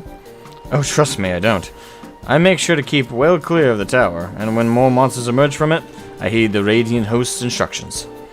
I hope they deal with it soon so we can get back to our normal lives. To the days we could earn as much as you gave, and tuck into a meal satisfied that you'd get a good work. Speaking of meals, fresh fish today. Yeah, there we go. Fresh fish, you say? Oh, you're a fishmonger. And when you bait me like that, how can I not bite? Very well, give me some of your fish.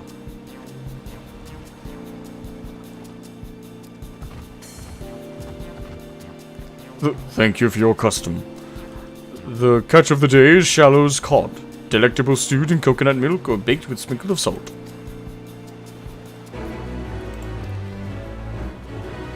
Good thing in real life I've peddled wares. Otherwise, I wouldn't have a clue how to do this. I'm antisocial too.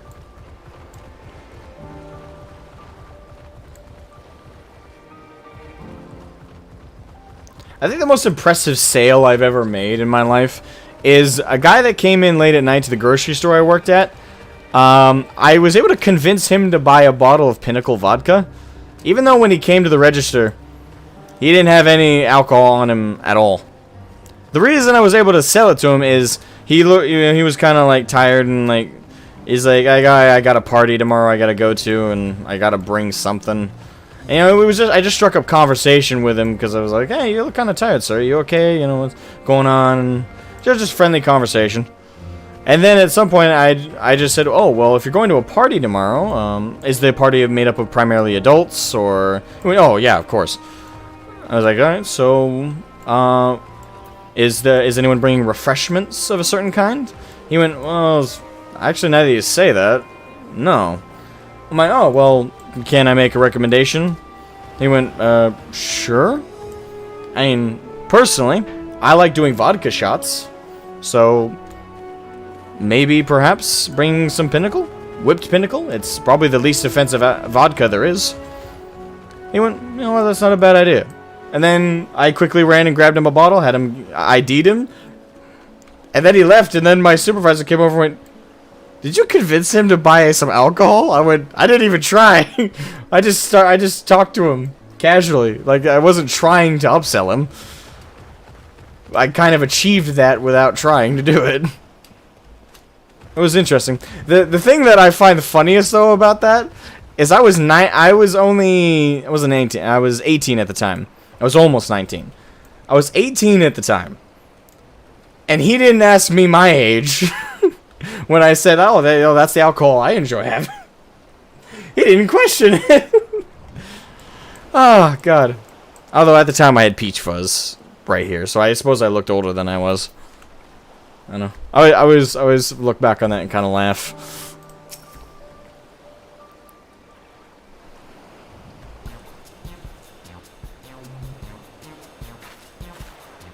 A hawker, are you? Do you sell fruit by chance? If so, I want to buy some amra. Let's say a dozen. They don't need to be export quality. Shmamra. A fresh fish is the only thing you need. What do you need so many amra for? Why? For eating, of course. It may seem like a lot, but of late I go through that much in no time at all. I am a stock taker by trade, but with no vessels coming these days, the wares are beginning to pile up. By the same token, nothing is coming in from overseas, but not a day goes by that someone doesn't come asking when the next shipment is arriving for this and that, and this and that. All of it wears me down, and I find myself feeling constantly hungry. Are you sure you're actually hungry? I know how you feel. Thank you. I pity you don't sell fruit, but I enjoyed our little chat. Took my mind off troubles for a moment. Ah, fuck.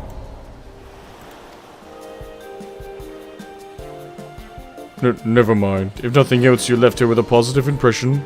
Let's move on to the north side of town, shall we? Oh wait, do I not get a second chance? Fuck!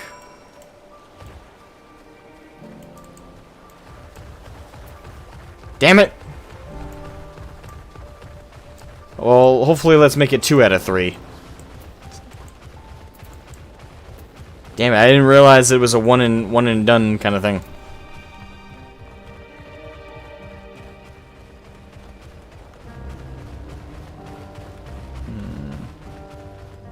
Damn it. I didn't realize it was a one and done. Crap.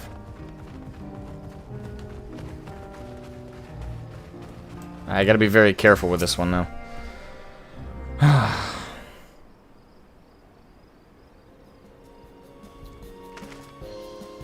What is it? You don't mind, I'm rather busy. Oh god, it's my stomach. Ugh. Aether sickness? No, nothing so unusual. In my hurry to get back to work, I just ate a little too quickly. Some fresh fish will steady your stomach, and mine are the freshest of all. You should take it easy. Easier, eat more slowly, and savor your food. Would that I could, but I can't afford to be idle. Like as not, circumstances will surely get worse before they get better. And so I'm working as hard as I can while I still can. The better to be prepared. What an industrious young man you are. How do you intend to prepare? By stockpiling supplies. For that, I need to earn coins so I can buy food, medicine, what have you. How about some fresh fish for your supplies?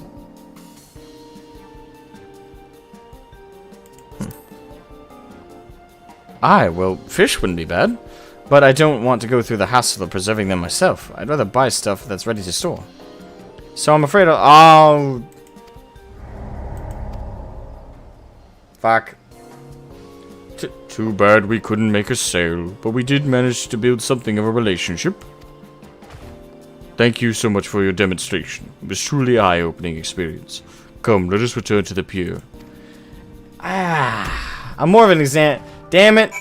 1 out of 3? Oh, I did so terrible. Can I restart this quest line? Fuck. God damn it. I failed!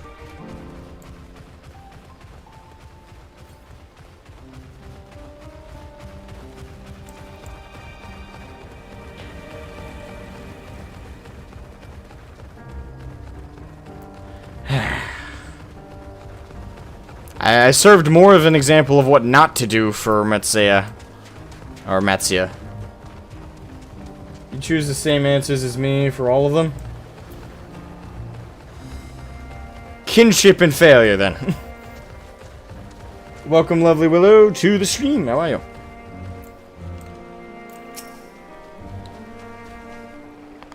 Ooh. Ugh. Thank you so much for showing me how to talk to customers. You managed to sell to one of the 3 people you were pushed. Damn it. It was difficult, but when you put your mind to it, you succeeded. Though you did fail too, but there are lessons to be learned in both success and failure. By applying yours, I'll endeavor to become a better peddler. Learn from my mistakes. Don't repeat.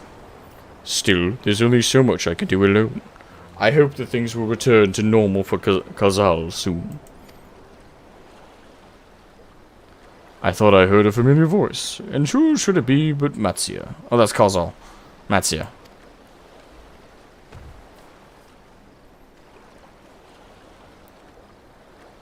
Kazal, have you finished your business at the guild? So you were there too. Forgive me. Try as I might, I can't find any buyers. With no ships coming in and hardly any going out, there simply aren't any options at this rate. So, you can't buy my fish anymore? I'm sorry, Matsia. I truly am. But for now, you must peddle your own goods. But by myself, I can't. I want to help you, I do. But as it stands, I can barely help myself.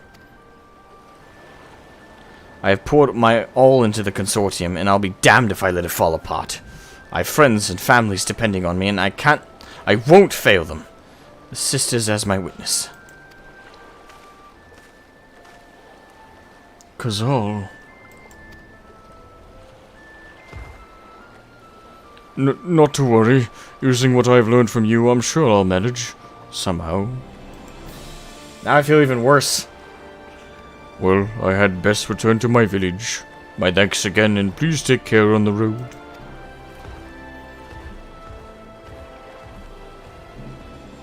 Man.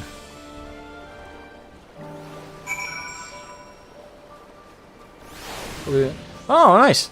I'm glad you've been enjoying them. We're doing good. I'm doing good for the most part. And this stream has been pretty damn productive. I got into a debate with Kiwi was one of my mods, which was, in hindsight, fairly funny. Very emphatically standing by my position about the Sharlayan Council. Let's see. I've also made progress. I finished up the Sharlayan arc. Now we're on to the Radz-at-Han arc, which obviously, you know, the Sharlayan arc isn't over with. We just the first part of it we finished, and I'm assuming there's gonna be a similar kind of thing for Radz-at-Han. You know, we're making progress. I see you've been busy. Managed to learn a tidbit or two, I trust. You want the giant nugget? I see. We also heard that what the tower is affecting many locals' livelihoods, but to think that it would be such an extent. For another notable, if not wholly unexpected discovery, disappearances and kidnappings are disturbingly commonplace. As before, the culprits are almost certainly tempered Imperial soldiers. And as before, they mean to use the faith of their hapless thralls to call forth a lunar primal. Business as usual for the Talophoroi. Alright.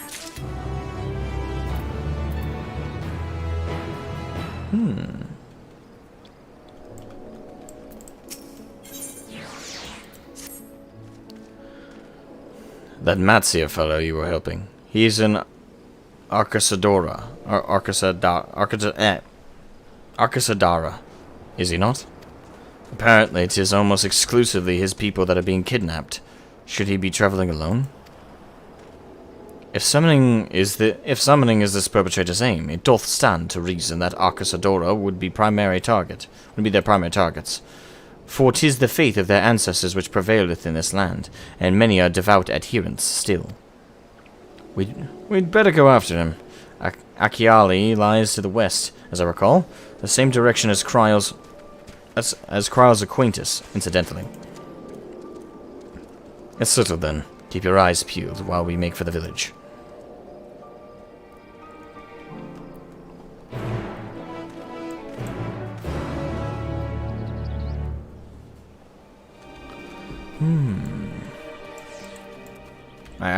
And just a double check.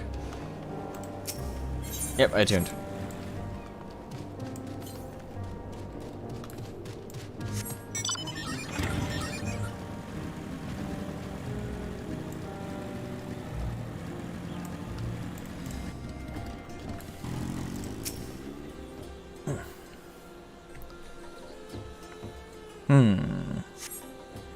You do not see Matsuya nearby, but the elevated ground up ahead may provide a better vantage point.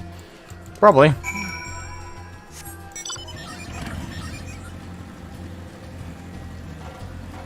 That menacing tower in the background. Oh look! It's a quadrupedal elephant. A Gaja, apparently.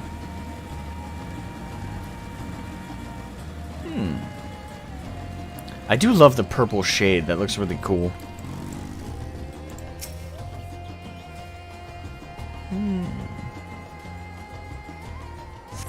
You do not see Matsuya from here either. Okay. No, leave me alone. Help! Somebody help! Matsuya's voice, and it came from the north. Don't worry, my elephant friend. I will come to protect you.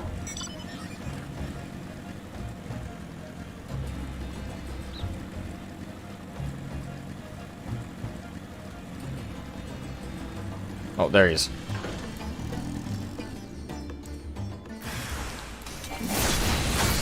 You will leave that elephant man alone. He has done naught to you, so you will do naught to him. Your souls are mine.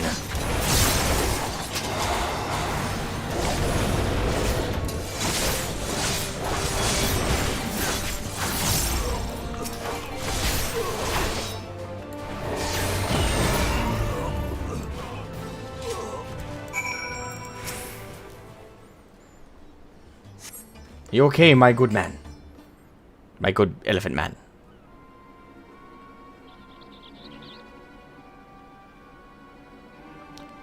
Huh? Where did they go? Why are you here? I see you found him in time.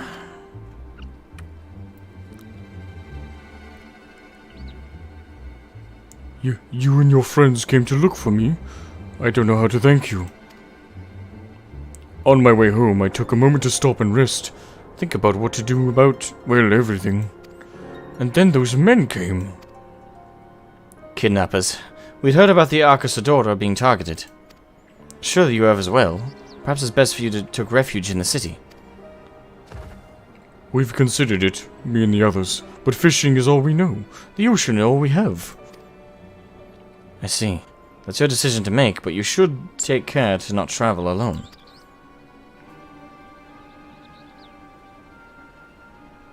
A question, if I may. 'Tis our understanding that strange fiends have emerged from the tower. What canst thou tell us of these beings? Not much, I'm afraid. I have no idea what they are. But I've heard that some bear an unsettling resemblance to our divinities.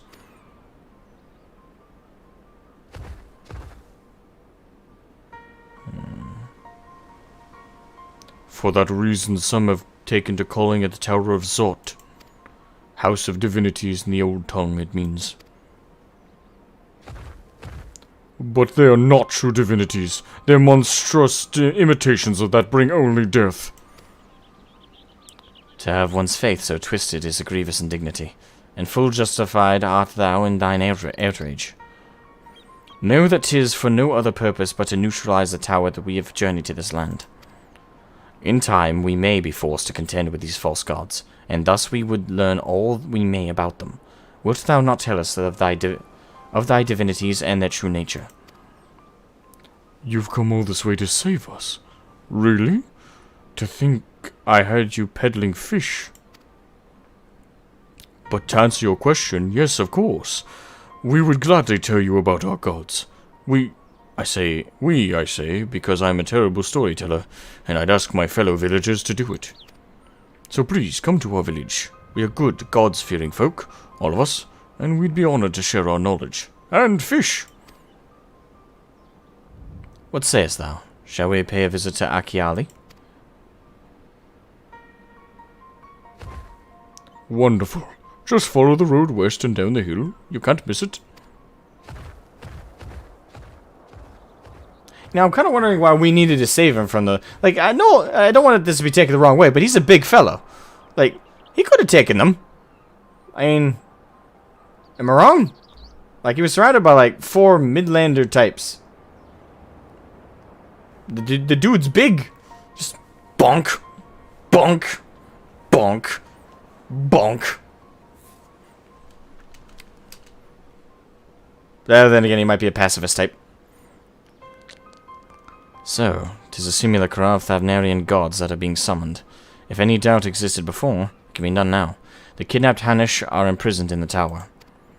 I pray that we are able to save them. Though indeed, saving them will mean confronting their false gods, like as not. As you said, we do well to study their religious traditions. To Achiali.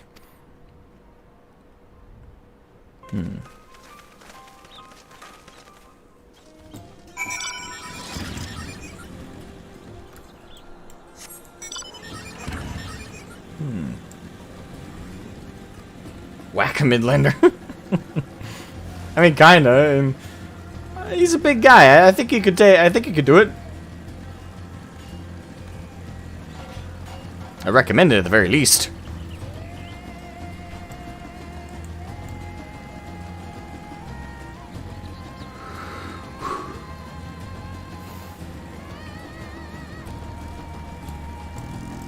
Matsia? Welcome to Achiali, my friend. The name means white beach, and there isn't much here to save that, but please make yourself at home. Your companions have already begun talking to everyone. Feel free to show yourself around and do the same. Any one of us can tell you about our gods, but you could do worse than to start with Konga and old Hasveda. They are free at the moment, as it happens. Righto. You wish to know about our gods? What a curious visitor you are. Most want fish. In any case, I'm happy to oblige. Now, I don't know how it is whence you hail, but our isle is home to many gods. They can be divided into 2 groups. The Mansuya, beings of wisdom who assume the form of men, and the Murga. And the Murga, beings of might who assume the form of beasts. Together they are divinities, their forms and personalities many and varied. Some are kind and gentle, others stern and temperamental, just like we mortals can be. All are possessed of great insight and experience, and by heeding their teachings we strive to be better people and live better lives.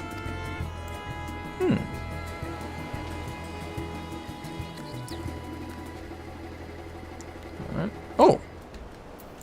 I thought the whole village was of their sort. Okay. Interesting in learning about our gods, you say? That's what I'd like to hear. Actually, he's an older gentleman. That's what I'd like to hear. Prick up your ears and then listen. In ancient times, the Mansuya and Murga, deities who look like men and beasts respectively, were locked in conflict. Eventually, seeking the wisdom of the Mansuya, the Murga cast aside their own heads and took up those of their foes.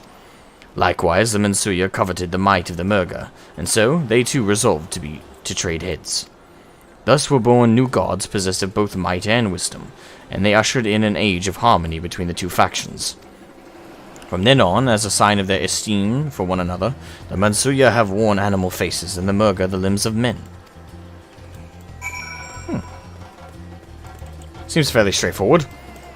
Imagine being able to switch your head, though, like it's a helmet or a hat. It's like, hey, you wear that, I'll wear this. Ah.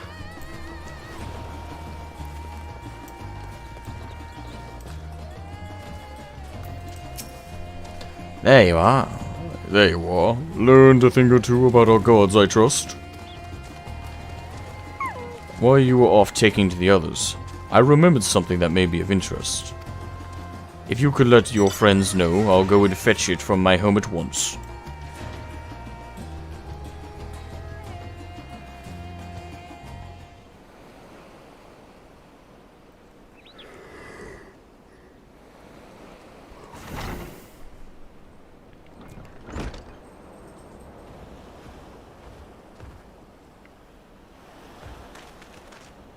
Apologies for the wait. I wish to show you this hanging scroll which depicts 3 of our most revered deities. By all means, we would like to see it.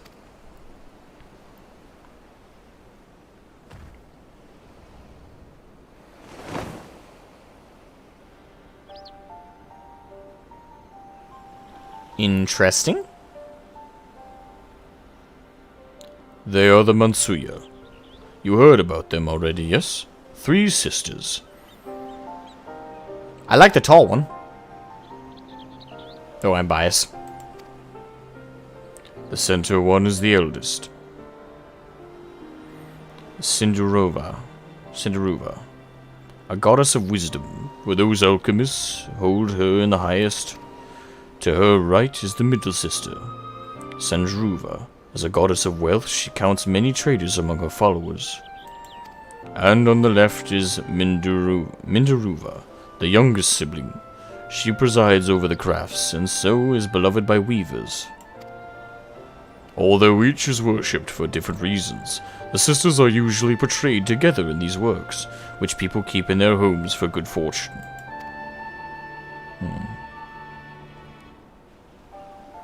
It's an FF3 reference? In like fashion to the Mansuya, the deities of Eorzea preside over myriad aspects of life. And what of the Murga, if I may ask? The Murga hold power over nature. In ages past, they were revered as guardian deities in times of conflict. If you have occasion to visit our temples and ruins, you'll find their images there.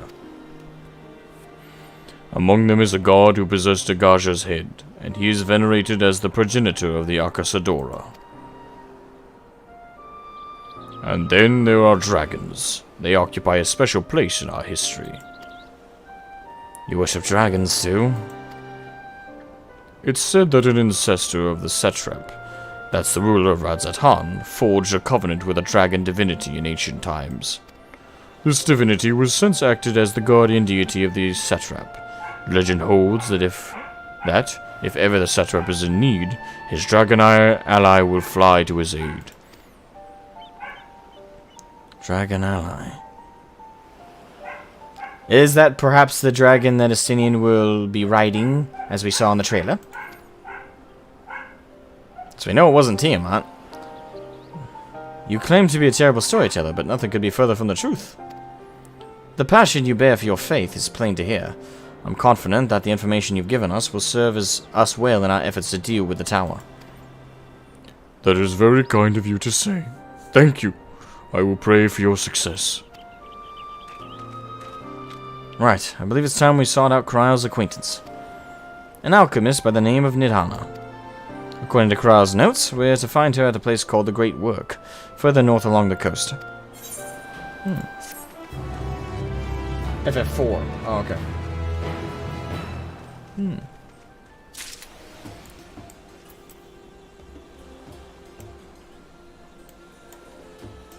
Interesting attire.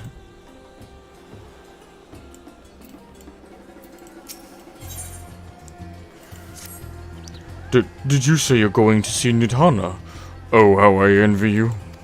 She's brilliant and beautiful, kind and understanding. Did I say she's beautiful? I could stare at her dainty ears and adorable trunk all day. Okay. And those eyes. When you meet her, take care you don't drown in them. Aight. He's thirsty. Thirsty for that trunk.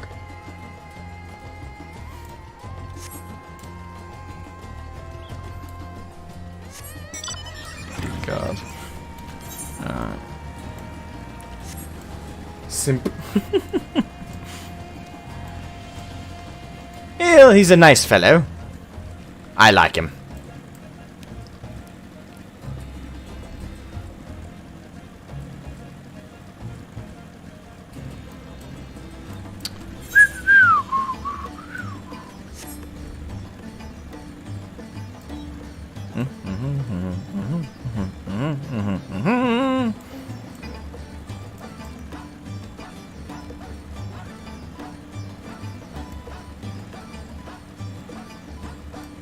Here we are. I do love the, again, I love that purple paint aesthetic. It looks so bright and vibrant. Holy shit. I just took in, we're surrounded by bodies. Not good.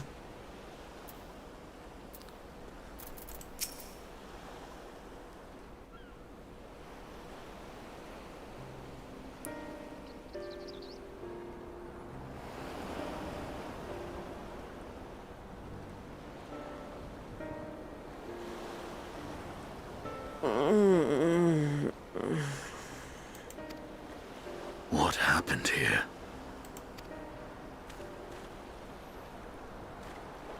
Their dress marks them as alchemists. I see no evidence of injury or poison. Thinkest thou they but slumber? I believe so. Whether it is by choice is another question entirely. Oh, we have guests.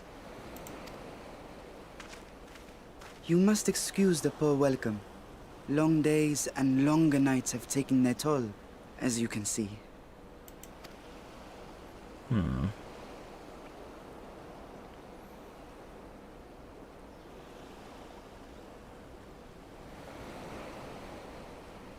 I am Vashan, servant to the satrap. My task was, in fact, to wake these good men and women, if you will allow.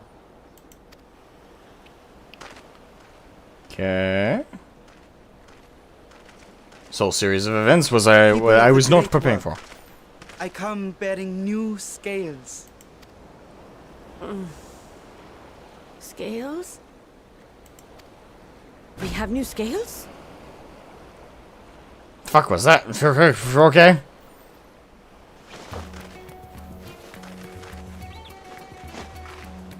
They're acting like crack addicts. Yes, my friends. Gather round. I have them right here.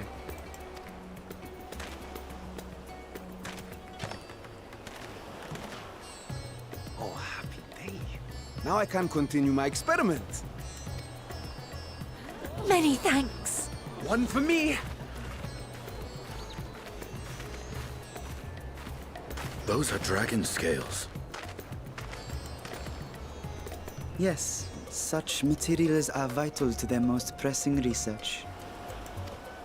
And we are fortunate to have them. Our experiments are so close to bearing fruit.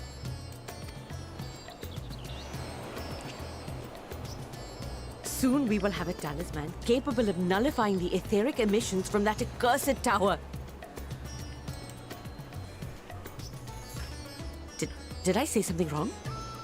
Are you not here with Varshan? Wait, who are you people? Now you ask.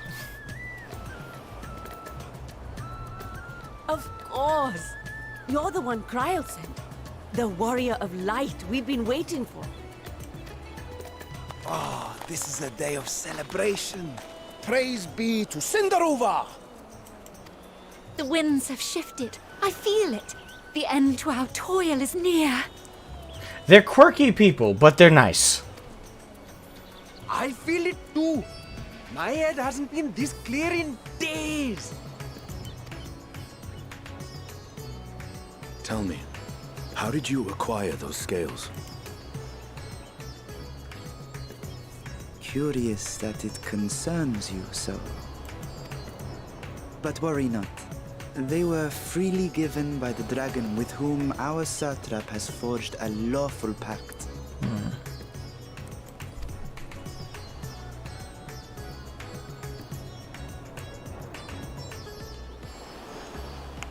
That is well. You must be quite familiar with Dragon King, yes? Fuck was that? That was straight up an anime effect. You cannot tell me that's not what that was just now. That was... I'm not seeing shit, am I? It was straight anime effect just... Shing.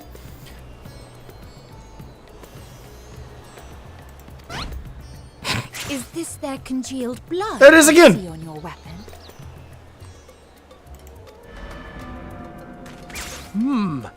Speaking of dragon blood, you yourself have been infused with it, have you not?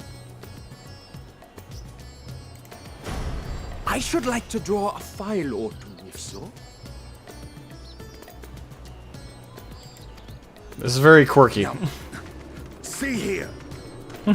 Come along, come along. I must insist that you visit our laboratory. This feels like a Hildebrand moment. Cease your shoving, or so help me.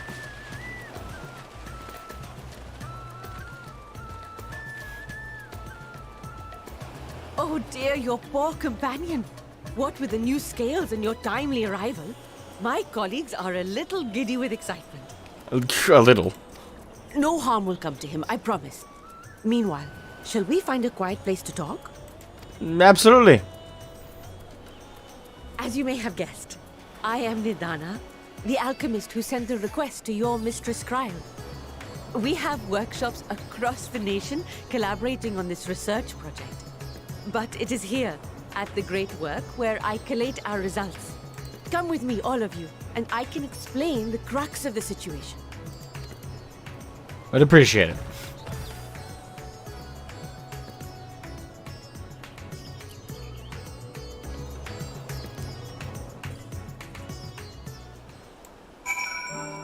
Okay.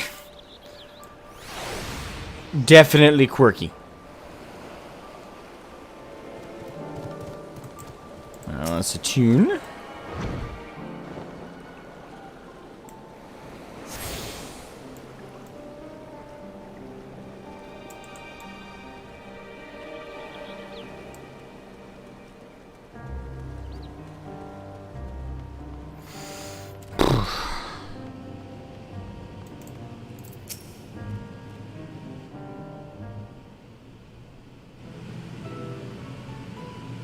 Allow me to thank you for answering our call.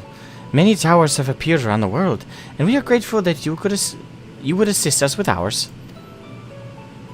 Though Kryl itself is tied up with another investigation, Shroud is an eminently capable substitute, and we will spare no effort to aid you.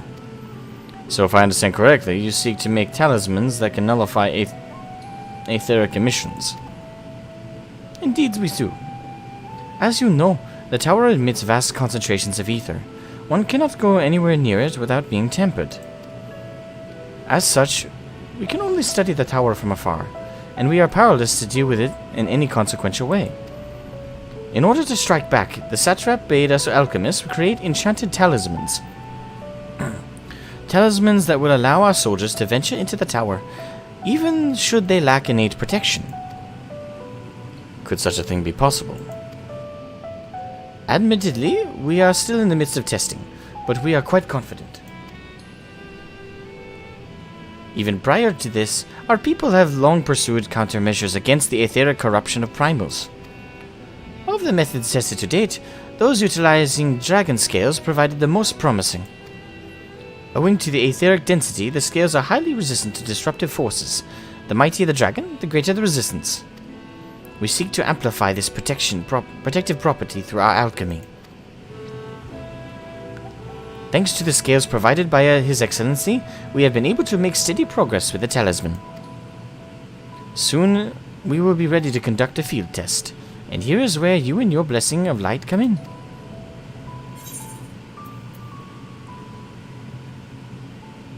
Better than having my blood drawn, I suppose. Oh, God. Nothing complicated, I assure you. We ask only that you serve as an escort. I will explain in greater detail later, but you will be venturing into the tower's field of influence. And so, for your own safety, I would first test how well your blessing shields you, with your permission, of course. Alright.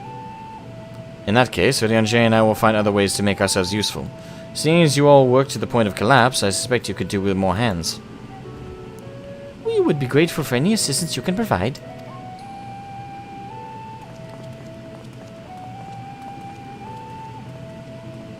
Oh, by the way, I thought I'd just inform you, Matsia is in love with you. If you are ready, then let us put your blessing to the proof. If you exit the Great Work and turn south, there will be a hill to the right. I will meet you at the top after seeing to some preparations.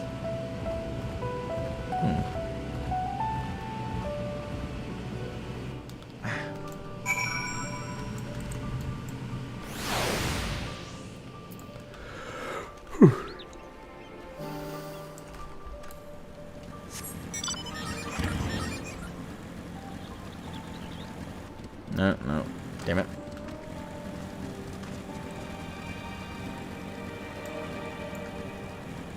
There we go.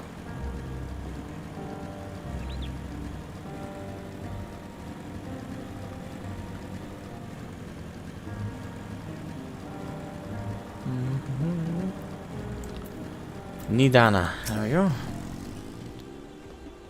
I hope you didn't have trouble finding this place, or climbing the hill. Not all are accustomed to the physical strain. I had a bike. I give you the fruit of our sweat, tears, and many a sleepless night. The drunken Deepa. A Deepa is a lantern presented to the gods as an offering. Taking inspiration from the tradition, we created this place to test the talisman's efficacy. Or efficiency.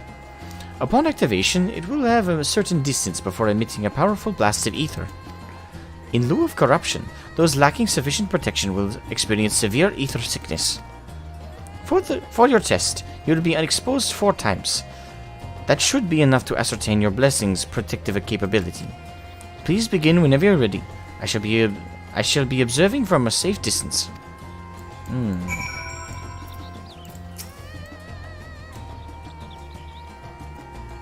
Commencing etheric exposure testing. Repeat. Commencing etheric exposure testing. Retreat to a safe distance if you are not the subject. Right. I feel like I just walked into a Disney movie. Specifically Beauty and the Beast.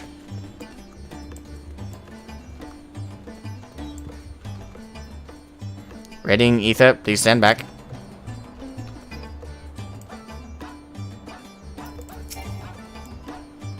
Okay.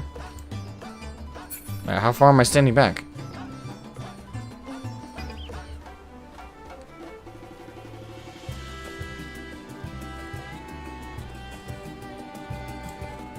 Warning, discharging ether.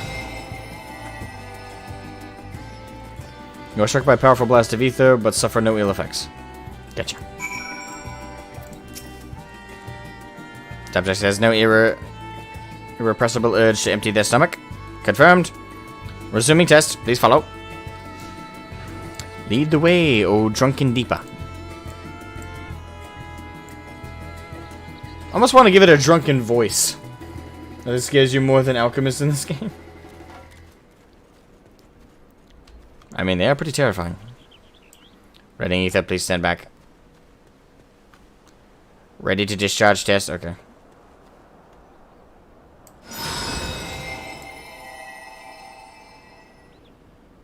You are struck by another powerful blast of ether, but suffer no ill effects. Alright.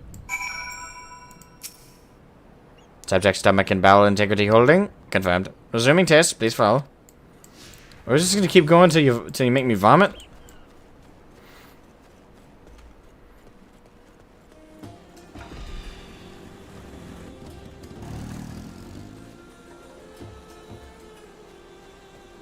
It's kind of going in a big circle here.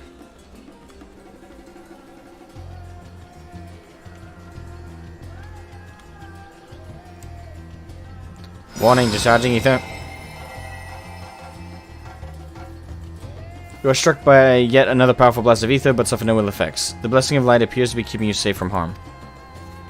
Thank you, O Blessing of Light. Subject Fortitude rated. Impressive. No irregularities. Confirmed.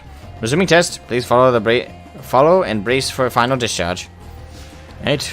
Discharge number 4.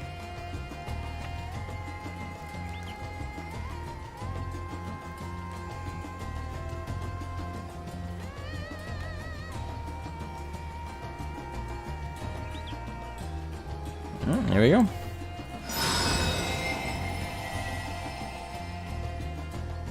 You are struck by ether, but survive completely unscathed. Etheric exposure testing concluded. Please collect and deliver me to the supervising alchemist. Righto. Congratulations on retaining your composure and your humors. Thank you.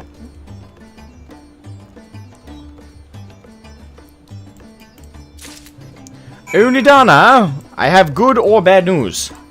I was completely unaffected. Ah, you've returned. Not on your knees. A promising sign. But come, let me take the Deepa off your hands. There you go. Thank you. I shall replenish its ether from when we test the talisman. So, no dizziness or nausea or anything of the sort? You're feeling perfectly fine? Yep. Then the strength of your blessing is beyond doubt. There is no risk that the tower will corrupt your ether. With this, we can request your aid for the task ahead with easy hearts.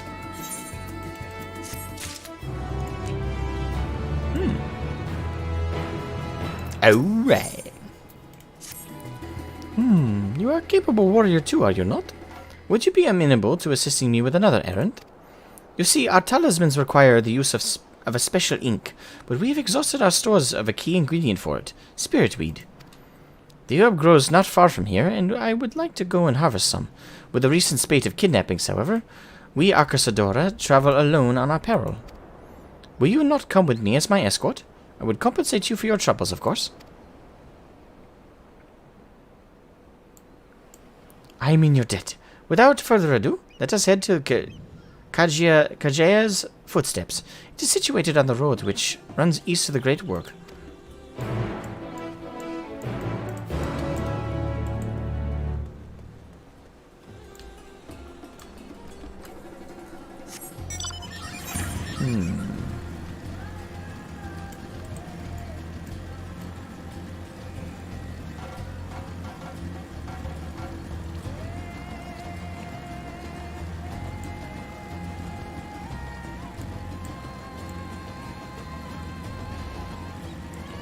Music is absolutely beautiful right now in the game. Blows the mind.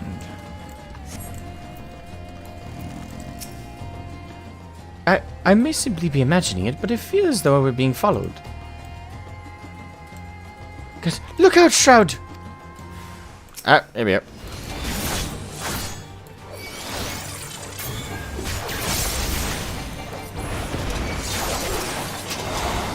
Bring down the rain and heaven's rage.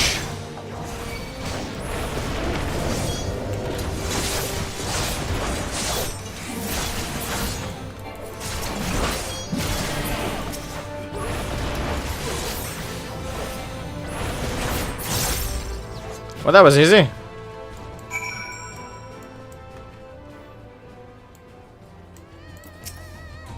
Gods, but that gave me a fright.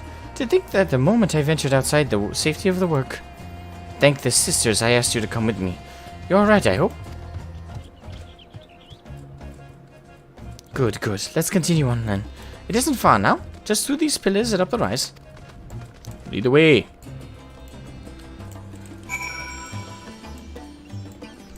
It might be faster than this way. Boom.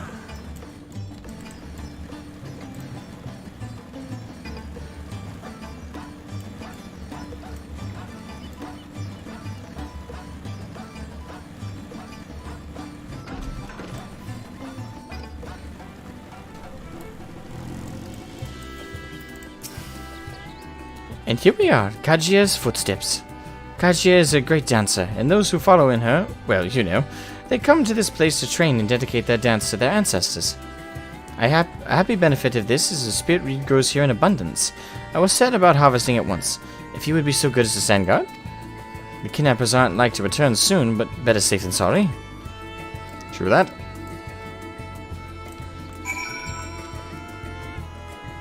Another look at the area? Yeah.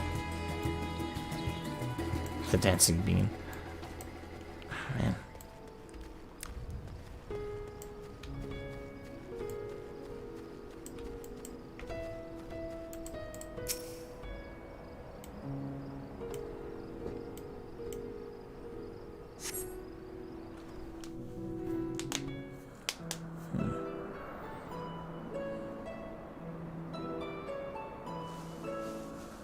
I look like a pretty cool, badass bodyguard, I gotta say. Godzilla. Yes, that would be Radz-at-Han. Hardly anyone has been allowed in or out since our troubles with the tower began.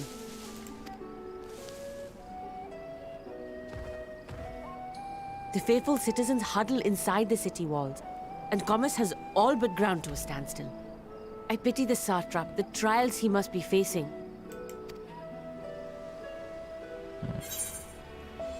What can you tell me of the satrap? Do you trust the satrap?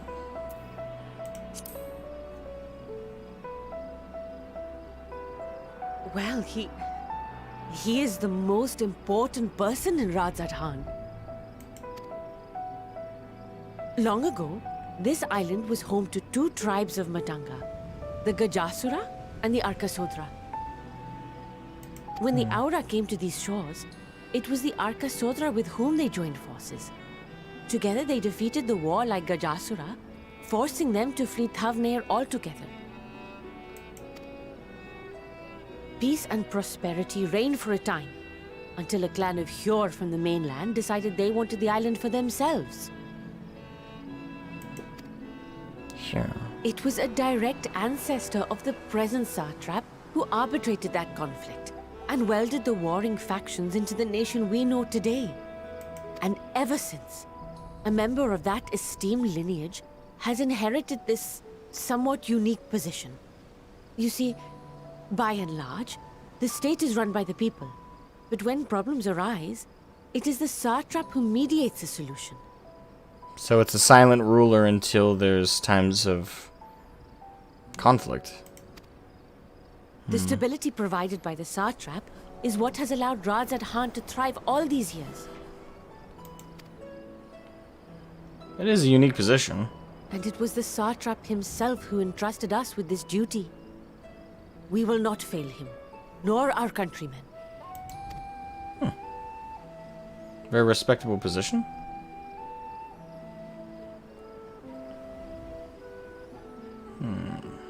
That's an interesting set of government, though. I mean, the people run things on the daily. What is the delay with the vessel? I told you I need to adjust those ratios.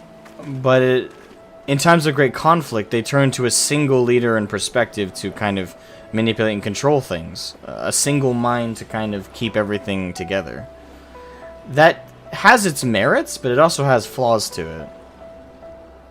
I don't know, but it's an interesting system, though.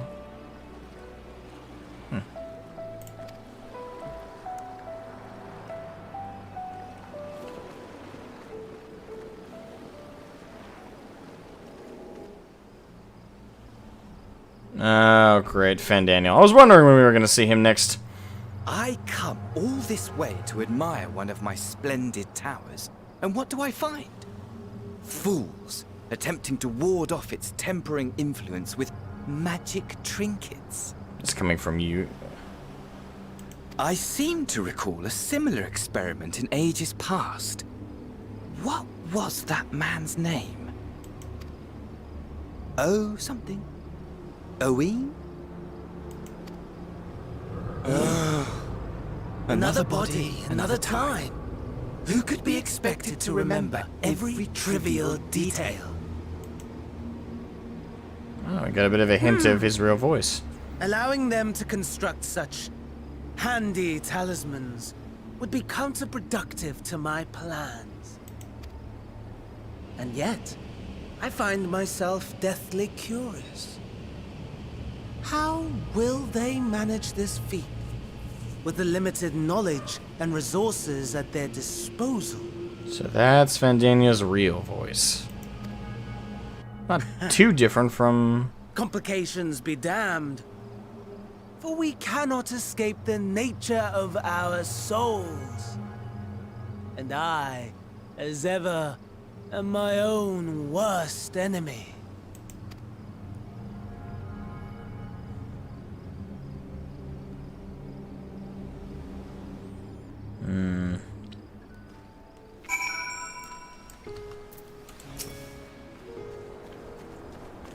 I have enough spirit weed to last us a good while.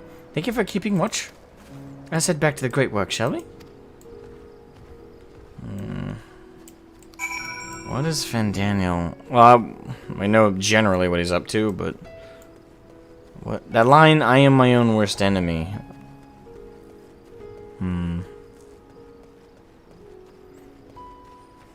There's so much about Fandaniel I want to learn about, kind of figure out his shtick.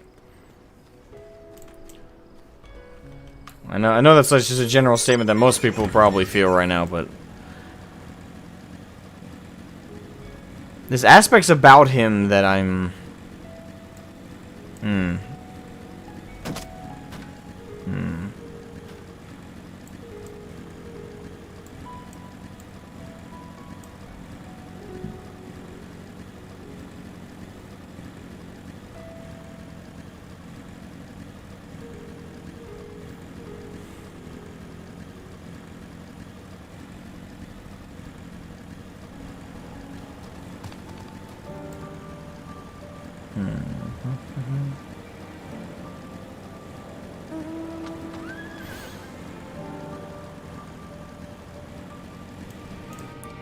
Alright, here we are.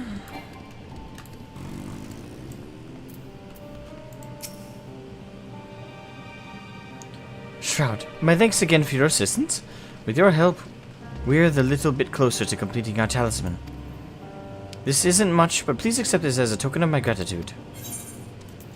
That's something.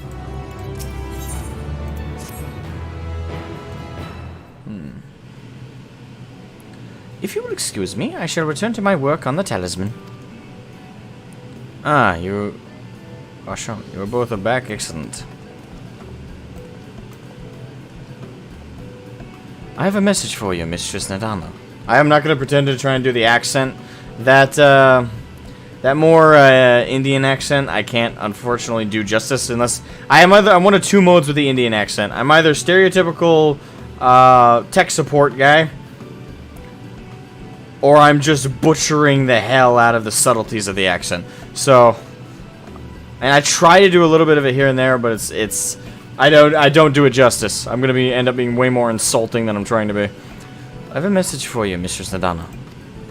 It would seem the stories of Giant Skull are running low.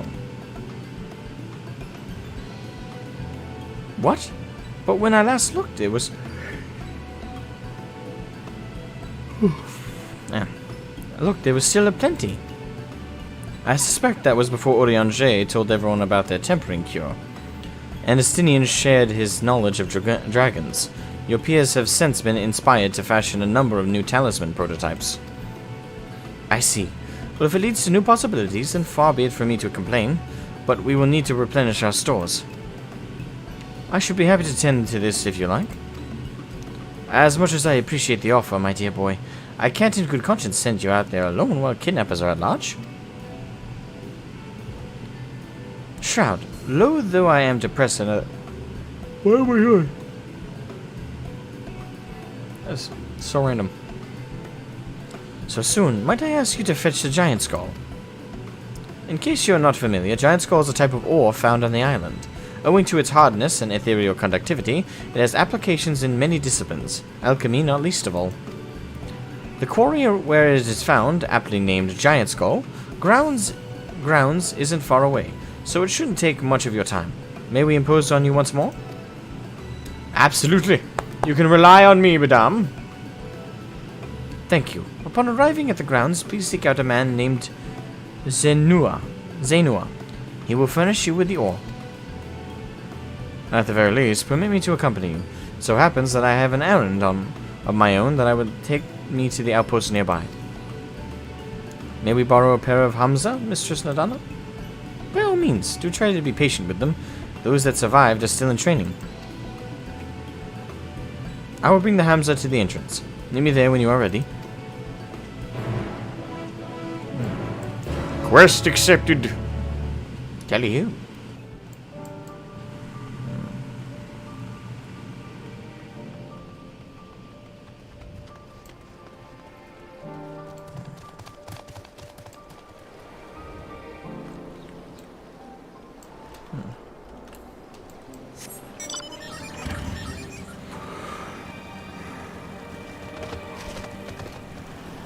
I have no idea why I'm yawning.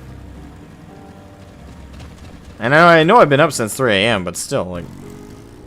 I don't think I should be tired by now. What the fuck are those things?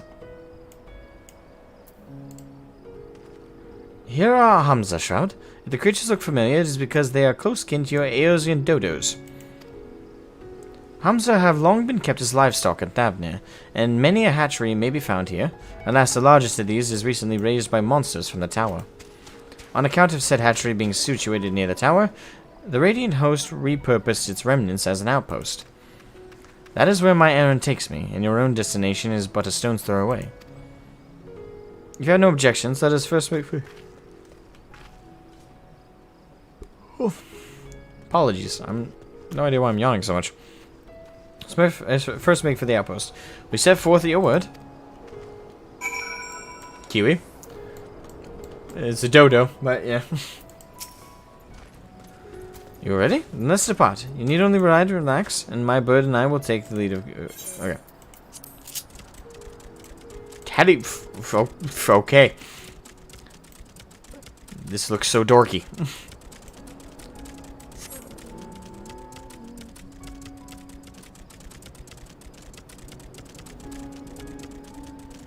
I'm riding a chicken. Like, I know everybody makes fun of chocobos and hilariously calls those chicken. It's not.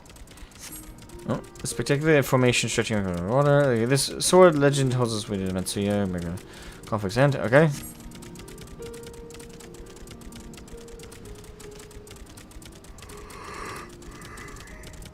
Ooh. Excuse me. To the left and requiring no introduction is a tower. As you can see, it straddles a small isle. Alright, we're getting the 10-cent tour.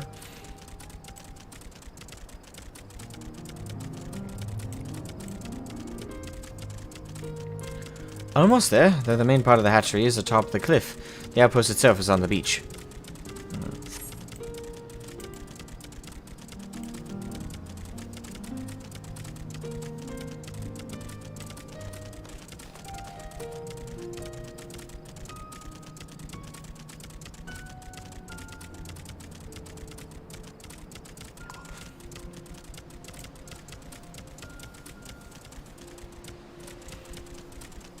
That's weird.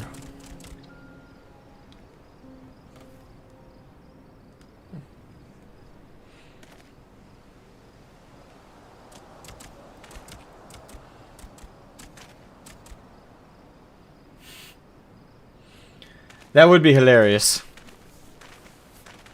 Actually, I'm sure a streamer or two probably plays Ro or Hrothgar. Gotta look one up and see how it looks. And here we are, manned by the Radiant Host. This outpost is our first line of defense against the tower.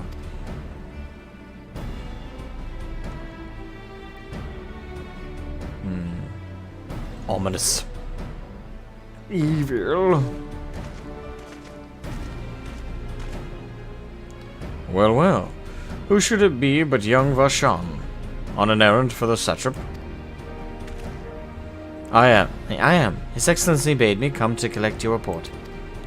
He also wished to express his heartfelt gratitude to the brave men and women of the Radiant Host for their unflagging dedication. We simply do our duty, but we are honored to receive His Excellency's regard. And yet, for his boundless benevolence, his treatment of one so young could be regarded as callous. Though we have enjoyed relative peace and calm these past few days, this remains the front line of battle, no place for children. Your predecessor, too, often traveled alone. It's been, what, 2 years now since you took over? I wonder how the fellow is faring. I'm calling it right now, Varshan is actually the satrap. Calling it. Like those before him, he went on to represent the satrap in foreign lands. Wherever he may be now, I am certain he's well. As for myself, I assure you that all I do for my own volition, and gladly I pray you do not think ill of His Excellency. Certainly not, lad. Whatever happens, my faith in the satrap is unwavering, but still I worry for you. We would be overcome with sadness if something were to befall you, for you are as a little brother to us all. Take care, do you hear? I will, Nabdeen. Thank you. And who might this be? Not Hanash, by the look of him. Permit me to introduce Shroud Scythe of the Eorzean contingent. come to assist in the making of the talisman.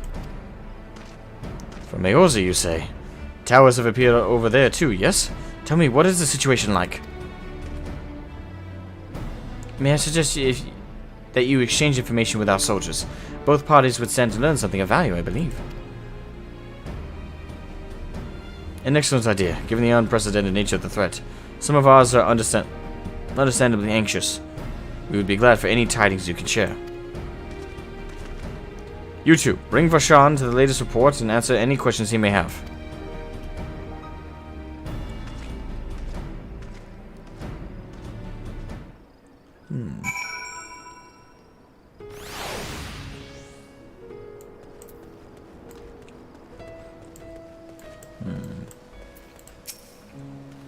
Ah, I've heard about you. The visitor from Eorzea. Is there anything you can tell us about the Talophoroi? We know that they're the ones behind the tower, and that they've declared war on the whole world. But why are they doing this? What is it they want? This we don't understand. What? They want to die? And take everyone with them? What madness is this? Well, you can bet that we won't let those bastards have their way. We'll fight with them with everything we have.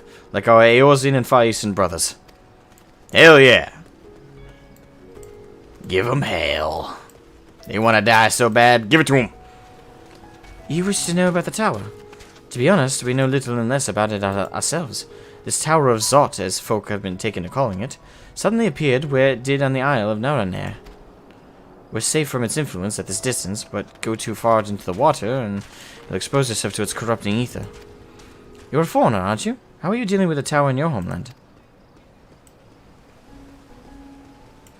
Our struggles are not unique. Then our hopes still lie with the talismans. We must keep the monsters contained until they're ready.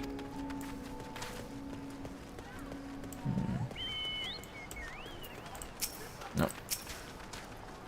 It occurs to me, I have yet to properly introduce our company. We are the Radiant Host, a military order under the Satrap's command.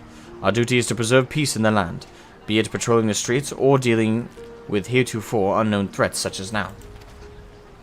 We train hard and admit only capable warriors to our ranks. Even so, we struggle to contend with the fiends of the tower. Though we succeeded in striking them down on the 2 occasions they came on force, we had to pay a heavy price. What are the towers in Eorzea? Do they likewise spawn monsters? Yeah, I'd say so. So it's much the same everywhere. With every nation struggling, we cannot expect calls for outside aid to be answered. Unfortunately not.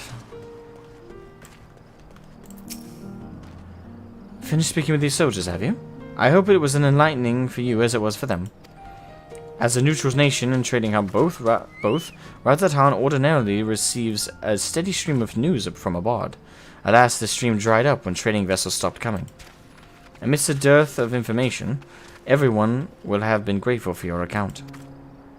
But come, you had best see to your original errand, as mine will keep me here a while longer. However, I'm afraid I cannot guide you the rest of the way. Worry not, the path is straightforward.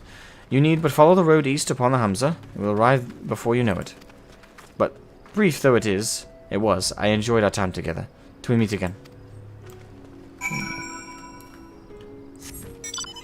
Oh, what? Come on. Though the Hamza appears to want to return home, it reluctantly offers you its back. Should you become separated from your steed, speak with the Radiant Beastkeeper. Why do I gotta ride this damn chicken? God damn it. Ugh.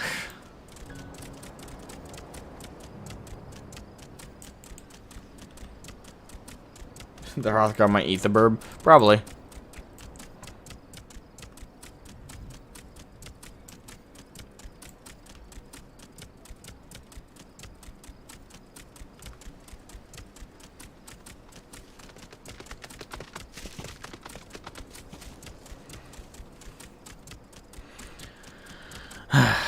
Come on.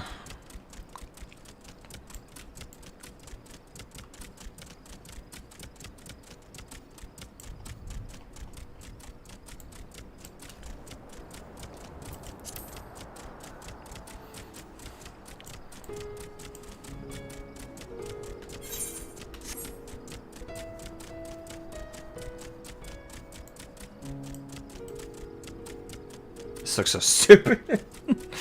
Oh my god.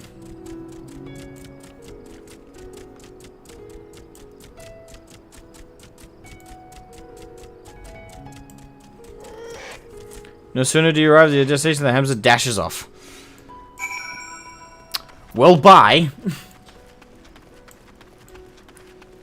Zayuna? This is indeed the giant's... What kind of voice should I give? This is indeed the giant skull grounds, and I am Zenua. Zenua. I think it's Zenua. Is there something you require? Chonker perk. Not as chonker as the fat chocobo, but chonker. Giant skull for the alchemists, you say? But of course, they shall have it.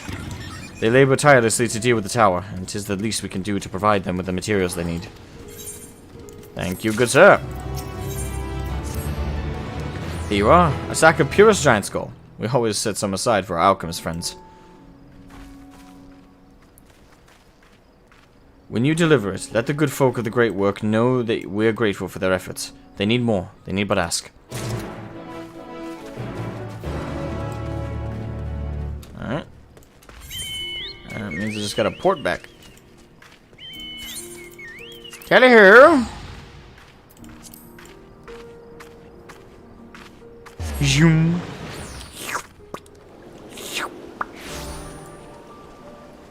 Look at all the damn side quests. Ah, damn.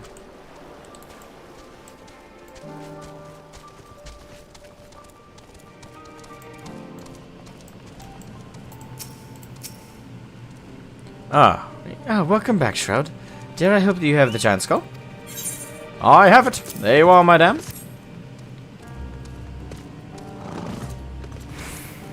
Oh my, such fine specimens. Thank you so much for bringing these. And now we have everything we need to make our next prototype. One that should be capable of passing our most rigorous tests.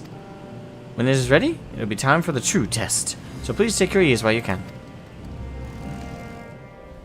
Yes, ma'am.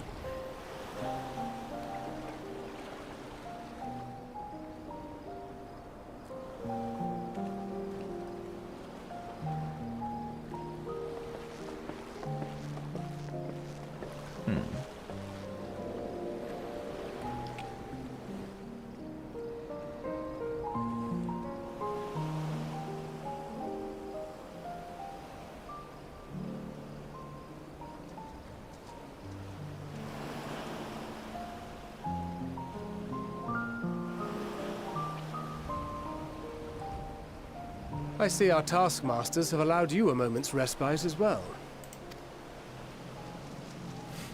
Hello, boys. You have to hand it to these alchemists. They are determined to see this endeavor of theirs succeed. I've never been one for blind optimism, but I sincerely get the sense they're close to a breakthrough.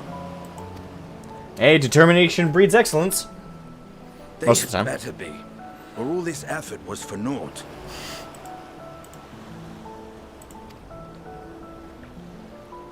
The peoples of Eorzea, of the Far East, of Thavner, children of this star united in common cause against a dire threat.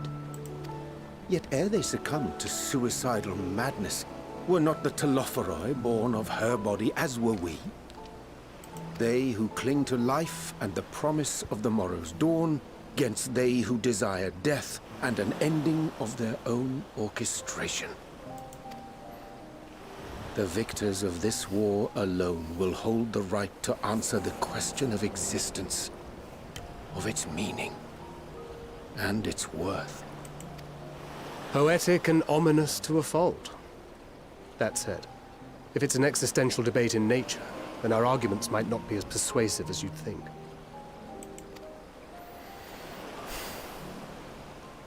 Fandaniel wants to die and take everyone with him in an orgy of pain and suffering. An utterly vile and unforgivable idea. What a way to phrase that. An orgy of pain and suffering. And yet, when spat upon by fate and wailing in the deepest pit of despair, who among us can say they have not entertained similar thoughts? There are nights black as pitch, bereft of hope, and no words of comfort can reach you. And it's all you can do to grit your teeth and choke back the bile. The more you see and suffer life's injustices, the more difficult they become to bear. Vengeance is nurtured in similar soil. Though your anger has a broader focus, the sentiment is much the same. A fervent desire to destroy others, to see them drown in torment, as you have. That about sums it up. The will to endure is not always as strong as the urge to burn it all down and salt the earth. Survival be damned. It's a struggle, often close and brutal. Indeed. Well, I, for one, shall pray survival proveth more appealing in the end. As will I.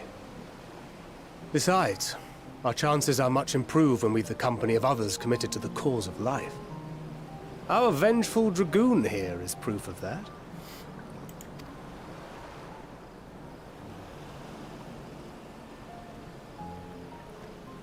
Oh, that fucker.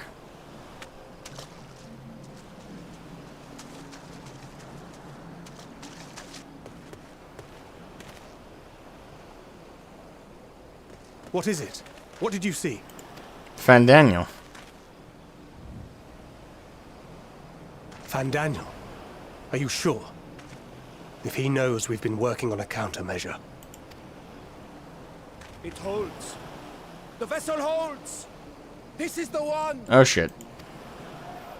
At long last! This isn't gonna end well. Fuck. And I hope it does, but... Look! We have finally created a talisman strong enough to withstand our experiments! We've named it a warding scale for the time being. With this in your possession, your soul should be completely shielded from corruptive ether. Afforded such protection, any one of us may approach the towers without fear. Thou hast mine admiration. 'Tis an invention of historical significance. I thank you for your kind words. But I would prefer you keep them unsaid until we test the talisman's efficacy in the field. It is for the next stage of our plan that we summoned you in the first place, to accompany me to the Tower of Zot. Should the scale prove effective, as I very much hope it will, then you'll have little to do. But should the effect be weaker than anticipated, I must ask that you restrain me, or knock me senseless. Oh, you needn't ask. Well, that's mean. Let's hope it doesn't come to that. Either way, we are fortunate to have you with us. Nidana, are you certain you wish to do this?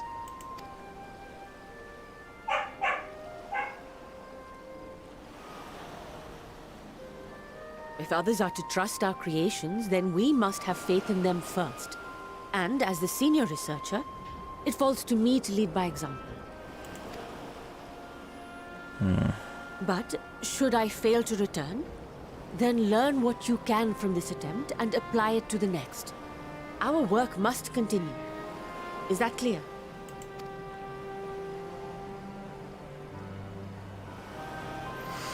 We'll keep an eye on the place while you're away.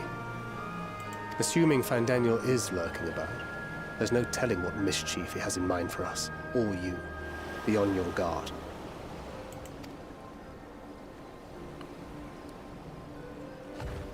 Yes, they do. Shall we be on our way? I'll have one of the soldiers at the hatchery prepare us a boat, and we can set out from the northern shore. I'll see you there. I'm worried something's up. And something clearly is up, but I have no idea what's going on. I have no idea if Fandaniel is going to attack the researchers there, or if he's going to attack Nidana, or if he's even planning an attack. Or something else is going on. I almost find it more eerie that if there isn't an attack of some kind.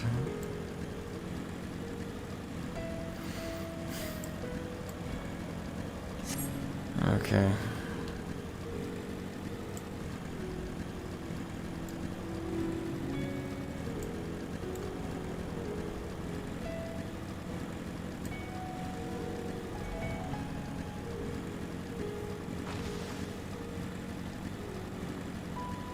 God damn, I got so many notifications. My phone's blown up.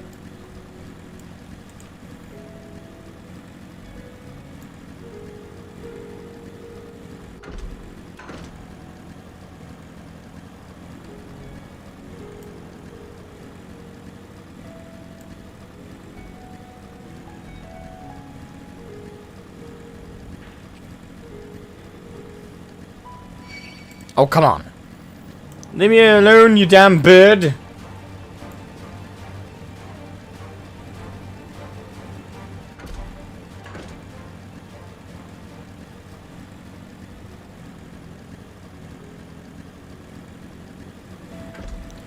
Alright, here, moment of truth. Moment of truth.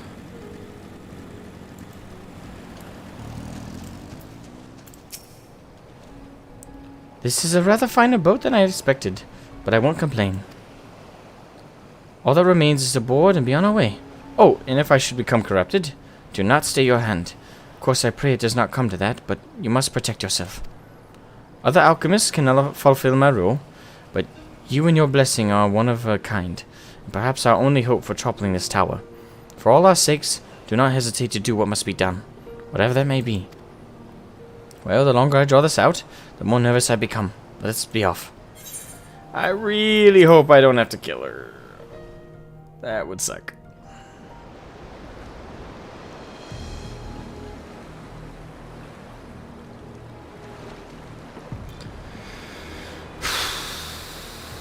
We should soon cross the threshold of the tower's influence. Please work. Please work. Any moment now.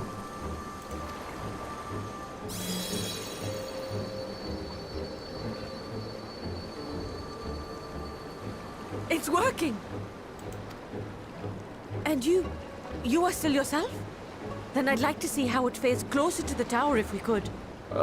Should we really push our luck that much? Okay.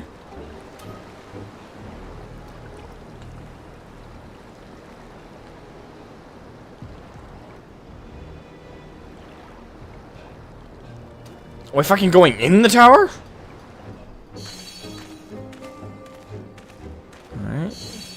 The field's still protecting her. So good. The scale's protection appears to be holding. If we can just make it to the tower's entrance.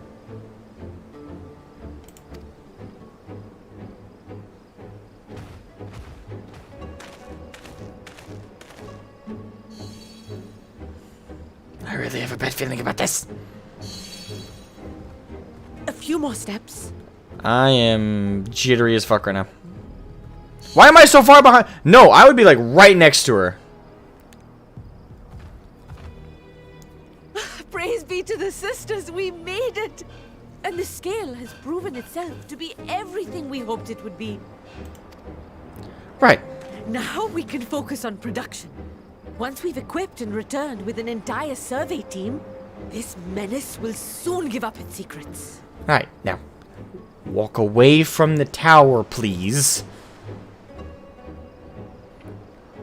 What? See, this is why I didn't want to do this.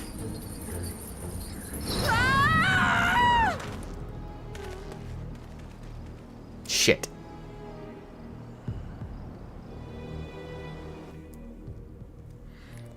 Fuck.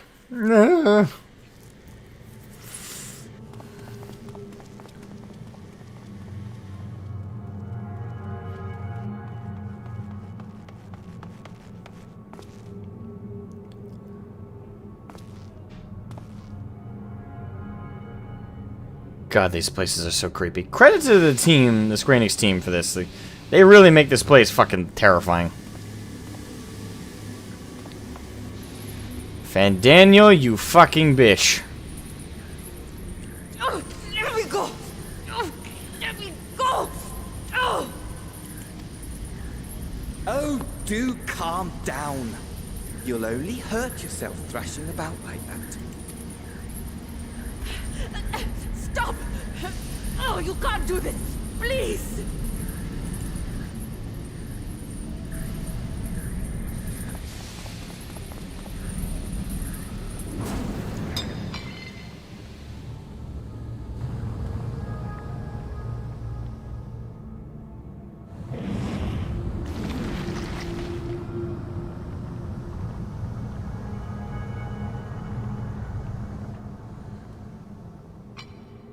A little late for heroics, I'm afraid. Fuck you.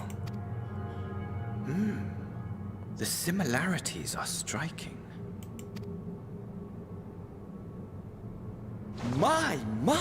Such hostility!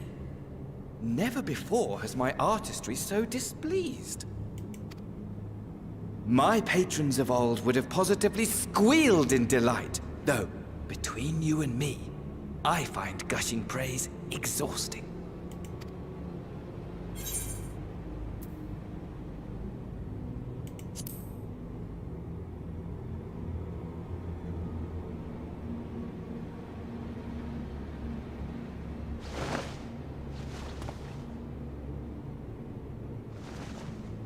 Allow me to tell you a story. Surely you've yet to hear the one about Fandaniel, the sundered Ascian. I inherited the position and the soul of the Fandaniel who sat on the convocation in the time of the final days, theoretically speaking. Practically speaking, that fact is of no consequence. I was born and lived as, well, me. Eventually, I was recruited into the Ascians and imbued with the former Fandaniel's knowledge and memories, but I never felt that they were truly a part of who I am.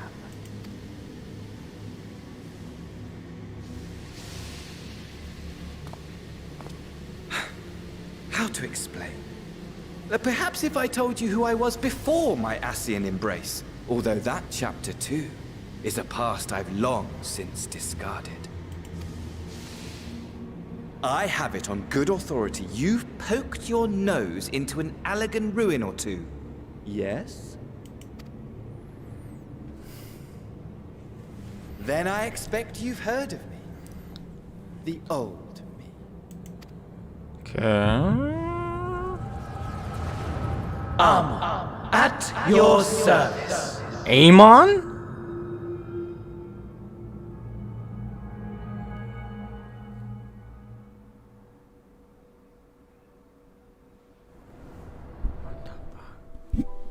Imagine a nation of unbridled prosperity. Every need met, day after day of unbroken, unshakable peace. Existence fulfilled and ripe for decay.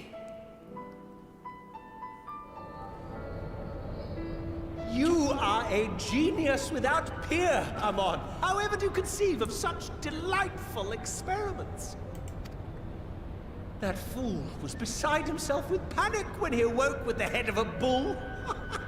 Even his cries for help emerged as so much guttural lowing. Oh, the memory of it. My poor sides. My friends and I were so consumed by laughter we struggled to breathe. That's fucked up. Immensely No so. more than entertainment for bored wastrels ignorant of its worth. My all-consuming work. But it was not their only indulgence.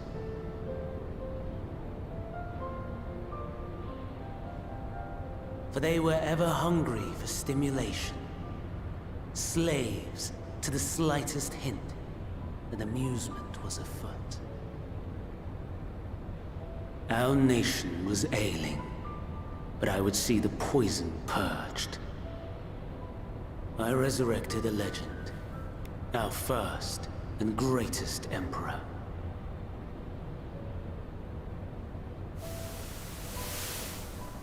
And just as I had planned, he set our wayward empire back on the path of conquest. An inexhaustible ambition carried us onwards, always onwards. Yet, he who delivered to us such glory was not to be satisfied. Heed me, Amon.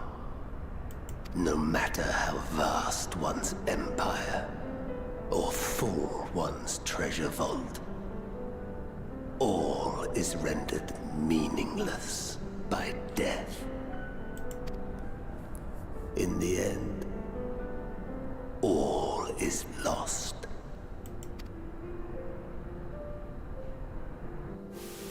You know as well as I that the Emperor stands to lose this war, and so I have come to claim you.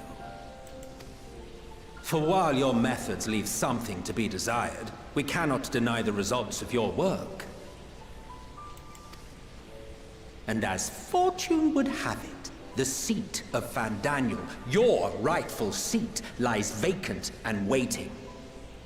Take your place amongst your peers, rather than die a pointless death amidst the ashes of your doomed nation. Send one of your clones to the Crystal Tower that you might see for yourself. See what lies ahead.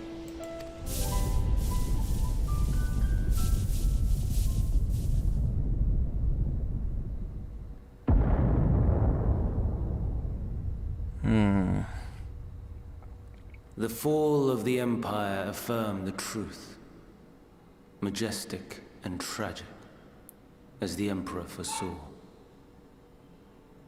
Scheme as you like, build as you will, nothing endures. What is life but a brief jaunt ending in emptiness?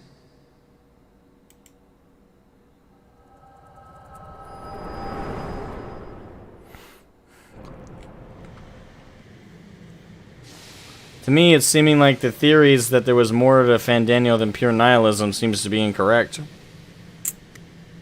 At least based on that, unless he controlled what memories he showed us, it does seem like Fandaniel genuinely believes what he told us before about annihilating everything. Based on that... easily distracted. Why, I almost left without saying farewell.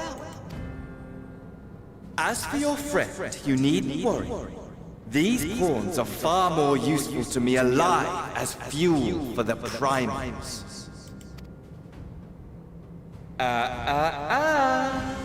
If you attempt to pull them free, they will die. So, enjoy tackling that conundrum with your comrades. We shall meet again! Not in one of these minor spires, oh no, but somewhere more suitably grandiose. Your favorite playmate is ever so eager to see.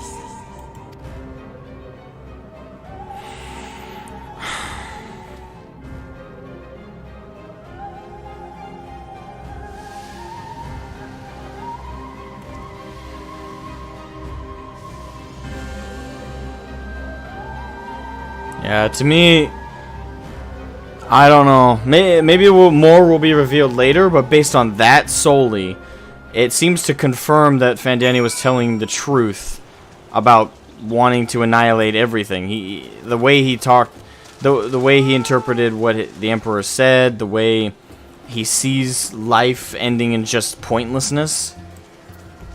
Yeah, I'm getting the vibe that he was being entirely honest. He might still be manipulating things, and there might be more to it still. There probably is, but I think the crux of what he said before, he actually does believe. He is a nihilist that believes in everything is pointless, and because unless somehow he controlled what we saw, which, as far as I can tell, every time we've seen visions through the Echo, it's never been manipulated. Well, not never, but I don't know. I don't think it's ever been... I don't think the visions we've seen have been controlled before. Ah, you returned, but where's Mistress Nadana? Mansuria Preserve, just when we had succeeded in making the talisman. I must report this at once. Meanwhile, please return to the great work.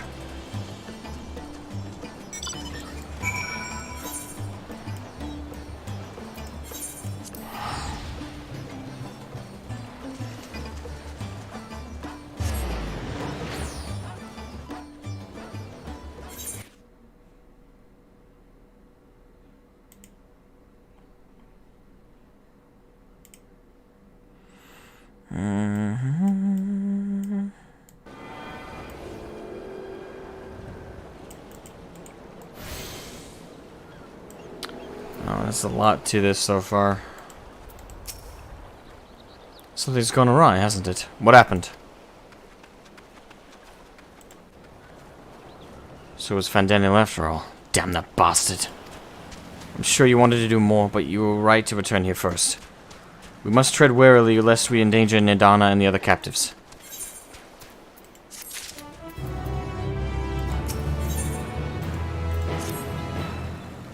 First, we must inform everyone of the situation, Nidana's colleagues included.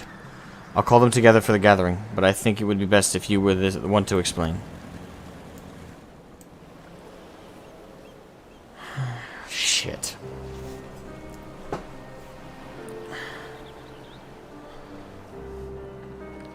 Oh, Nidana.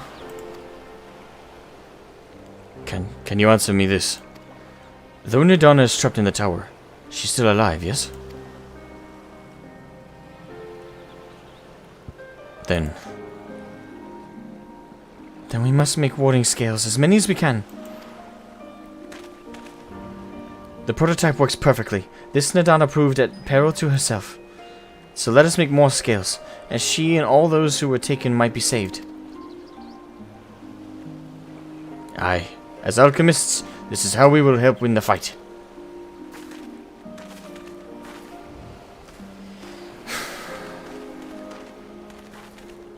My friends, the satrap has been made aware of the tragedy. He offers his heartfelt condolences and reiterates his pledge to provide you with all that you require. To that end, he bade me give you this link pearl, that he might personally discuss the production of the warding scales with you.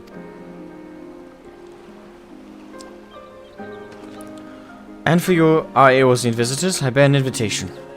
In her report, Mistress Nidana noted your vital contributions to the talisman's creation. The fact came to the satrap's attention, and in recognition of your deeds, he wishes to meet you. Oh, okay.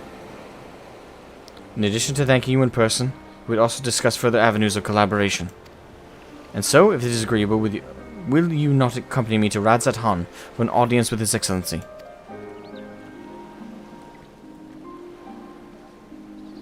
We should be honored, of course. Closer cooperation between our lands can only be to the benefit of all. Then it is settled. Please come to the gates east of the Giant Skull grounds, and I will show you into the city.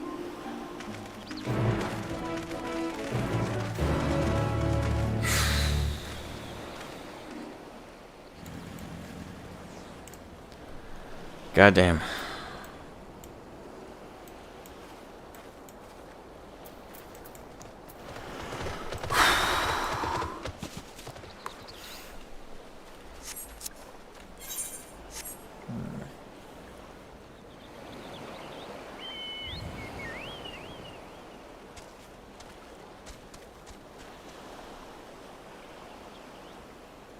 There's so much that just happened that I'm processing in my brain.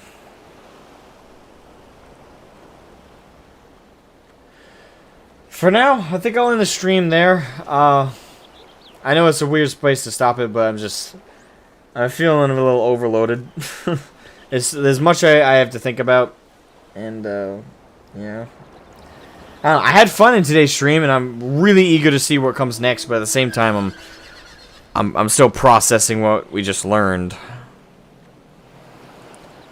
Yeah, I will call a stream there. Tomorrow we'll pick back up around the same time as today, and we'll definitely get to the next dungeon, or to the first dungeon, I should say, of Endwalker tomorrow. Man, have a good one, guys. Today's been a lot.